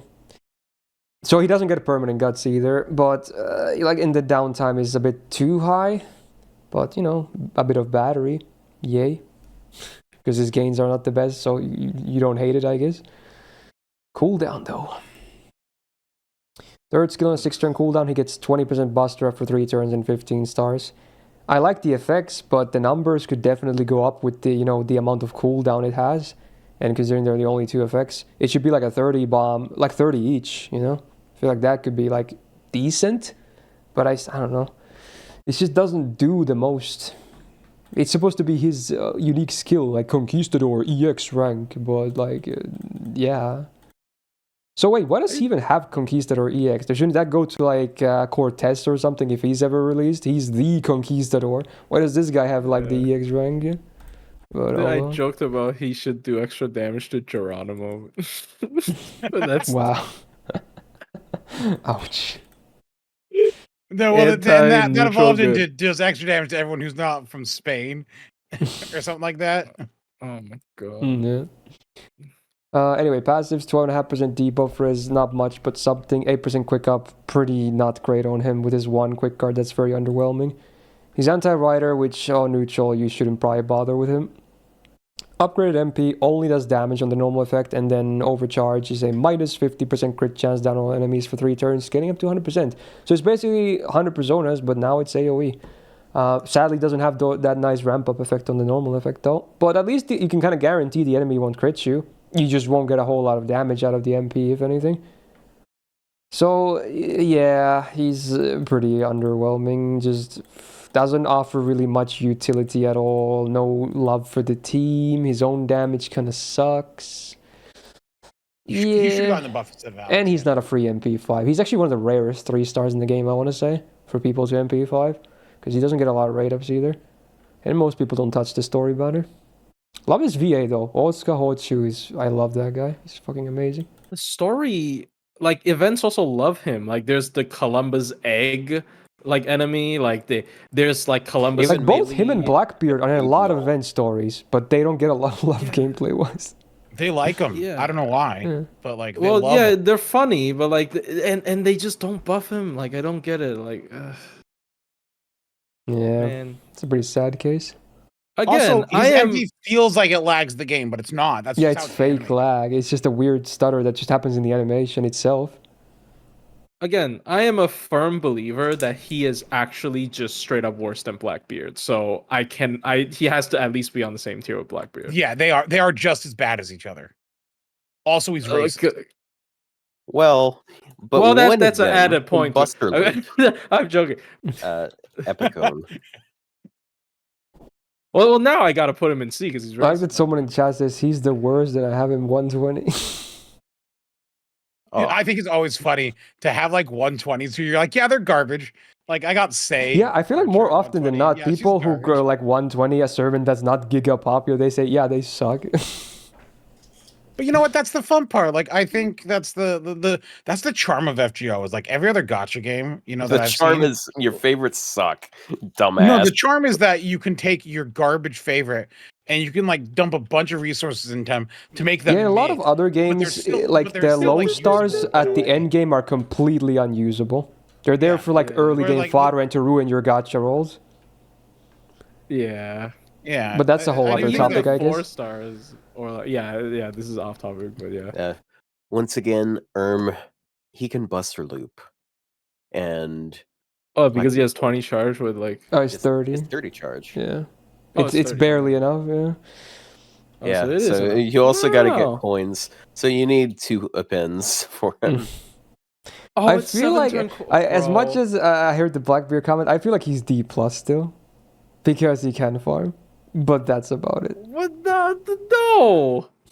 Why? Man, I was kind of joking, but all right.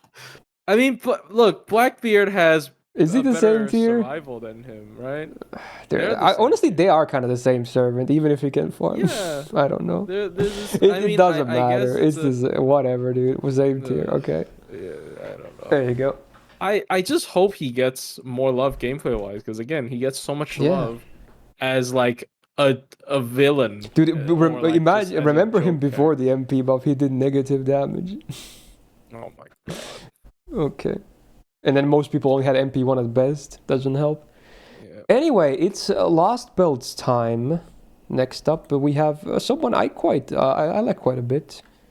Very cool servant. Maybe not the best servant ever, but certainly cool. One of my favorites from Apocrypha. Definitely a hot take. There's a lot of popular servants in there, but this guy's one of my favorites in the cast. So we got Avicebron next. AoE, a buster, a DPS with some utility, I guess, but mostly kind of selfish DPS stuff. Attack could be higher, so that's not the best start. His triple arts, so full caster deck again, and his arts cards on base, sadly, is just very underwhelming, and even his quick is also not that great. So gains could obviously be way better too, so everything up here, improvements could be made. First skill on a 6-turn cooldown, he gets 30% arts and buster for 3 turns. Sure, it's his main card types, it's not bad, it's just a bit basic. It works. Second skill on 8-turn cooldown, he basically gets 80% battery. The funny part is that if you actually use this and then pop a 20, then he gets 100% because it gets rounded up on the first 100. However, if you do it after the 100, it doesn't get rounded up to the next 100. It's only for the first one, for whatever reason. But, you know, good for him at least. Would be so annoying to miss 0.5%. That would just be a middle finger and a half. So it's not that bad. Yep. Third skill, on an 8-turn cooldown, he gets this on-death activation for 5 turns, which cannot stack. Not that it would really matter if it stacked too much anyway. So when he dies, the party besides him gets 3 hits of influence. This is a funny one, because it has a very irregular scaling. For levels 1 to 9, your allies besides him get 2 hits of invul, but on rank 10 it gets increased to 3 hits. I don't think anyone else in the game has a scaling like this on anything else. It's very fascinating, I think. So there is a reason to max it because of that. And then he also heals the party members by 2k when he perishes. So very interesting on that, actually. But yeah, 3 hits of invul with no... well, it does have a 3-turn limit, but yeah, it's actually a good amount of protection. For sure. Interesting. It's a pretty bare bones kit otherwise, but there is some interesting stuff there. 8% arts up is not bad. He's still triple arts, even if his own arts cards are not the best. 9% debuff success rate up. It's not the most relevant for him, needless to say. Having 0 debuffs and all. He's anti-berserker. That's great, because he's a DPS still first and foremost. He has an upgraded MP, which is nice. Does damage to all enemies. Then on overcharge, he gets 20% MP damage for 1 turn before damage, scaling up to 40%. And then after damage, the full party gets 10% MP gain for 3 turns. On base overcharge, scaling up to 30%. It's a pretty basic MP, but I don't hate the effects. Some damage for him and some gains for everyone. I think he's very comparable to Babbage, I guess. They're very similar. Maybe Babbage is better? I don't know. He has a very strong death effect, though. Like when I'm using like low star comps, I tend to like bring him because he has a big battery as well. He can like use his it's relatively big battery. He can use his MP quite easily, and then after he uses MP a couple times, you feel like he's running out of value. He dies, and then he can protect your party member very well for another couple turns. I think he is so fucking well with Poster Girl. Like, oh yeah, him with Poster Girl is a really good combo for. Oh man, if only that was ever. Yeah, I am really mad. I think Poster Girl is like the one big thing I'm missing from my account, honestly. But would you be mad if I told you I have like 7-8 copies on NA? I mean, it's okay. Yeah, well, on NA I have some, but like yeah, on JP I have I like 3 copies, I want to say, but no MOB there. Here's about NA. NA's boring. Yeah, Wow. shoves. You just angered most if of my this comes viewers. back, Chuds? if Poster Girl ever comes back, I don't know how many. I might try to get MLB even. I don't know. It's just so bad. Anyways, this guy, he's good. I think he is quite often overlooked, but he is like even just as a main DPS, I think his battery size is fine. His MP damage is okay.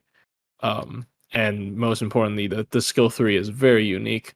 Probably not like that valuable for like super well built teams, but for like budget stuff, it can literally just keep your stuff alive for 3 extra turns, which is a lot. So I like him a lot personally. Yeah, he's basic, but he has a game plan at least. So while his cooldown is high, the uptime of the effect is still, it's up most of the time, so you'd have to be pretty unlucky to miss that window if he dies on a turn when he's not active. Yeah. So, compared to Babbage, who is on B, where should we head towards? I'm thinking maybe the same tier, if anything. Yeah. Like, again, I yeah. personally prefer him just because I usually have better DPSs paired with him.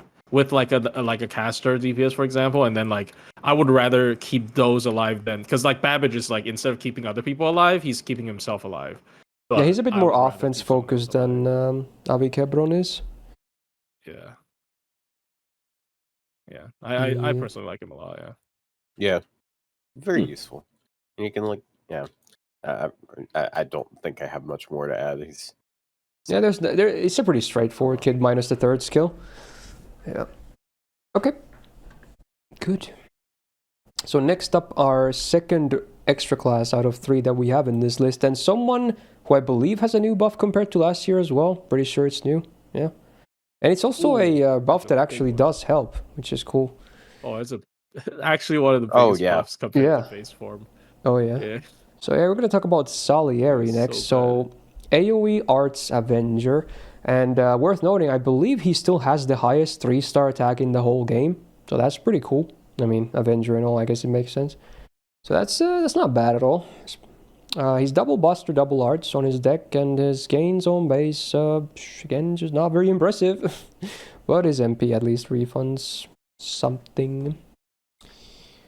First skill on a 5-turn cooldown, he gets 10 stars per turn for 3 turns and 30% crit damage for 3 attacks 5 turns. Like, there's no reason to limit that if it's 30%. Like, why would you limit that to attacks? It's so weird. And this is not even the worst defender of these in her skill set, but yeah, it's like a whatever skill. It's just okay to be there, but it's not going to really have a big impact on the battle, I want to say. Second skill on a 5-turn cooldown, this is the worst defender. He gets 30% arts for 3 hits, 5 turns. I hate this, I hate this so much. For farming, yeah, sure, it's fine, because you get 3 MPs worth of that, but for anything that's not farming, it just feels bad. 3 arts hits, really, bro? It should be 50% at that point, and it doesn't even do anything else. It just feels really bad. Third skill on a 5-turn cooldown, one enemy gets minus 30% defense down for 3 hits, 5 turns. Yeah, there we go again. It's just, it gets spent immediately. Hope it's all DPS cards and not support cards. He gets 2k absorb for 1 turn and then 100% crit dash 1 turn. So at least now he can have a crit turn, because before this, yeah, it was, especially on art servants, absorb is not the most easiest thing to come by, and Avengers obviously need it. So you can have 1 crit turn occasionally, I guess. Otherwise, I don't like this skill either. Screw these hit-based things. I don't like them. Offense buffs. Defense buffs is kind of fine, though. There it's good. Avenger passive, so 16% increased MP gain on damage taken, and then minus 6% debuff rest on all party members besides him, including if he's backlined. So it's kind of whatever on both effects. You don't really want him to take damage either, so it's whatever on value. 8% crit damage can be nice on that 1 crit turn, otherwise pretty useless. 3.3% gauge per turn can help with refunding a bit more, because he kind of really wants to MP. He can do maybe a bit of face card damage, but he really just wants to MP a lot. His anti-caster, which, well, with the latest buff, maybe you can do a bit of neutral DPSing farming as well, depending on your copy, I guess, so I don't hate it. It's an Avenger after all. It's alright. It makes him better at killing Mozart. Yeah, Of course. that's what he lives for. So yeah, then the buffed MP. So he gets 10 stars on the use. Cool. Then he does minus 20% arts rest down on enemies for 3 turns on base overcharge, scaling up to 40%. It is after damage, but you know, for bosses it can be ramp up too. And then he does super effective damage against star attribute enemies, the base 150 to 200 range. So that's really cool. So this gives him a very nice niche, because again, he's already a class that kind of is a universal.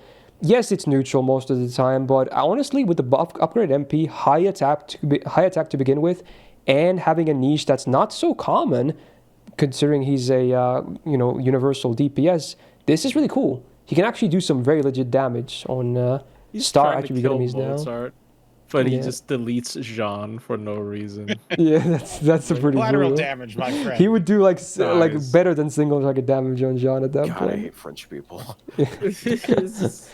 Oh, But yeah, man. this is a very much needed buff. Anti-French Before EX. this, I was always placed him in like a C tier or something. People are mad, oh, I use Salieri, he's the legit quick arch looper.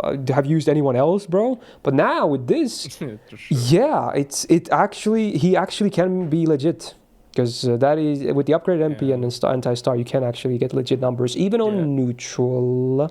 Until next Monday when they upgrade Ramaru's MP. True, is that when That's you, gonna happen yeah. for sure. Yeah, mark my words.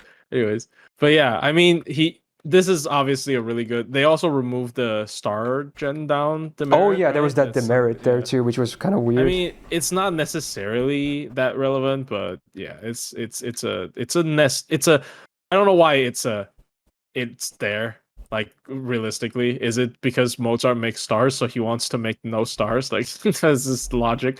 But yeah, it's a really big MP upgrade. Yeah. He's still like lacking a battery and all that, for like to be a looper. But And that 3 hits arts is still, I think. well, the if he's a worst looper, it thing. doesn't matter. If he's a looper, it's Yeah. 3 MPs, right? So it doesn't matter if he's a looper. Yeah, I really wish he But- didn't, because I would like to see. I think he would have potential for bosses too, but those defense down and the arts up just being instantly depleted, it just feels really bad. Yeah. They should fix those I too. agree. But they already buffed the third defense down when they didn't fix it, so oops. Yep. There's no But it's reason okay. for them to be that handicapped when they especially when the second skill doesn't do anything else. It's only that arts for 3 hits on a 30%. Like, come on, bro. Why is it that gimped?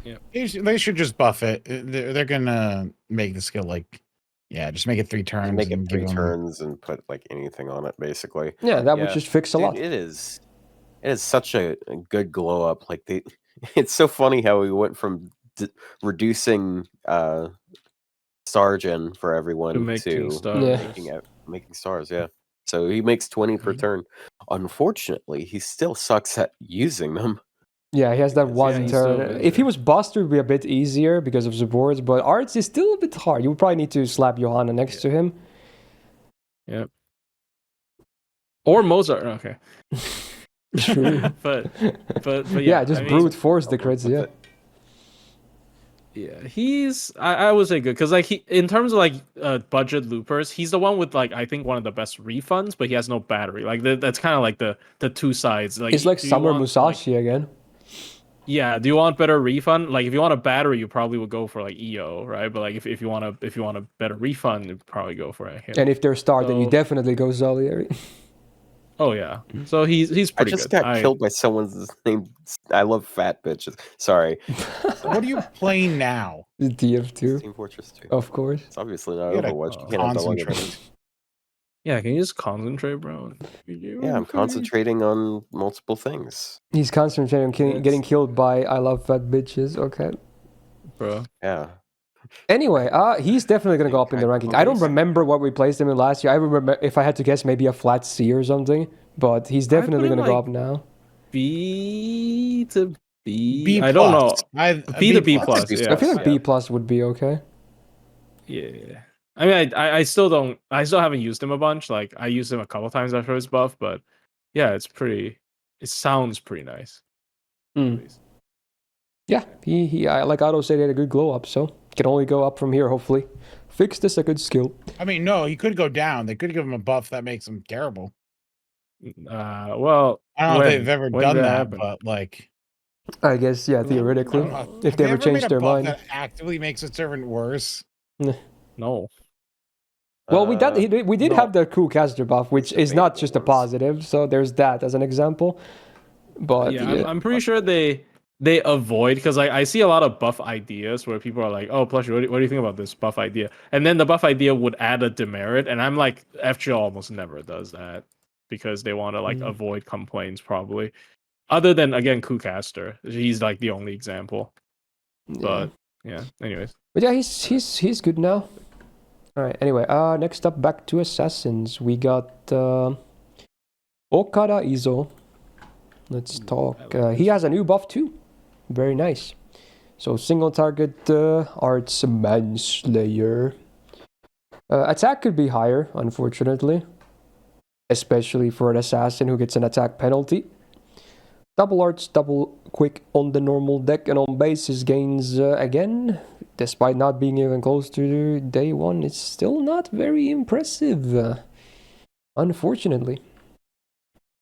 First skill on a 5-turn cooldown, he gets 100% anti-humanoid damage for 1 turn and a 30% crit damage boost for 1 turn. So again, this is humanoid and not human. Take note, Sad. This is the good one. This is 99% of the servants in the game. It works, okay?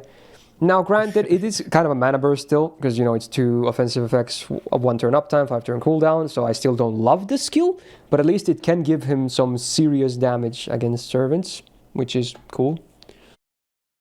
Occasionally. Second skill on 6-turn cooldown, he gets a 1-turn evade and 32% crit damage for 3 turns. Not bad. He kind of can do some crits too, so don't mind it. Some self-sufficient sustain as well in the form of the well, not sustain, but survival on the evade. Then the new buff. So on a it was always a low cooldown, so it's the 3-turn cooldown, but now he gets 20% arts up for 1 turn, 500% absorb for 1 turn, and 15 stars. So yes, it's only 1-turn buffs, but it's on a 3-turn cooldown, so you can use this occasionally, especially if you have a Pen 5. The first one is on a 2-turn cooldown, so that's pretty cool. I kind of like this. It's like it's a 1-turn. Like normally, I always dislike 1-turn effects, but when it's done like this, it's interesting. Definitely interesting. I don't hate it. 3-turn cooldown. I definitely like underestimated it when I first saw it because I forgot how short the cooldown was. I'm like, oh, never mind. Makes sense. Yeah, it's like Shinpachi's skill, like low cooldown. Yeah, basically low value, high uptime. Yeah, you just pop it, and you're always gonna be happy about it. So yeah, not the worst skill set now. It's decent, especially for a low star. Some downtime, but, you know, still not terrible. 8% star gen, not that much, but I guess it gets better when you add a bunch more with his MP, I guess.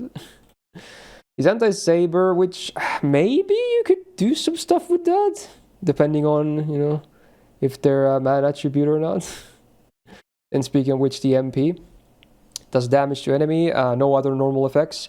Then he gets 100% star gen for 3 turns before damage on base overcharge, getting up to a plus 200%. So while he is very blue focused and his hit counts are not high either, you can actually get a lot of star gen from his MP, to the point that he can actually generate some okay amount of stars as well. But then he also does anti-man attribute super effective damage, so the base 150 to 200 range again. So if you combine that with the anti-humanoid thing and their servant, of course, then yeah, he can do some serious damage at that point.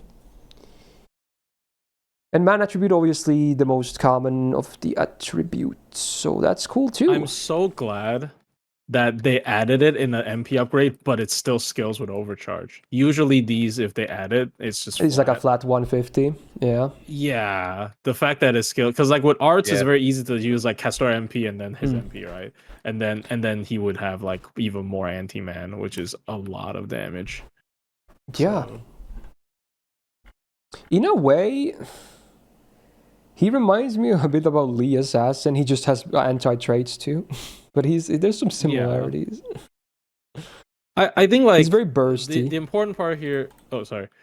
I was just gonna say the important part is, like, again, you know, why isn't he like a victim of Rogishi? Because he has that anti trait. I think against anti-man, I would pick him like most of the time. And also he has the crit thing. Like you said, it's a little bit more unique, I'd say.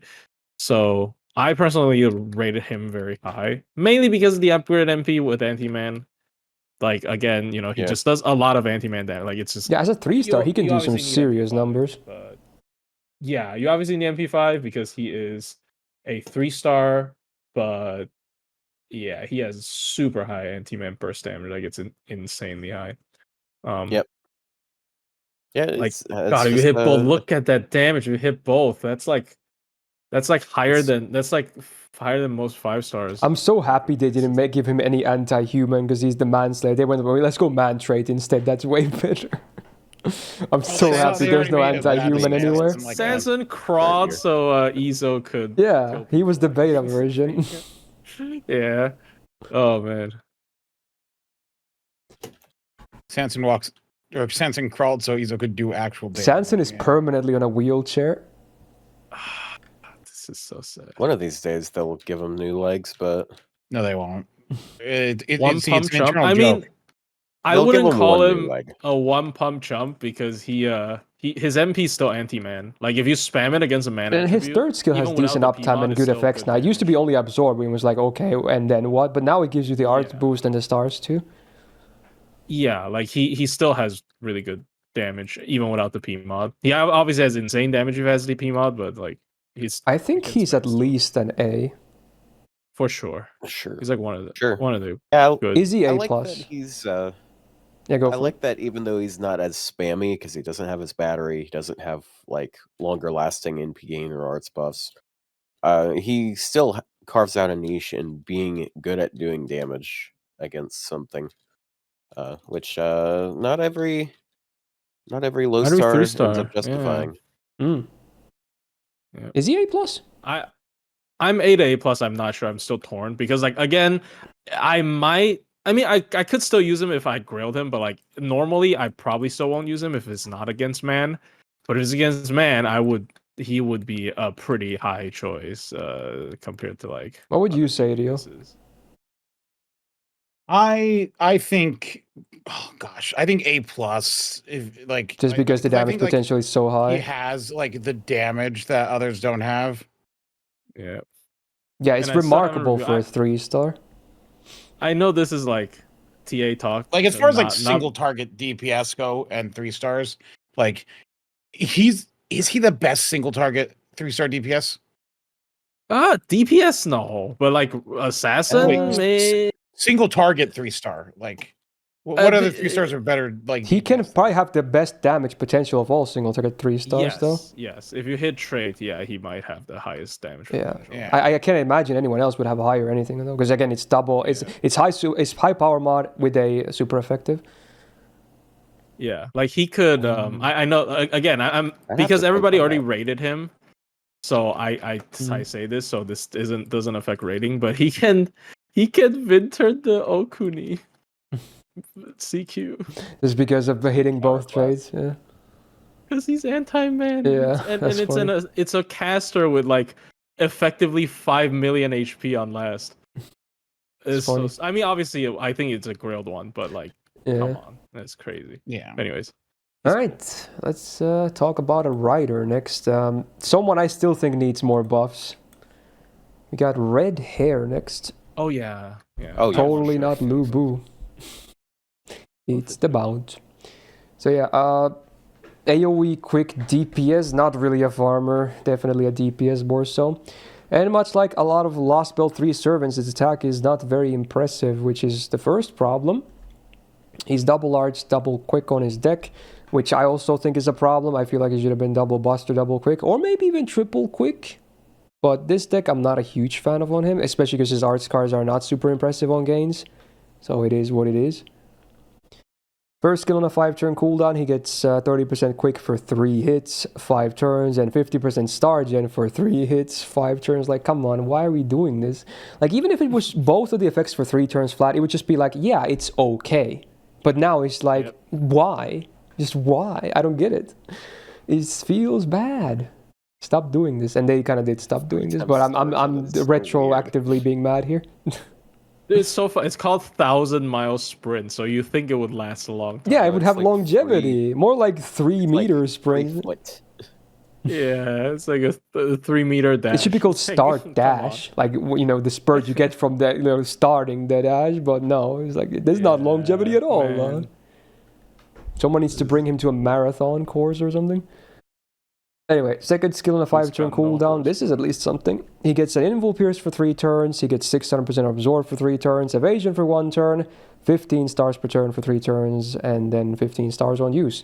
This skill at least, ridiculously good. Is literally amazing. Like anyone else would be just absolutely game breaking. This skill is ridiculous how good it is. It's just it does everything. Top tier like 5-star skill you put. Like this is a god tier skill in the whole game, including limited 5 stars and everything. Absolutely broken. 3-turn Invul Pierce. It's so good, but it's on. The evasion is on a 1-turn cooldown at like 5 turns as well. It's crazy. I mean, it's a lot of lines, but what is it really? Ishtar fans could never. What a crazy ass skill. Invul Pierce, star per turn, star absorb, star bomb, like that all in one skill. This is more than some servants full kits. Isn't that just Summer Melusine skill 2, but with an Invul Pierce for 3 turns? Like, what do you mean? Well, at least he has this going for him, so yeah, it's cool. good. No, I'm talking to Rio. Like, yeah, see, it's good. Okay. It's a better SSR skill, right? Probably. Maybe. Anyway, the third skill on a 5-turn cooldown, he gets 30% crit damage for 3 hits, 5 turns, and 20% attack for 3 hits, 5 turns. Why? It's so bad. Look at the numbers are so tiny too for hit-based stuff. Why? I don't understand. So he has one amazing game-breaking skill, but it's fine because it's on him, and 2 skills that are just absolute whatever burgers. Holy. He literally ran for an infinite amount of time in Lost Belt 6, and then his skills are he traversed the country and back several times. Oh no. Anyway, 12% quick up on his passive. That's great. His main card type, so that's good. Anti-Berserker, also great on the append. Unupgraded MP is a bit unfortunate. So he does damage that ignores defense. That's cool. And then he has a 60% chance to skill steal enemies for 1 turn on base overcharge, getting up to 100%. Man, if he gets an MP buff, he could be a lot better. I feel like the MP is still pretty underwhelming. He has the combo. He has the ignore defense, pierce invul combo. He does, actually, he does. Yeah, he can actually have some okay crits at least, but I just hate this first and the third skills. They're so bad. There's no reason for them to be this bad. He has one good skill. That's his problem. One amazing skill even, but yeah. Mid MP, other two, the bad other two. It's such a weird bag of stuff. Yeah. He's still better than Medusa, I want to say, even with an unupgraded MP, but I don't know how much higher. Well, the Invul Pierce definitely helps. Yeah, I think Pierce Invul and Ignore Defense together is... What other low star has that? I mean, probably another, but I can't think of it for now. Yeah, it is pretty rare to be able to do both. Yeah. It is nice to get double. Just being able to always do damage. Of course, that hinges on him getting his NP, which is his NP gain is okay, and he's a rider, so... but and then he has Absorb, and he makes stars, so he has a lot of nice things. It's just his damage isn't really that great, and that's because of how he's constructed. He's not constructed correctly. Well, he certainly isn't. He's a horse and a person. He's definitely not constructed. Someone in chat did mention it's the year where they decided to make all servants hit base kits. They do have they go through phases of how they design kits. And it's you can see it sometimes. They nerf NP gain for some units, at certain times, or they give hit based things, or they stop caring. And last year is the only thing I can think of last year is AoE attacks, because they did Phantasmoon and Aoko. Yeah. Mm-hmm. Well, last year was more so buff quick units. That was true. They just made a lot of they MP upgrade a bunch of quick, and then Kazuo drop, and then Lohi. I like that we have someone called Red Hair Simp in the chat as well, and he also agrees with it. But yeah, you can't defend that at all. It's so bad. Anyway, I think he's a bit better than Medusa, but how much better is the question? Not that much better. Well, I in don't my want him in opinion. C+ because I like that C+ is all assassins. So B. Do you think he's worth a B? B? Really? I just don't want to mess up I feel C+. like B is a bit high, maybe. You know what? We Is can put he him that in much C. further? We can put him in C. I don't want to mess up C+. I feel like we have to mess it up. I'm sorry, but it has to happen. No, Is he that don't much mess further it than up. Medusa? No, I like him a You bit know what? better. I'm gonna argue He has way more bad, crit he's bad. potential. He has the invul pierce, the ignore defense. Ignore defense invul. Yeah, never mind. I really think ignore defense invul pierce is a very good because like if you're running a budget team and there's a lot of trying to stars do too. like a CQ, you can't deal with that. Like you literally cannot deal with that. You know, like I'm gonna I guess you ruin can it. deal with the. I'm gonna C put in a writer in the C+. Damn. Yep. Ruined it. There it is. All right. I kind of get why they didn't buff him because he just got. Well, he didn't just get. Yeah, buffed. What was I his forgot buff? about that. That's why I made my Angra. prediction. I forgot that he had that new buff last year, so that makes sense that he didn't get the new one. Oh. Yeah, Yeah. but he definitely can get more. Oh I yeah, think and he should. Yeah, he's Right. another story lock one. Yeah, next up we got a caster and a support again. We got Asclepius. Very interesting. Sustain support, art support, MP gain, guts. Does quite a bit of things. Heals. Obviously attack low, but that's good. You want as much HP as possible because he's not a DPS. He's triple arts, the standard caster deck. Gains on base, just okay. Nothing too remarkable. Passable. That's about it. First skill on a 5-turn cooldown. He heals the target for 5k and gives them 50% debuff rest for 3 turns. Basic, but I don't really hate it. It's alright. The debuff rest won't be super reliable, but you know, certainly cute to have, I guess. Second skill on a 6-turn cooldown. One enemy gets MP sealed for 1 turn, and then all allies get 30% MP gain for 3 turns. Pretty good. Yeah, delays the enemy, gives you all your servants more gains. Sure, it's pretty basic, but it works. And then, yeah, this is the thing. Third skill on a 7-turn cooldown. The full party gets 20% gauge. They get all their buffs or debuffs cleansed. They get 20% arts for 3 turns. 100% healing received increase for 3 turns. And then he himself gets a guts for 1 time 3 turns with a 3k revive. So yeah, they just completely buried the Helena skill with this, because this was already better than that with the cleanse. And they're like, yeah, let's do more on a servant that's a lower rarity as well, because why not? Hell yeah, dude. There's some downtime to it, yes, but considering how many things it does now, I feel like it's kind of warranted. So yeah, it does a lot. Definitely does a lot. Pretty good skill set for a 3-star overall. 10% arts is great to get his MP a bit easier. 12% debuff success rate up. Sure, I guess. To help with the second skill land better. He gets a bit of flat damage, which is irrelevant. He's anti-archer, which is irrelevant because he's a support.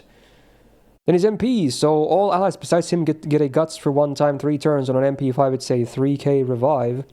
Then everyone in the party, including him, get a debuff immunity for 1 time 3 turns. And everyone in the party gets a healing per turn. 1k healing per turn for 3 turns. Scaling up to 3k healing per turn for 3 turns on max overcharge.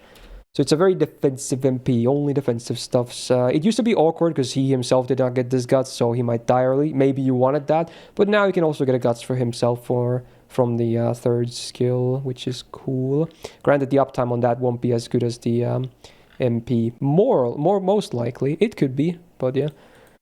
Yeah, he's just really solid. Just honestly very good for a 3-star. Very, very good. So Yeah. like, Medea Lily's dead. Iris Field dead. Like the best healer in the game, I'd say, and then also the best like debuff control. Like if you really this healing boost now on this too. It doubles the healing per turn on the MP. It's like it goes from 2k to 6k per turn. It's why Also, did they make like, it? Why? You can He pair him heals with like Rhinus and like your Medea debuff Lily, immune, right? yeah. Medea Lily He- has like she has 100% for 1 turn on 1 target, and he has 100% for 3 turns on. And all her heals are AoE.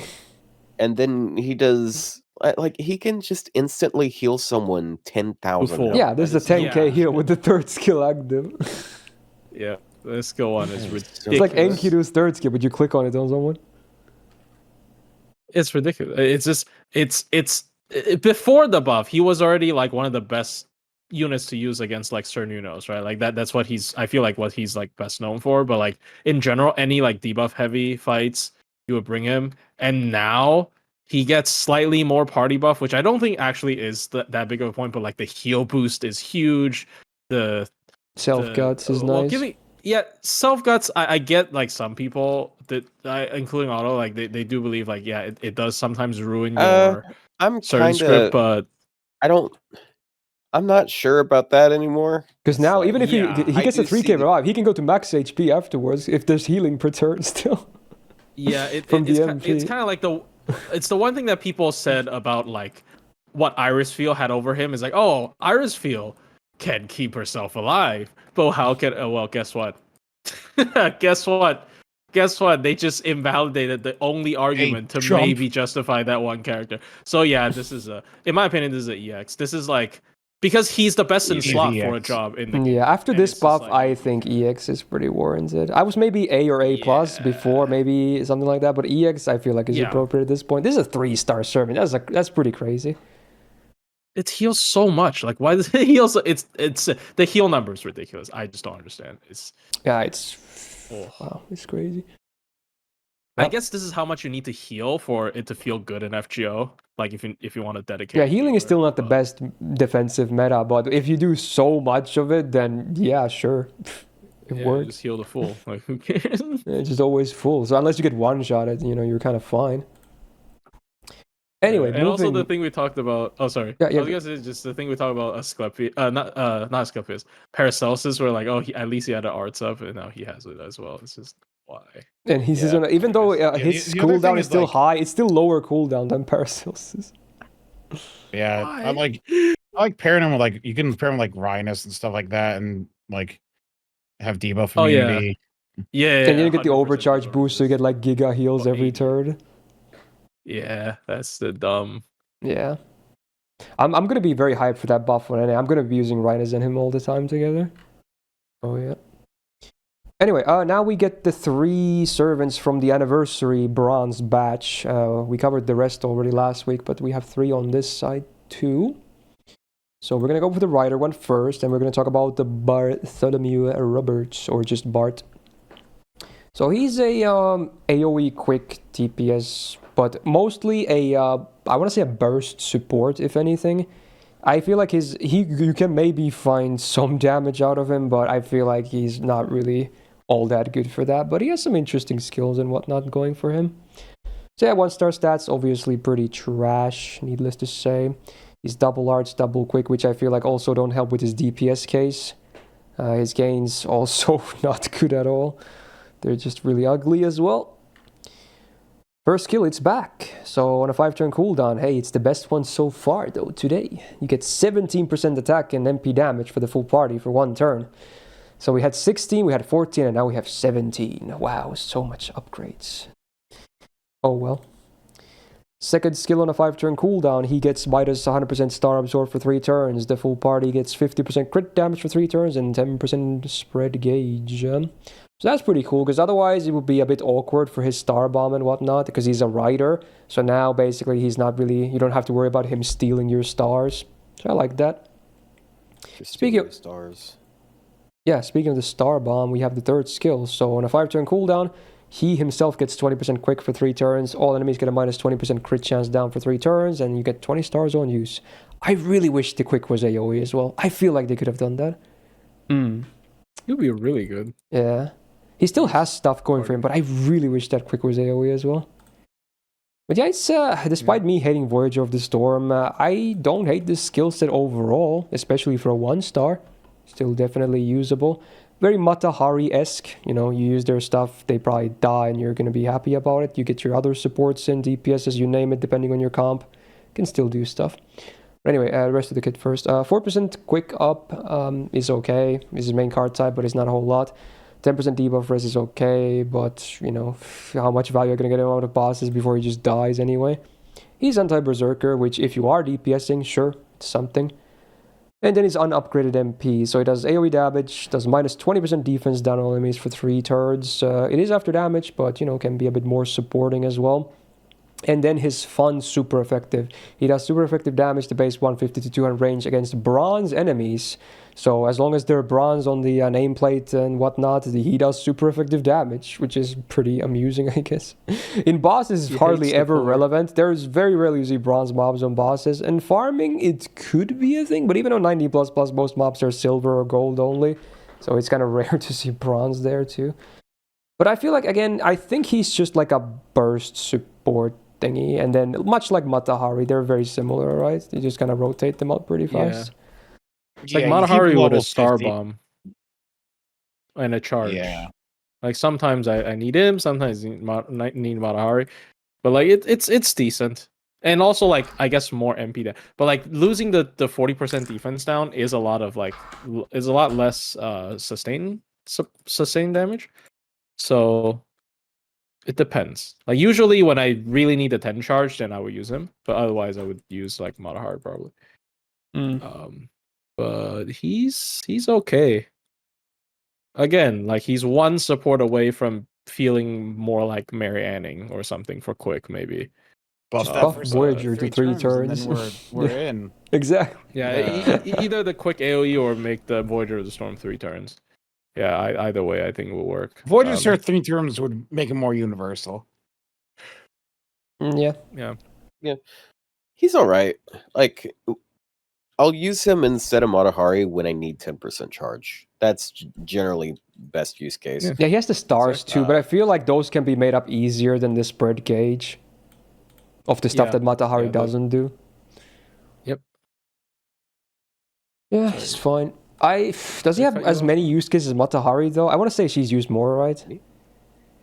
I don't know anymore. Me personally, I feel like it's almost equal.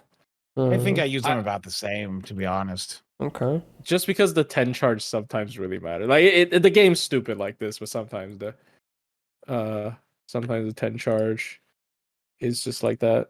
I'm between B plus Adea. I'm also between B plus and A. Any tiebreakers here? Yeah, I'm also between B plus and A. Rio, How convenient. Hey, you know what? I'm gonna say B plus. Okay. You know what? I'm okay with that. Thank you. There you go. You didn't have to do it this time, Otto. Look at that. You're free. Also, he does play FGO. He plays FGO. He's the only FGO character that plays FGO on his phone. Oh yeah, true. Meta moment. He needs to buff himself more. True. Damn. Anyway, spicy time. This is a topic and a half. We're gonna talk about the Gongster, Chen Gong. Okay, so the caster of the bronze batch of that anniversary. So he's an AoE arts DPS and also a support. His attack pretty much not great because again 2-star stats, but you know I guess he has ways of around that. You know if you're willing to go to the lengths. He's full arts on his normal deck, you know, full caster deck. Gains on base, pretty much atrocious level, so that's not great. Actually, not that bad. I thought it was 3 hits for some reason. Okay, they're okay. They're okay. Anyway, first skill on a 5-turn cooldown. You target one ally for a taunt for 1 turn. Sorry, to target a taunt, and then all enemies get a minus 30% crit chance for 3 turns. Pretty good, actually. Very decent for supporting. It kind of neutralizes all the enemy crits on base, and then you know this taunt has so much versatility. You can use it on himself, you can use it on someone else to rotate better. There's a lot of things you can do with this. It's versatile. Second skill on a 6-turn cooldown. Party gets 24% defense for 3 turns, 350 damage cut for 3 turns, and 10% gauge. So it's the weakest of the skill ranks between him, Rhinus, and Waver, but still honestly very solid as a defensive skill, especially for a 2-star. To have this is pretty impressive.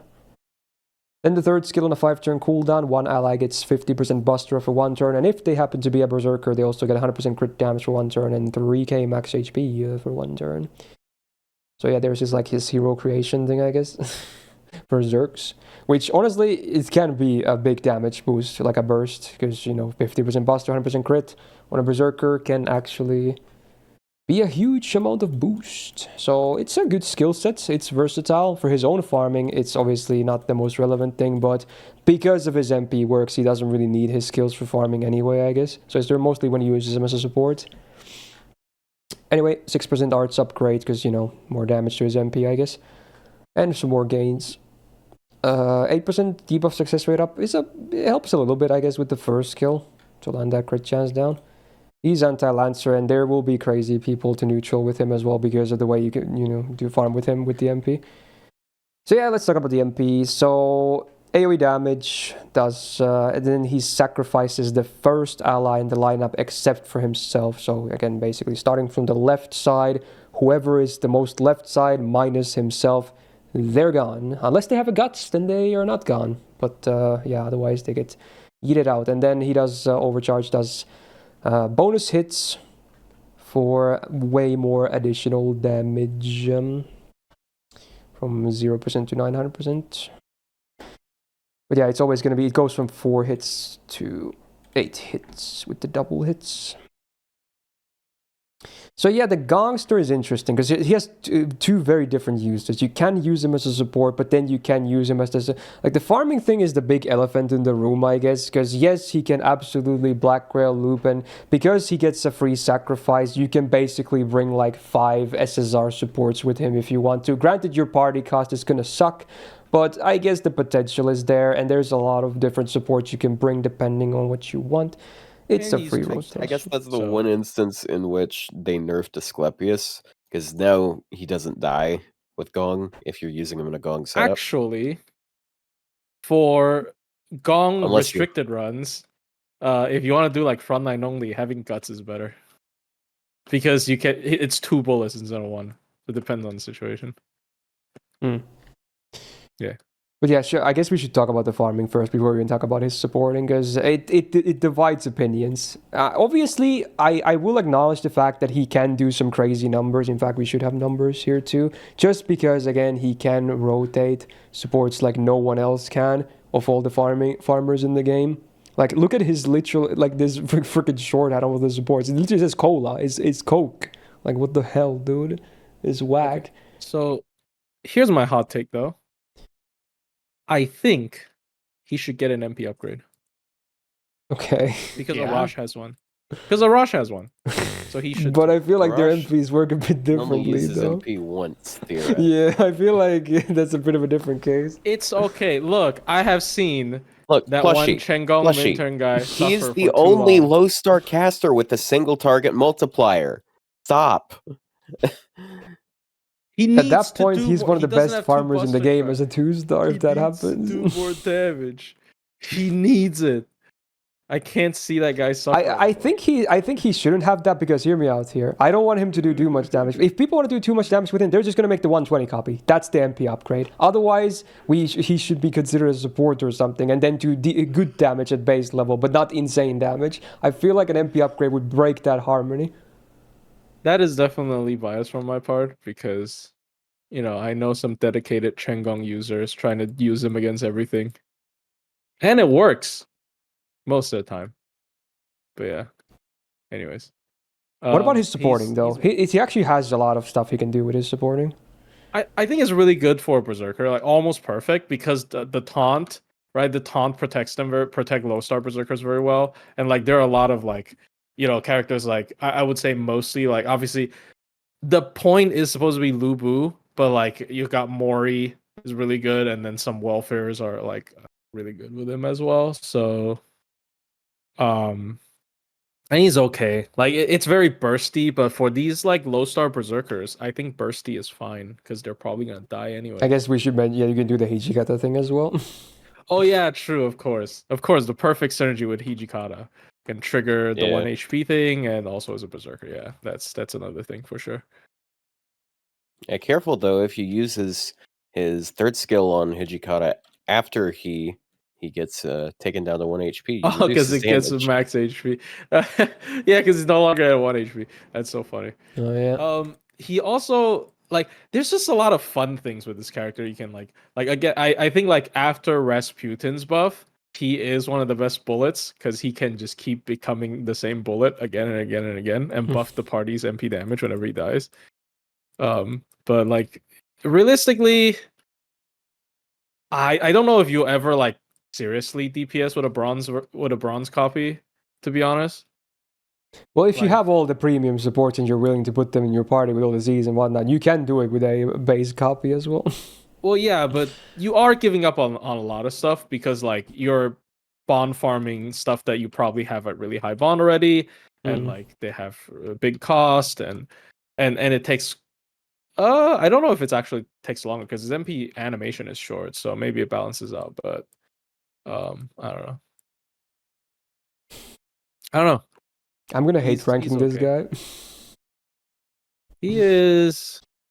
I'd still say like probably A at least. Like A probably Like, minimum at the very least. Yeah, is the thing. yeah. A. I don't know. Yeah. I thought you guys were gonna go higher than that. No, I kind of think he could be EX, but yeah. I don't like the way he works with his farming. I hate the fact that you you bring I only don't premium think he- supports. cost is People are so saying like, "Oh, high. he's a Tuesday, he's the most accessible Tuesday." No, he's not. You need all the premiums. Like, what are you talking about? You might as well be. At this point, if we like, it's not as bad. But I'm about to make the example anyway, or the Right. comparison. You might as well at that point just so consider much summer Kuro on his comps, right? farming. Like I'm so over it. I don't know. Like who the fuck uses like his thing is he's a good support. He's a really good support. Like If anything, I'm more excited for that. I guess A+ is fine. But Yeah. yeah, I guess A+ is fine.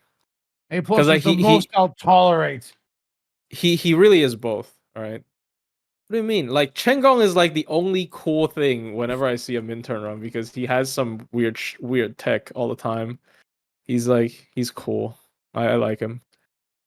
Like obviously the arts looping thing is boring and overblown, but Okay, so I think where he would is everyone place him? A+. at least A plus.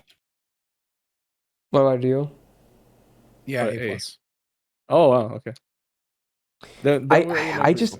I think he can be EX, but I just kind of don't want to put him there. Yeah, he's not as like straightforwardly broken as like Asclepius, right? You know, like I think people can absolutely see that because there are like Asclepius is just like is always going to be useful whatever team you put him in basically, and like he's very specific, and his ceiling isn't always like his ceiling is high, but like you don't always want to do that is the thing, you know. Yeah. We'll go with that for that. Okay. So the last of the anniversary bronze servants, we got sadly maybe one of the worst ones, maybe her and Gareth. I'm not sure. But yeah, we got Charlotte next to talk about. We covered Castor already some weeks back, who's definitely a more impressive variant of her. Yeah, she's a single target arts assassin, and much like Regan, one of her biggest problems is that she has 1-star stats. So that is, considering she's a pure DPS, that is a problem. She's double arts, double quick, and her gains, the arts cards are okay. Everything else kinda doo-doo. First skill on a 5-turn cooldown, she gets 100% instant kill success rate for 1 turn and then an evasion for 2 attacks 3 turns. The first effect kinda just useless, but the second, hey, you know, doesn't hurt to have some survival with 1-star stats, I guess. It's okay in that sense. Second skill, it's the Dante's skill, but much lower rank. So on a 6-turn cooldown, she gets an Invul Pierce for 1 turn, 30% attack for 1 turn, and 20% debuff rest for 3 turns. So it has a bit of longevity with the debuff rest, but otherwise, man, that's a lot of downtime for the Invul Pierce in the attack. The attack could have been like 50% too with her stats. Third skill on a 5-turn cooldown. This is a new buff as well, I'm pretty sure, and I'm happy about this at least, because using this before, I hated it so much. So now, instead of RNGing your buff, you choose one of the following.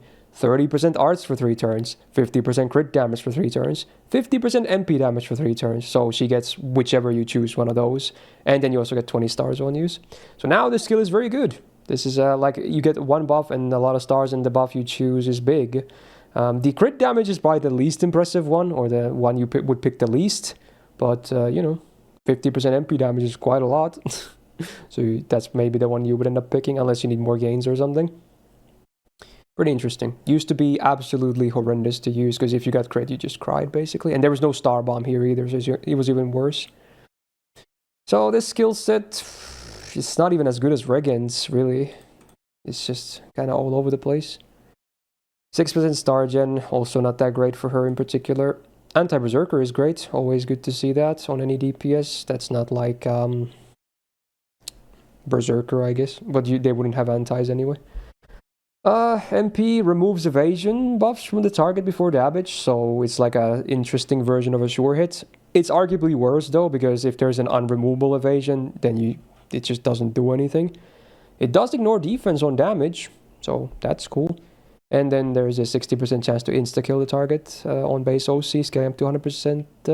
Also, I guess she was another one that has the Invul Pierce sure hit, not Invul Pierce, Invul Pierce defense ignore combo. Ooh. But man, she does not enough damage. She has no niche, not enough damage, face cards, there's no crit potential. Yep. I think she's terrible. The buff is like a quality of life update. It wasn't even actually. It is a quality of life update. Like 50% NP damage sounds like a lot, but she's a low star without an NP upgrade, so it just does not end up being and no that much. niches of any kind for damage. Yeah. I mean, she does have Pierce Invul and an evasion removal, which is kind of although it's in a cool, I guess. 5-turn downtime. But again, I don't okay, think like I think maybe a hyper version could be fine, but yeah, it's just the 1 star. It's just no. I don't think she's very good at all. Rio Emerald here with a hot take. I think she's better than Kojirou? Wait, really? Because of arts? Yeah. It's just because of arts. Ignore invincibility on command. You know, I mean, well, it's tied to attack up, but that's fine. You have Castoria for attack up and stuff like that. She's arts. That, but... You can use her with Castoria. She's got, you know. Does he have upgrade MP? The 50% MP damage. Regan does, and he has ramp up on it too with the quick up for 3 turns. Right, but I just think she's better, like to use. Like she's easier to use. Disagree. Well, yeah, sure, I agree that she's easier to use, but I definitely think Regan is better. An artist, so like I would rather use her versus him. No, I would not. I would never. Because Kojirou actually, like, he can push his damage as a 1 star. Oh yeah, her MP is also 1 hit, so it doesn't even refund much at all. Like, she actually cannot push her damage. Like, have you tried her? I tried her against like full nerf Kiara with like a full arts team. She barely did it. What do you mean? It's like no damage. Kojirou's doing that. Kojirou does it way better. Yes, Kojirou does it way better. I guarantee you. He ramps up way better. You can't say because Quick does more damage. You know what? C+. So now you're trying to settle for the same tier? I think she's way worse. Nope. I think she is like C. I think she's worse than Regan, like at least a minus worse. I like her better, but you guys do you. I would probably do D+ if anything. I'm just here to. That's a bit harsh. Okay, that's a little mean. But I mean, but she's a 1 star and she doesn't stand out. She has Invul Pierce, but yeah, sure, okay. Her damage is just so bad. I don't really see anything. Like she's a pure DPS that's a 1 star and has an Invul Pierce. Like yeah, that's all she has. Her damage, okay. Because of 50% MP damage up, it's not that. But like, if you're using like Black Grill and stuff, it just gets watered down quite a bit. I would say. I don't know. Oh yeah, just like when you're using Black Grill with Lancer Artoria, it gets watered down. Yeah, until you double cast it. Mm. Yes, and also you don't use Black Grill with Lancer Artoria. Anyways, use Rising Mud Rain, which is the same thing. Use Rising Mud Rain, stupid. What a dummy. I think she's C. I don't think she's that much worse than Kojirou, but like she's C. What would you say, Otto? You had several different opinions. I'd say C or C+. I don't know. Okay, so maybe my D+ is too harsh then. Here's where I formed my opinion of her. I only use Kojirou and Charlotte in tower events, and the way I play tower events is I always start at the low stars at 1 stars, and I don't use I only I go whatever's the lowest available, right? And I Wait. very rarely ever use like 4 or 5 stars even. I usually finish the event still using 3 stars and maybe some 4 stars, right? Because I don't even do it all in one go. So like And I you end up using prefer them in like solo Charlotte by situations. using them like that? And I Really? find Charlotte easier to use in that situation. Yeah. I can do Really, C. with I was no maybe art gonna go support, you D+, think but I'll Charlotte just is do easier to C. use? Okay. That's crazy. I don't know how you got to that Yeah. conclusion. I mean, I think Charlotte tip, with I double have a bomb Castoria. 15. So I sure. I That's mean, backline. That's backlining all the way. yeah. But still. Charlotte with double Castoria, I can see being better than Kojirou with like quick supports. But All right. Anyway, so that's Castoria. next up we have 3 more to go. Another permanent Maybe, 3-star. I don't know. We got Mandricardo. Is this the last rider? Yeah, we only have different classes anymore. So, easy boy. Single target arts DPS. Attack could be higher, unfortunately, but you know, it's not atrocious, I guess, for a low star. Double arts, double quick on the deck.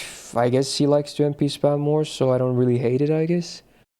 His gains are just okay again. Man, there really wasn't that many like really nice gains on this list. But I guess, you know, low stars and all that. First gun, a 5-turn cooldown. He gets 30% defense for 3 turns, and the party gets 20% attack for 3 turns. So it's a charisma that protects him, so it's better. Yeah, it's okay. It works. Makes sense. So I think this buff already existed last year as well, but they tried to fix his YOLO skill a bit. So on a 6-turn cooldown, it can only be used when he's 50% HP or less, but he gets 50% attack for 1 turn, 100% crit damage for 1 turn, then this on attack debuff for 1 turn. So whenever he attacks an enemy, he removes all their defensive buffs. Then he gets this delayed debuff for 1 time, 1 turn. And after that 1 turn, he sacrifices himself. Also, the debuff, the defensive buff removal, it's also after his hit, right? But at least they made it so that now this is all like 1 turn instead of like 1 attack stuffs. So he can at least have a full chain now before he crashes out, I guess. So that's pretty cool, I guess. So That's how it should have been from the beginning. Yeah. It still sucks that you have to be below half HP for it, but This is another quality of life update, kind of like William Tell, I guess. Oh yeah, and then he also died immediately. Yeah, that was the thing. Now it's a full 1 turn. There's a delayed buff instead of an instant sacrifice. Yeah, so you can use a Brave Chain. Which is nice because it didn't make any sense before because there was a big attack buff and a big crit buff. So, you know, attack buff for the MP maybe, but then this is completely wasted. You got 0 crits. Or you want to crit, but then you can't choose. MP. So yeah, it was just weird as hell. You got a card or Yeah. But now he can do an MP that hits harder and also face cards that crit afterwards before he dies. It's a weird skill he just though. needs a 50 MP battery that also has a demerit that cuts his HP in half. Yeah, I don't like this skill still. It's hard to use really, and he's an art servant. You just lose 1k HP and that's it.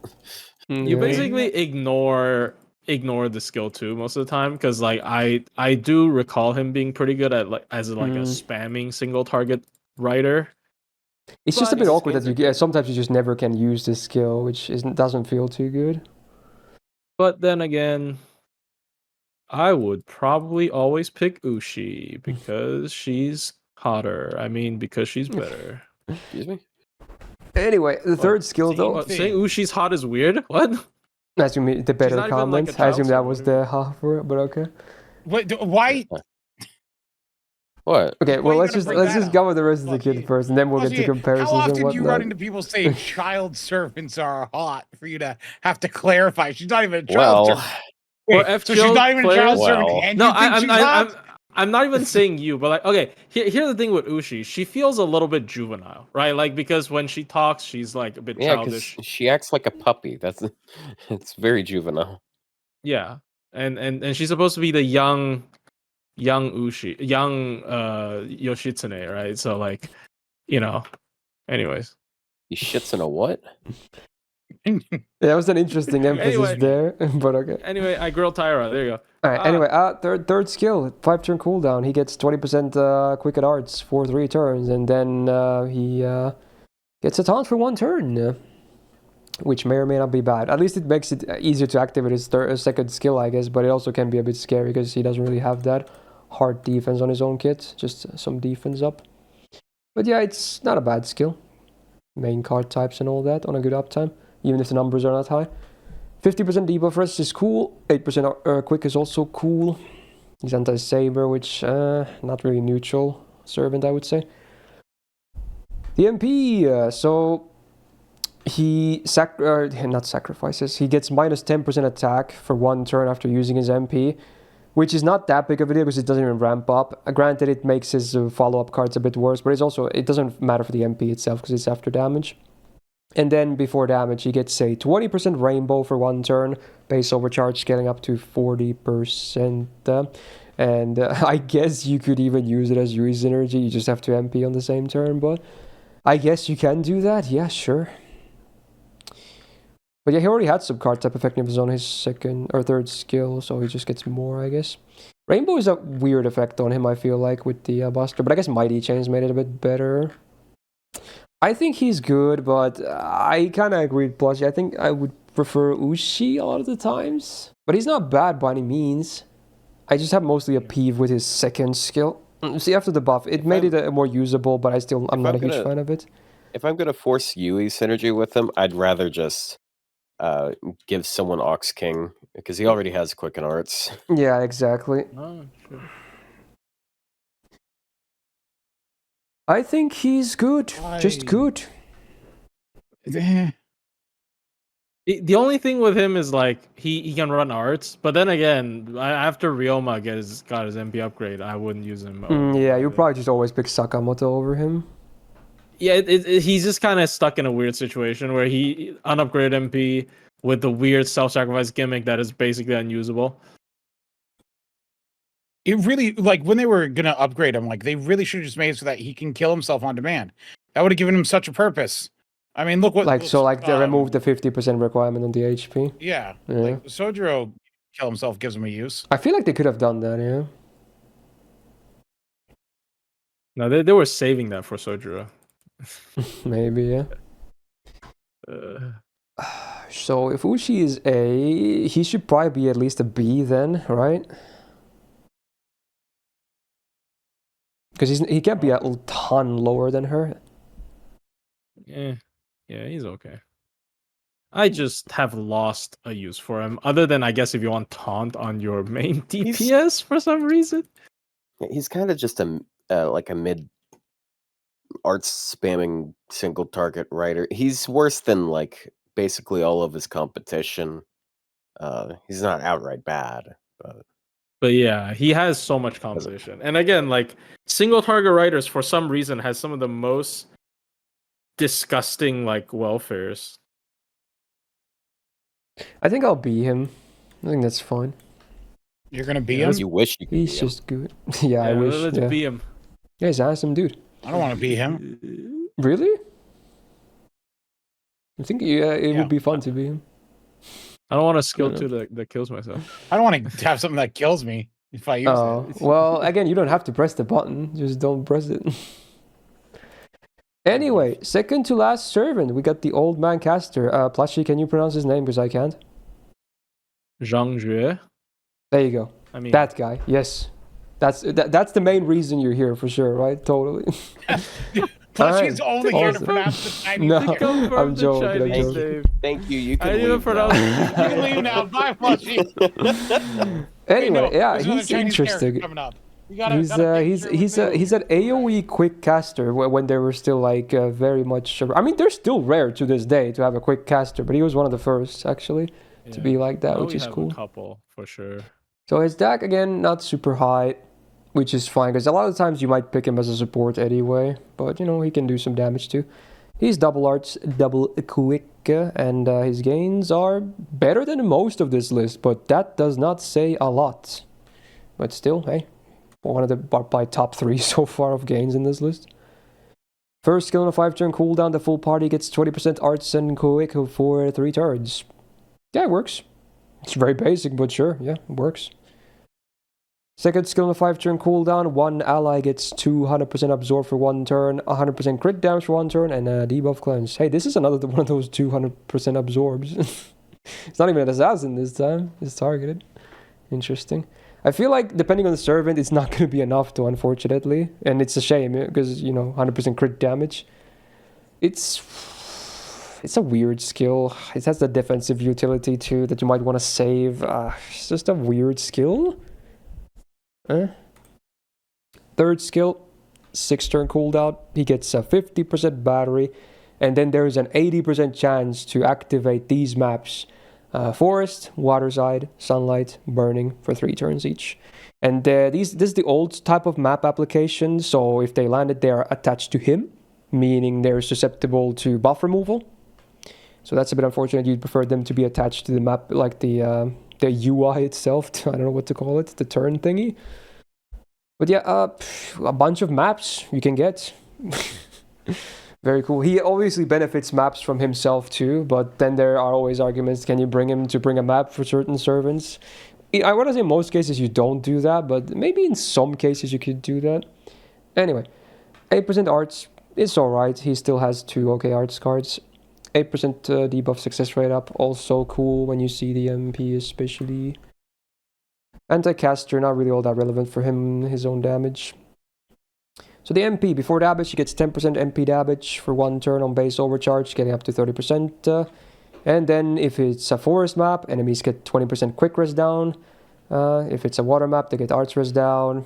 Sunlight, they get bust res down. And burning, they get crit chance down. All 20%, all for 3 turns, and all before damage as well. Increasing his own refund, star gen, damage, you name it. Assuming you land the quick one. So if you land everything, it's a pretty strong MP FX wise. That's a lot of nice debuffs to have, but again, you're not even guaranteed to land all your maps. Granted, some of them can already pre-exist. Chances are at least one of them honestly pre-exists on the map you're battling on. So yeah, there's that. Can you up this with buff success rate up? You can, I assume, right? You can, because they're buffs. You should be able to. Oh yeah, because even his Bonsi is 20% party success. Yeah, okay. So it has to be. Oh, never mind. Yeah, then. Yeah, it's clearly a nudge to that. Yeah, okay. Yeah. Okay, never mind. I'm dumb. All right, yeah, but it's so right. I feel like as a DPS himself, he's not the best, but he's kind of like this half DPS, half map support. Yeah, he like outside of the map support, he has like crit up. Yeah. He's like okay numbers for like things that are map supports, and obviously for map supports is okay. Like changing fields. I don't know. Do people use him with Nemo? No. Probably not. Keep him on the field kind of sucks. I mean, you don't have to keep him on the field that long. Yeah, plug him in. But the thing is, again, it's not even guaranteed. If you bring him for a certain map, you might be very angry at some point. Yeah, you kind of need the. I don't know why did you just make these guys. I assume this is because his own MP gets effects from all of them. But come on, you can do it. It's not even upgraded. Come on. Yeah, you kind of need the Bonsi. If you really the problem with the Bonsi is that means you don't get the NP. So I usually go. But it does give team-wide MP damage too, so for supporting is not bad. But I guess you would like to get his MP though, because these debuffs are pretty nice though. Yeah. But he does have a 50% battery, and with the Pent he already gets 70%. So I don't know, maybe with the Bonsi you could still get it. 70% for free. It's not that bad. 50% is a lot for a low star as well. Hardly any low star has that. Yep. I feel like it's still doable with the Bonsi. I think he's decent. But maybe not super remarkable. I've never really found a time to use this dude. He should do a bit more maybe or something. I don't know. No, but like he's like supposed to be supporty, but like he's not. He's just never really a great choice for it. Because he definitely wants to MP. Because it helps if you bring him, like, you probably want to bring him to help someone else get a map they really want, but then you probably also really want to MP with him as well to get these juicy debuffs. Which is maybe a bit easier said than done sometimes, because you gotta RNG the map, and then you gotta get some battery as well, because he doesn't have enough for a free MP. High battery, though. BP plus? Sure. B plus, sure. No, I could do like, B he's worse plus, than- maybe. B. I feel like I don't know how much better than Phantom is he. That's not a question you ask very often, by the way. Well, I think Phantom's a little too high, maybe, but you know, No, I don't think he's so I fine think on you're a me. little too high. Whoa. no, I've never done drugs in my life. Well, that's good to hear. Maybe B plus. Yeah, maybe. Let's go with that. B. I kind of like that he has AoE quick too. Gives him a bit more value. What Like, he makes have you stars? ever used him? Have you ever used him for his fields?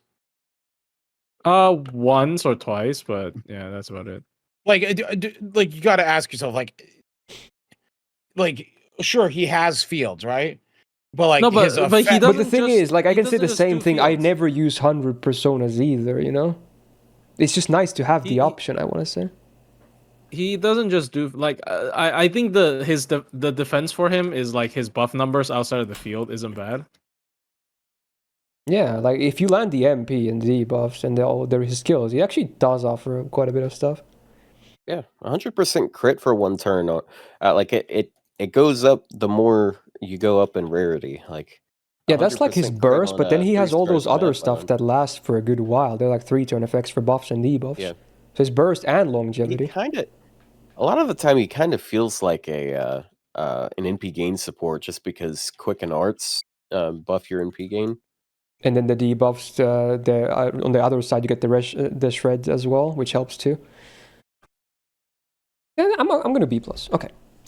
Anyway, time for the last servant of the list, the last low star of 2025, and it's an extra class, and it's the latest one to this day. It's Shufu. Let's go. Anniversary release, but still God blessed for being permanent. That's so nice. Hey, Imagine Pasha, if how she do you was pronounce limited, that this would be one? annoying as hell. Okay. Fufu. Jofuku. Okay. Do, This one should- doesn't do you want me to pronounce it in Chinese or like Go in for Yeah, it. what's the Chinese name? Shufu? No, It's in a- Japanese it's there's Jofku. You just said Chufu. That's very different. Shufu. Mm. Yeah, Jofku. That's is, what I do when I'm hungry and I put stuff in my mouth. I Chufu. I see what you did there. Anyway, we have Wow, you are a Canadian. support on our hands that is mostly used with arts, but certainly not entirely tied to the card type of arts, but probably the best value you can get out of her. Stats, honestly, I wish her attack was lower than this, because I would prefer her to have more HP, because in most cases she's going to take neutral hits anyway, so it can be a bit scary sometimes, but oh well. Double arts, double quick on the deck, and her gains they're fine again, just fine. Better than a lot of the ones, but nothing too remarkable in the grand scheme of things. First skill on a 5-turn cooldown, the full party gets a 2k heal. They get one of their latest debuffs removed, and also everyone gets 30% MP gain for 3 turns. Just a very solid defensive skill that helps you get more MPs as well. Not bad. Second skill on a 6-turn cooldown, the party gets 20% arts for 3 turns, 30% crit damage for 3 turns, 30% anti-undead power mod for 3 turns, and then all enemies get a minus 20% crit chance down for 3 turns. So the undead one is the one thing that's not always going to be a thing. Obviously you can do some combos with Summer, Wu Zetian as well if you really want to, but otherwise the 3 other effects pretty good, especially for bosses. The crit chance down can be nice to have too. Again, pretty good skill for a 3-star servant, needless to say. Third skill, 6-turn cooldown. One ally gets 30% gauge and also 100% buff removal resistance for 1 turn. And if the ally you target happens to be a good Chan face, they also get 30% MP damage for 3 turns and another 20% battery. But even on non-good Chans, you still get that 30 and the buff removal resistance. It is only 1 turn. And so it has 5 turns of downtime, but if you time it well, it's totally fine, because usually you can kind of expect when buff removal might be headed your way. Although chances are you might just pop it for the battery as is, because targeted 30 is still a good chunk. And especially a nice thing to have for a low star. Very, very rare. So yeah, pretty good skill set. It just works. It makes sense. Passive's got 8% arts and 8% increased MP gate on damage taken. Cool.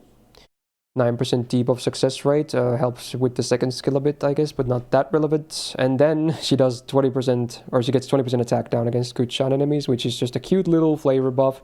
She's not a DPS to begin with, so sure, it's fine. She's anti-assassin on the append, which is actually not bad if you want a DPS with her, because she's an alter ego, so man, go nuts. Love and hate relationship is real. Then the MP, it's exactly pretty... why. Yeah, it's kind of weird.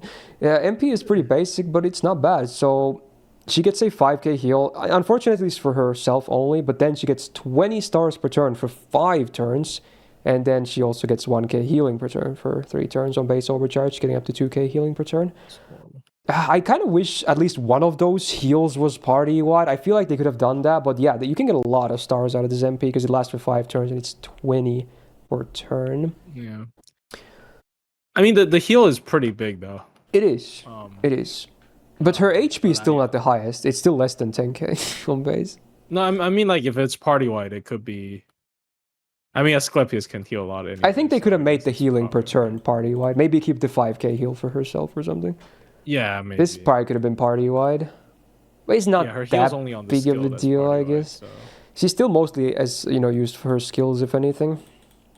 But stars can be very good too, depending on your needs and you know what you. Because she can be used in both farming and bosses. She can be a replacement for some of the more premium supports that Arts looping. Granted, you will probably lose out on damage or something, but sometimes you can afford it, and then it's just really nice to do. You know, less party cost and all that.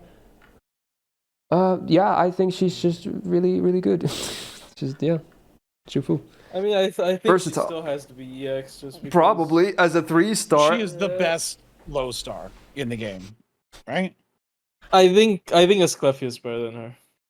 No. Yeah, that's maybe. stars It's I level. want to say a maybe for the best. Yeah.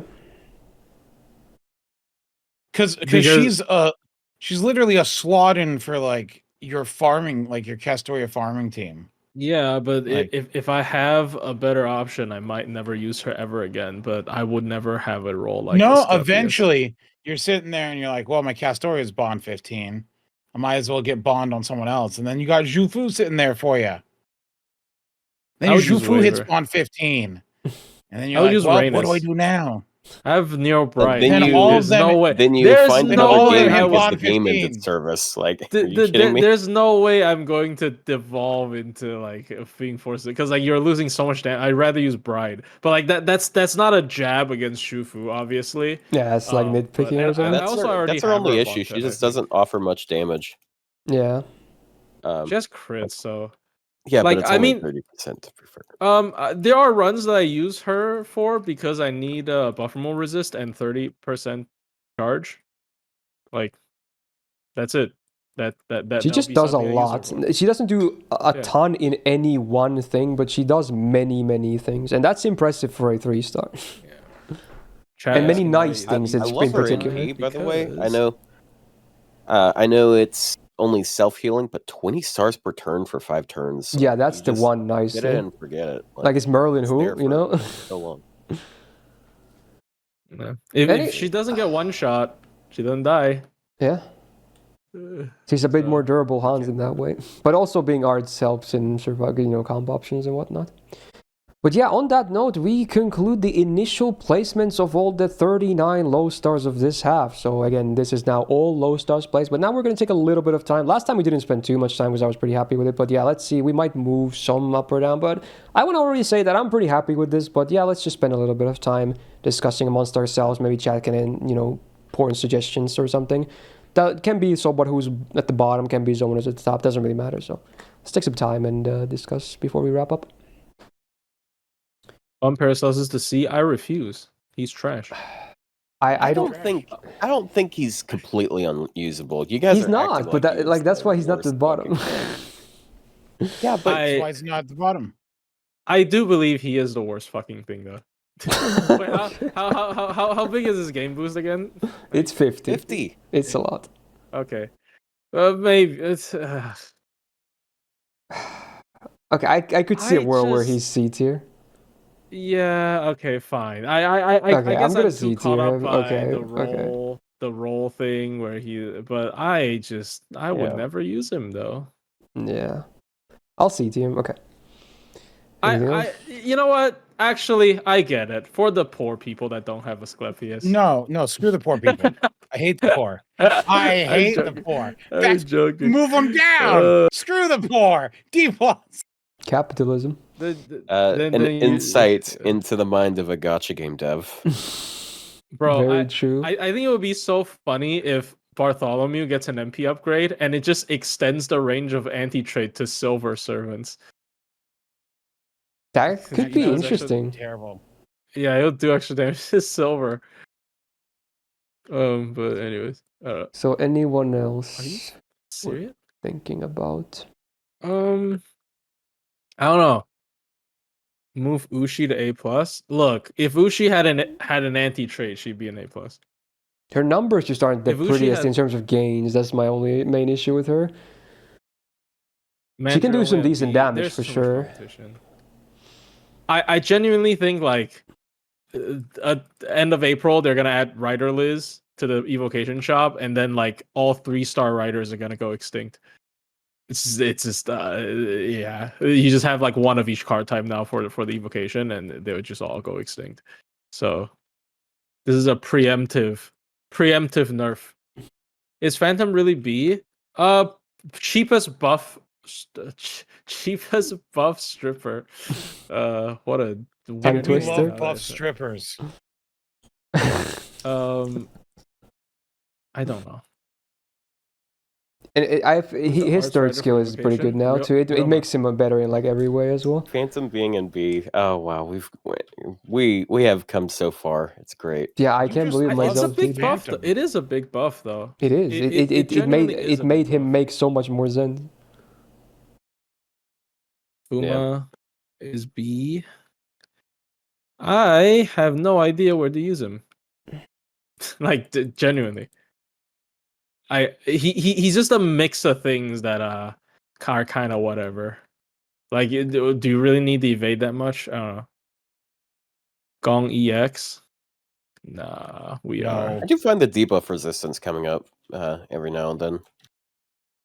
I guess yeah. How big is it again? I forgot. 100%. I'm sorry. Yeah, if you land it, it's Wait, who? basically guaranteed Really? to land your Fuma? debuffs. Yeah, it's only one turn, but yeah, it is Oh. 100%. That's a big number. Oh, so it's immune for a time.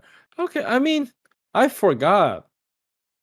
We Yeah. literally just how I already forgot he had that. I am so sorry. I am not very well versed with these characters. Unfortunately, I'm just I guess he can. Where's he again? He's C plus. I guess he is a bit better than the ones in C plus. I would be okay with him in B, honestly. Yeah, Yeah.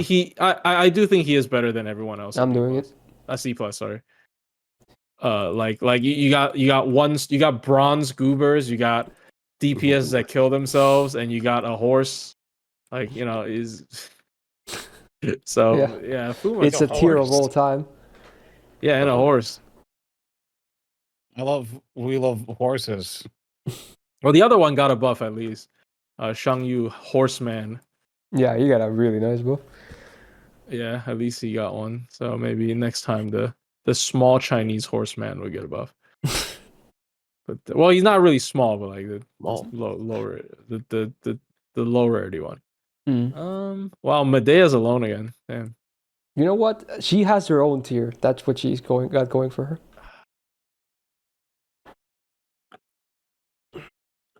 Honestly, I'm looking at the whole list. I'm pretty happy with this. Yeah, it is okay. I don't think anything is like particularly controversial. Like the big talking points are gonna be like Gong. Why Yeah, I'm sure there's Gong gonna be that people high? mad that he's not EX. You know, That's like- definitely gonna happen. But like, I just I don't why want to do it. I don't want to Hans, do it. Why Gong not Yeah. that? Why is Gong that low? That's Yeah, he's like, Yeah, well, I dude, feel more bad likely. list, Gong not EX, Yeah. unwatched, unsubscribed. Yeah, why Gong not EX? Why not Boudica? Okay, I feel like guess Boudica Boudica won't would be be argued way about. If anything, people are like, higher. well, she's way too high or something. Yeah, because it depends on if you've ever tried to use Boudica. Because I mean, it's understandable because NA just got the command code. Like I've genuinely see a lot of like low star only clear players. They really rely on Boudica plus command code to push damage. So it's I just still think it's really good. Yeah, and also because I have Draco and I use her a lot. Sorry. Yeah, I think I might just lock it. I'm pretty happy with this. Man, we're not shifting much. Yeah, it's the same as last week. I'm Matahari? feeling confident with this. I'm happy with this. Matahari, up or down? I feel like she I could go don't up. think she can go- She's just such a What? solid crit support. Like, Wait, I who? don't think she can go up. she contributes a lot. Wait, who did you talk about? Really? Matahari. I don't think she can be a full tier apart from Bartholomew. It's 40% defense down, yeah, but I mean, we Bartholomew could has his bump own Bard thing. to A as well if we bump her to A plus, because we were considering A for Yeah, Bard that's also a too. possibility. Rio, Just to do you think contrast Matahari should be how an A plus? low Because star I supports I are do much feel more like useful. you were rating him pretty high, her pretty high, right? As well, Rio. As a What? support, she's the one I use the most out of outside of Zhufu and George. Like, I like her, but I understand where you come from on that one. It's like I guess the D40 is good. I don't know. I think I like him in A and B Defense plus, level. respectively. They're still pretty high. I think I like that. I mean, there's the one pushing for A plus? Shakespeare's comment. I knew it was happening. I'm I fine. knew I'm it was gonna still fine happen. with A, but I'm not opposed to it going I higher. knew it was gonna Is all. Otto, can you give another defense? Because I'm genuinely curious. For Matahari? A plus, yeah. Because Well, it's just you got like Hans and A plus and stuff. Like Hans is 50% crit up and all that shit. Yeah, but know? like Stargen, and then like you don't have to NP to get the attack buff because you get the defense down instead. True. She's just really easy to use. You could just pop her stuff, and you can either have her sit there for a bit and she dies really easily, or you can have her taunted and like the skill seal helps her out with that, so she dies instantly. Very consistent. I guess I'm still torn. Yeah, I'm kind of But torn. yeah, I do think if you I think move it's her, fine to you leave might it have where to it move is. Matahari. Not Matahari. You might Okay, have a to lot of move people are Bard. saying Shakespeare should be Medea's friend in D plus. Shakespeare. No, I think he's not very good, but I don't know. But Medea is not very good either. So, I mean, look, I can see it, but I don't think it matters that much. Like, I genuinely, because I can name a couple of things that he can do. I guess more than Blackbeard. It's a guy. He's got his mouth open and he's got a little hat on. Shakespeare does the Naruto run in his MP. I can see him in D plus, but like I don't think it matters that much. I think I'm just gonna lock it in. I'm gonna lock it in. Yeah. Forget it. Medea gets her own tier. There it is. Okay. Boom.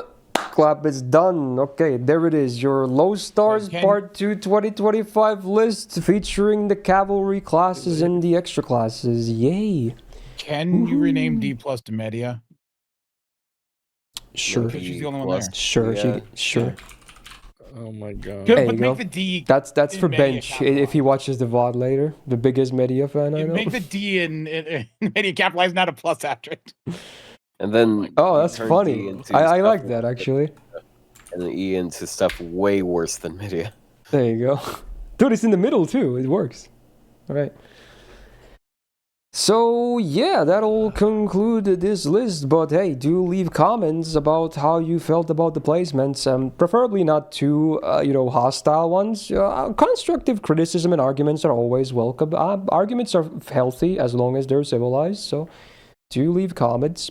Yeah, if you are watching this hostile later on one's gonna- YouTube, hey, press the thumbs up button if you can, because that really helps out. It gives me motivation to keep doing these every single year. And again, do subscribe not to miss out on future videos, including tier lists, because starting next week, like I said in the intro, we're going to be doing the golden extras, and they will be in 3 parts, okay? So if we were doing 2 parts, they would be like 6-7 hours each, which may be a bit too much.